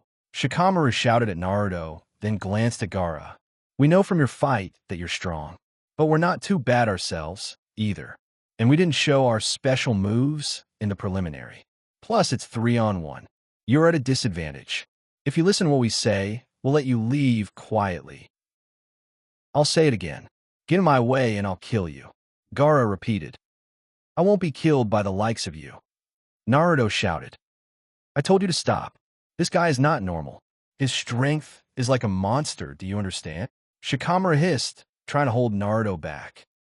I have a real monster inside of me. I won't lose to him. Naruto smirked, glaring at Gaara. Stop provoking him, you idiot. Shikamaru shouted. A monster, huh? Gaara closed his eyes. Then it's the same for me. From my birth, my upbringing was not what most people considered a happy one. To become the ultimate shinobi, with my father cast a jutsu on me, infusing my unborn self with the incarnation of the sand spirit. I destroyed the life of a woman I would have called my mother. I was born a monster. The spirit was called Shikaku. It was sealed within a kettle. It's the living spirit of an old hidden sand priest. To use sealing jutsu on an infant before it's even born, to go that far is pretty crazy. Shikamaru spoke. Geez, what a swell guy your dad must have been. He must have really loved you. Love? Gaara questioned. Don't measure me by your standards. Love, family. Do you want to know what that word means to me? The only emotional ties I have to my family are the ones that I'd like to wrap around their necks, that only ties with hatred. Given life by the death of my mother, I was brought into being and nurtured as the salvation of the village. I was a Kazekage child. My father taught me the innermost secrets of the shinobi. He pampered and protected me and left me to myself. For a time, I thought that was love. That was when everything started. Gaara paused. When what started? Yuri asked. Gaara didn't answer. What was it? Are you going to tell us or not? Naruto shouted. Gaara smirked. Over the course of 6 years, since I became 6 years old, my father tried to assassinate me more times than I can count. His grin became more manic. Yuri's eyes widened in shock. His own father tried to kill him. But you just told us how your father pampered and protected you. So which is it? Shikamaru questioned. Those who get too strong are out to become feared. The jutsu that I was given at birth made my mind unstable. The fools in the village finally realized I had emotional problems. Gaara spoke. Yuri's eyes widened and Naruto glanced over at her silently. My father, the Kazekage, created me as his ultimate weapon, but I eventually became a threat to the very village that I was meant to save. By the time 6, I became a figure of terror to the villagers. To them, I was a relic to the past that they wished would disappear. So, you see, I had failed at the one purpose in which I was given life. What else was left for me in my existence? Why go on living? For a long time, I finally found an answer to that. In order to live, you need a purpose. To exist for no reason is the same as being dead. What is this guy talking about? Shikamaru murmured. Yuri glanced over at Naruto to see him, completely stunned as he stared at Gaara in disbelief. He's just like me. I know that feeling. The feeling of loneliness before I met. Naruto glanced over at Yuri. Then in time, the answer came to me. To put it simply, my reason for living is in the killing of others. For years, I aimed in fear in those who were sent to murder me. But now I am at peace.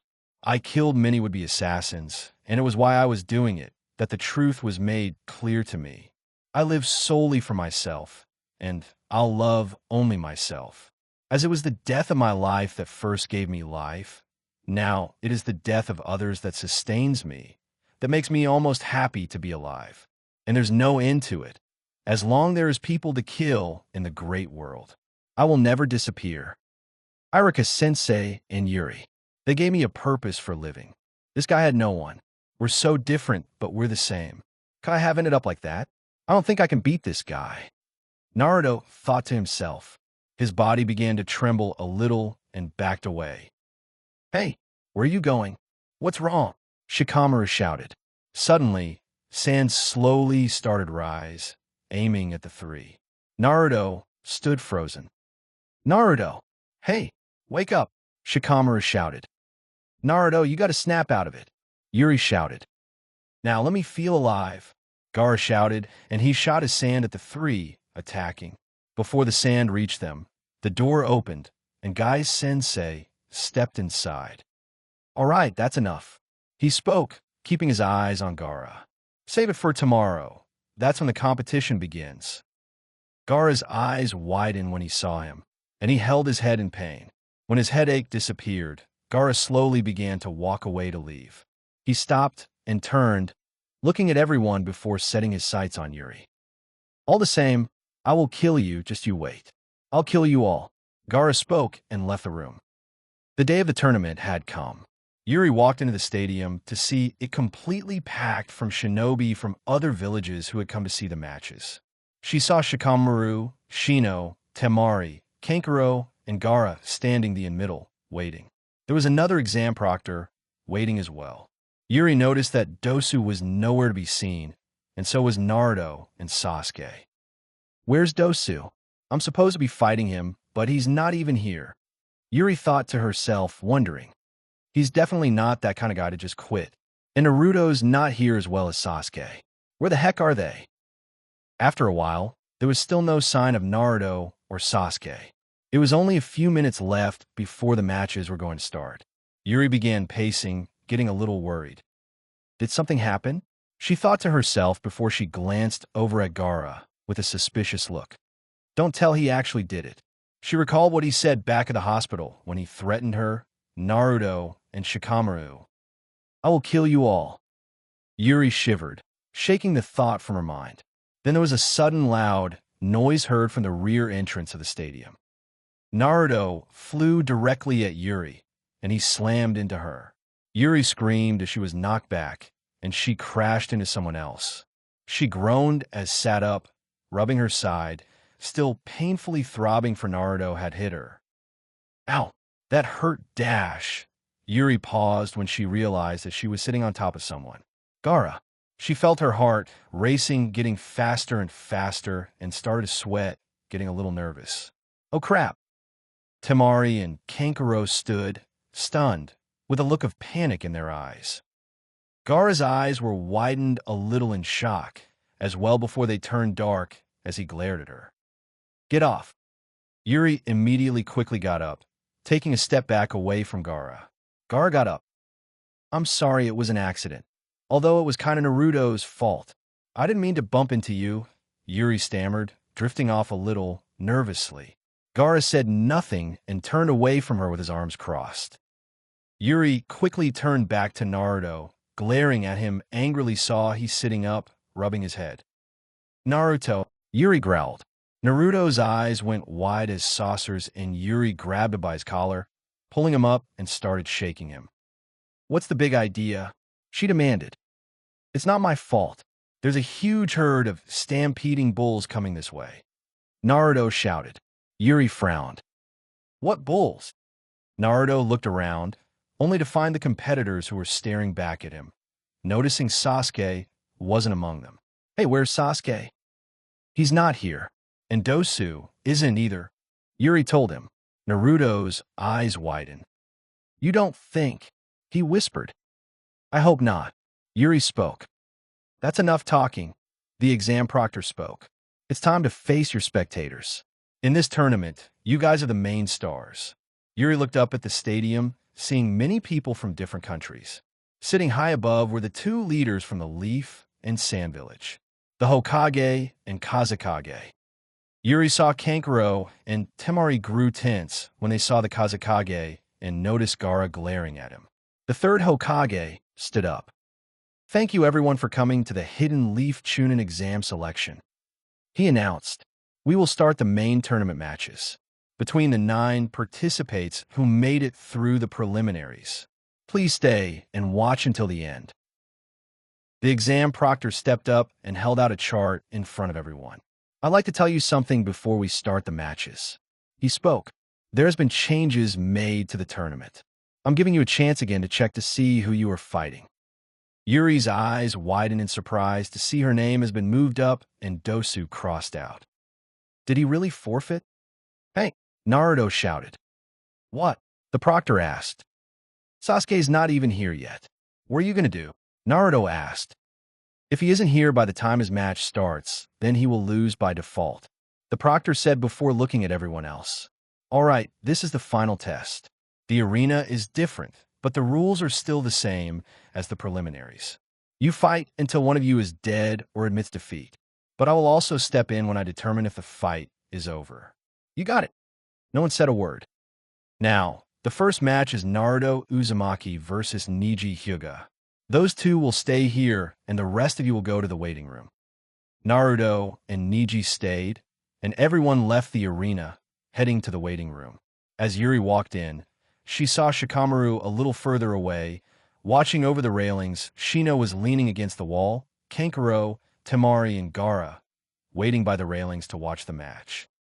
Yuri slowly made her way over towards the sand team, standing next to Temari and Gaara. Kankuro blinked in surprise when he saw her walk over. Is this spot taken? Yuri asked.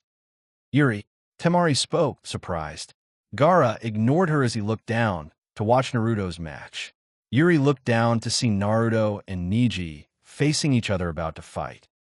Naruto quickly created some shadow clones and rushed at Neji. Neji flipped over and deflected Naruto's attack, knocking him and his clones back. Naruto tried to charge at him again, but Neji punched 2 of Naruto's clones, destroying them as well. You become Hokage? That's impossible with that tactic. Neji smirked. I can figure it out with my eyes. Talent is decided at birth. You could say everything is decided when a person is born. Why in the hell do you always automatically decide things like that? Then you're saying that anyone can become Hokage through hard work? Only a handful of shinobi are chosen as Hokage. Take a closer look at reality. Only those who become Hokage are born into that destiny. You don't become it by trying. It doesn't work that way. People must live in their own interchangeable flow. The only destiny that every person shares is death. So what? I'm not good at giving up. Naruto shouted, and he created some multi-shadow clones. Do you think that I'm stupid? I already seen through your attack pattern. Neji spoke. Naruto scoffed. I already told you to stop automatically deciding things. Naruto charged at Neji with his many clones. Neji easily dodged Naruto's punches and kicks. Then Neji charged at one of the Narutos, standing a little further back behind the other clones. Neji striked him in the upper shoulder. Neji stepped back and the rest of the clones vanished. Naruto began to up some blood. Naruto, Yuri shouted. That's why I told you it's useless. Neji spoke. Naruto laughed and wiped his mouth, looking at Neji. That's why I told you to stop automatically deciding things. Naruto vanished in a cloud of smoke, revealing to be a clone. Neji's eyes widened, and two more Naruto clones suddenly appeared, lunging at Neji from behind. Yes, go Naruto, Yuri shouted. Beat his ass. I'm coming at you with everything I got, and I'm already prepared to die. Both Narutos punched Neji, pushing him back a little. But Neji suddenly began to spin and knocked Naruto back and destroyed his clone. Neji smirked. You thought you had one? Damn. Naruto growled, wiping his chin. It's over. You are within the field of my hack. Neji spoke and got into a stance.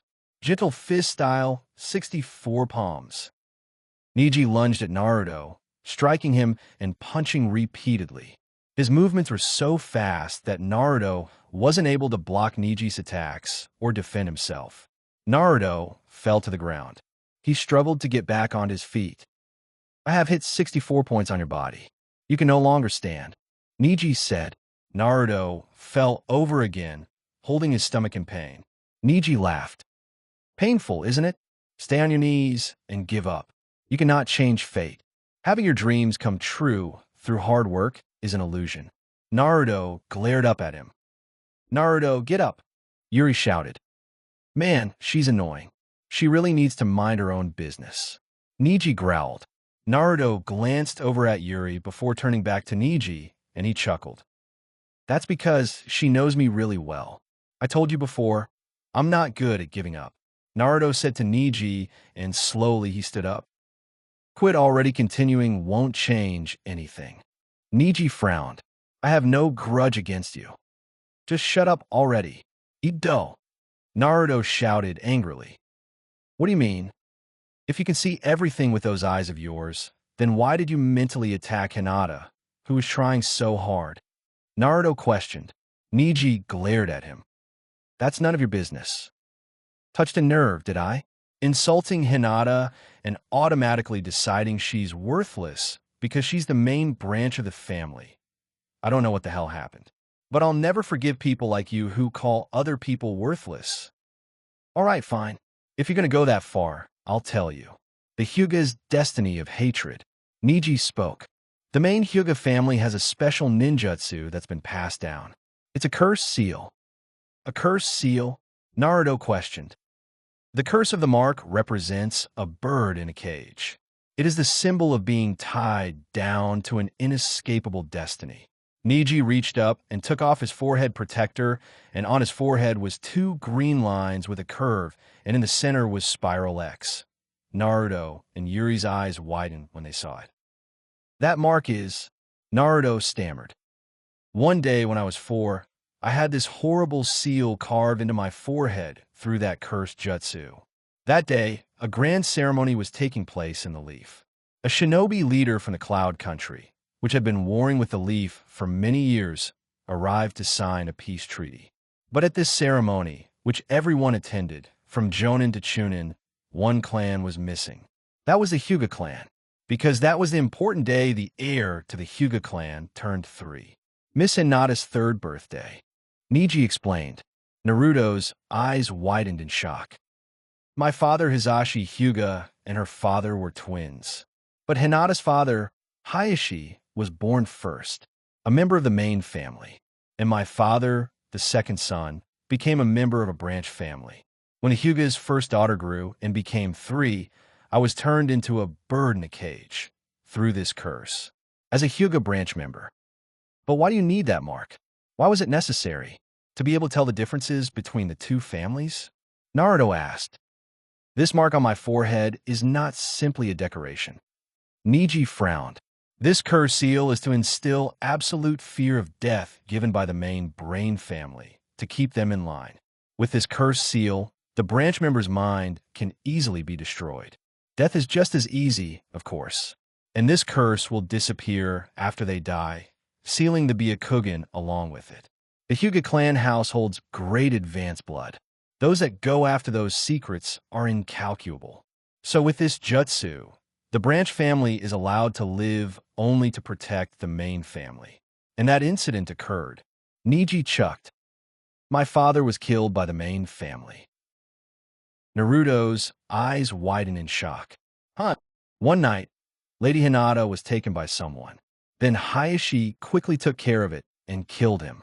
Who do you think it was? Yuri frowned. It had to be the Cloud Ninja. He was the Cloud Country Shinobi leader who had just signed the peace treaty. Niji revealed. Naruto's eyes widened. It had become clear that he was here to get the Hyuga clan's secrets. But with the Cloud Country's leader dead in the failed plan, they made demands of the Leaf for breaking that alliance. It almost came close to a war. But with the Leaf wanting to avoid a war, they made a deal with the Cloud. Deal? Naruto asked. The Cloud wanted the main Hyuga clan's pure blood and the Byakugan. They demanded the corpse of Hayashi Hyuga. And the Leaf agreed to their wishes, and war was safely avoided. Niji explained. My father sacrificed himself to replace the remains of Hayashi Hyuga's corpse. Naruto's eyes widened. Niji smirked. To escape this horrible curse, there is only death. They were twins, one born first and the other second. Destiny was decided just by that. Niji spoke. Naruto clenched his fists. And our fight, your destiny was decided the moment I became your opponent. Your destiny is to lose to me. We won't know until it's over. Naruto shouted. I don't know how much it hurt that your dad was killed, but thinking that destiny is all decided because of that is a huge mistake. You're hopeless. Niji murmured, and he rushed at Naruto, striking him. Naruto was knocked back, falling to the ground. Niji turned to walk away.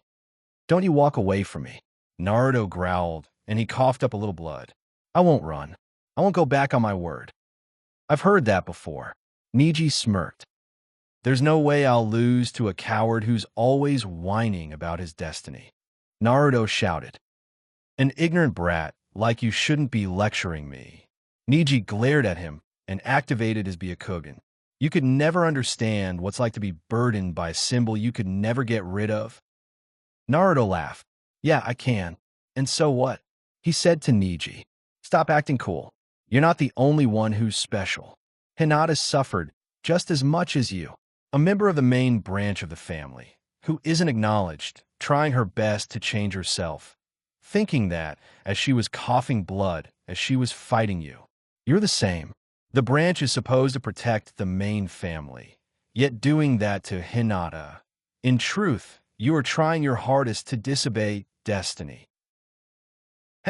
Your 64 opening points are closed. You won't be able to use your chakra for a while. How can you fight? Niji smirked.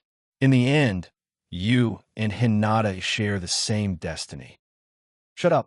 Stop using that Byakugan to decide and act like you know everyone's destiny. Then prove to me what you're saying is correct. Niji spoke. Yeah, I'm definitely going to defeat you and prove it. Naruto shouted furiously. Yuri gripped the railings hard, watching in concern. Come on, Naruto. What do you have up your sleeve? Niji turned to the examiner. Enough talk. Examiner, I'm going to kill him. If you want to step in and stop it, then go ahead. Naruto began to gather up his chakra. It's useless, your points have been repressed. Neji told him. Suddenly, red chakra began swirling erratically out of Naruto, growing more and more. Naruto's wounds and bruises slowly healed up as well. Yuri's eyes widened, along with Gaara's, and so did Neji's as they watched in shock. The chakra began to turn into the 9 tails, flowing out of Naruto. Here I come. Naruto growled. Naruto jumped into the air fast and threw some shurikens at Neji. Neji deflected them with his rotation technique, grabbing them. Naruto landed on the wall, and Neji threw the shurikens back at Naruto. Naruto quickly moved, dodging the shurikens. The two both threw a kunai at each other. It bounced off, and Naruto and Neji both lunged at each other. You're confident in close combat, right? Naruto asked, smirking, and he charged at Neji. I don't know about the Hyuga destiny of hatred, but if it's too much for you, then you don't have to do anything anymore. Why become Hokage? I'll change the Hyuga. Naruto's chakra clashed against Neji's rotation technique. A large explosion erupted, creating a large cloud of smoke. As it slowly began to clear, there was a large hole in the ground. A hand shot up, pulling themselves up. It was Neji. The smoke vanished, revealing Naruto lying down on the ground on the other side of the arena in another crater. Yuri's eyes widened. There's no way he lost. Neji panted as he glared at Naruto. Loser. Sorry, but this is reality. Suddenly, there was a low rumble as it came from the ground underneath Neji. Naruto bursted from the ground and punched Neji in the face. Neji fell to the ground. He tried to get up again, but his body couldn't move, completely exhausted. To quickly use a shadow clone in that situation. You main jutsu, right? How careless of me. Neji gasped. I failed the academy graduation exam 3 times. That's because, unluckily for me, the ninjutsu on the final exam was always decided as my weakest jutsu. The shadow clone was my worst jutsu. Destiny can't be changed. Blah blah. Stop whining about stupid crap like that, since you're not a loser like me. Yes, Naruto. Yuri cheered. Winner, Naruto Uzumaki. The medics came and took Neji away. Minutes have gone by, and Sasuke still hasn't showed up for his match yet. What the heck is this guy doing? Is he planning not to come? Shikamaru questioned. Sasuke's not that type of guy. Yuri spoke. He won't quit and run. He will come. Then where is he? Shikamaru grumbled. Yuri's right though. Sasuke will definitely come. Naruto shouted. Temari, Kankuro, and Gaara looked at each other silently. Yuri noticed that Temari and Kankuro looked as if something was troubling them. Is something wrong? She asked, walking over to the two. Temari and Kankuro's eyes widened. Temari made a small smile. We were just wondering when that Sasuke guy is going to come. I bet he's not even going to show. He's too chicken to fight Gaara. She spoke. Yuri frowned. Just you wait, she told Temari. A lot of people were getting impatient, wondering what was going on. Hey, what's up with the match? Why isn't Uchiha here yet? Ladies and gentlemen, the contestant for the next match hasn't arrived yet. Therefore, we will push back the match and begin the next one. The exam proctor announced. Yuri's eyes widened. The next match? But that's... Yuri glanced over at Kankuro and looked over at Shino. That's just great. Shikamaru grumbled. My match is one step closer. Now the next match. Kankuro versus Shino Aburame. Come down. The examiner called out. Yuri saw Kankuro didn't move from his spot. Aren't you going to go down there? She asked. You're up, Dash. I forfeit. Kankuro shouted. Yuri's eyes widened. Huh? Naruto and Shikamaru exclaimed, shocked as well. Temari scoffed and rolled her eyes and pulled out her fan. She used it to fly down to the arena, landing in the center. Looks like you're eager, the examiner spoke. Shikamaru, get down here. All right, Shikamaru, go for it. Naruto grinned, and he pushed Shikamaru on the shoulder. Shikamaru fell over the railings and landed with a thud on the ground. Naruto, Yuri scolded him. Oops. Naruto smiled, sheepishly. Shikamaru still hadn't gotten up as he laid on his back. Hey, hurry up and fight. Yeah, hurry up and finish this crappy match. Get up, kid. How long are you going to lie there? Temari shouted. Shikamaru still didn't move. What? Are you going to give up too? Temari smirked. Shikamaru. Good luck, Naruto shouted. If you won't come, then I will. Temari shouted and charged at Shikamaru. Hey, I didn't start the match yet. The examiner shouted, but Temari ignored him. Man, this girl's really is riled up. Shikamaru grumbled and pulled out 2 kunais. Temari slammed her fan down right on top of Shikamaru's head. As the smoke cleared, Shikamaru come out unharmed and was standing on the 2 kunais that he threw into the wall. You know, I really don't want to fight, and don't care if I become a chunin or not. But I'm not going to lose to a girl. Shikamaru smirked, looking down at Temari. Yuri blinked and raised an eyebrow. Was he flirting with her? She thought to herself, and smirked and leaned in closer over the railings. Ooh, this is going to be fun. Kankuro noticed and smirked. You're sure riled up, he replied. Yeah, this is going to be great. Temari quickly jumped back and threw back her fan and unleashed a large gust of wind, aiming at Shikamaru. The wind scattered up the ground, making dust fly into the air. As it cleared, Shikamaru had vanished. He barely managed to escape in time from Temari's wind jutsu and was taking cover behind some trees. Yeah, bust her up, Shikamaru. Get her with the 16-hit combo. Ino cried out. Go, Shikamaru. Shikamaru sighed, getting annoyed. He looked up at the sky, watching the clouds slowly floating by. They're so lucky. Just free. I don't even want to do this in the first place. Shikamaru thought to himself before he glanced down, noticing the hole that Naruto made in his last match. Wind side jutsu. Temari created some more gusts of wind, attacking Shikamaru. But something darted out from the cloud of dust, heading towards Temari. Her eyes widened, seeing that it was Shikamaru's shadow position jutsu, and quickly moved back. It stopped a few feet away from her, barely reaching Temari. Temari used her fan to cut it off. So, it must have a distance that it can reach. Temari thought to herself and looked back at Shikamaru. Looks like there's a limit to how much you can stretch, shrink, and change the shape of your shadow, isn't there? She smirked. No matter how much you change and stretch the shape, you still can't stretch it further than the surface area of your own normal shadow, right? Shikamaru smirked. Huh, that's right. Yuri noticed. He's got something planned.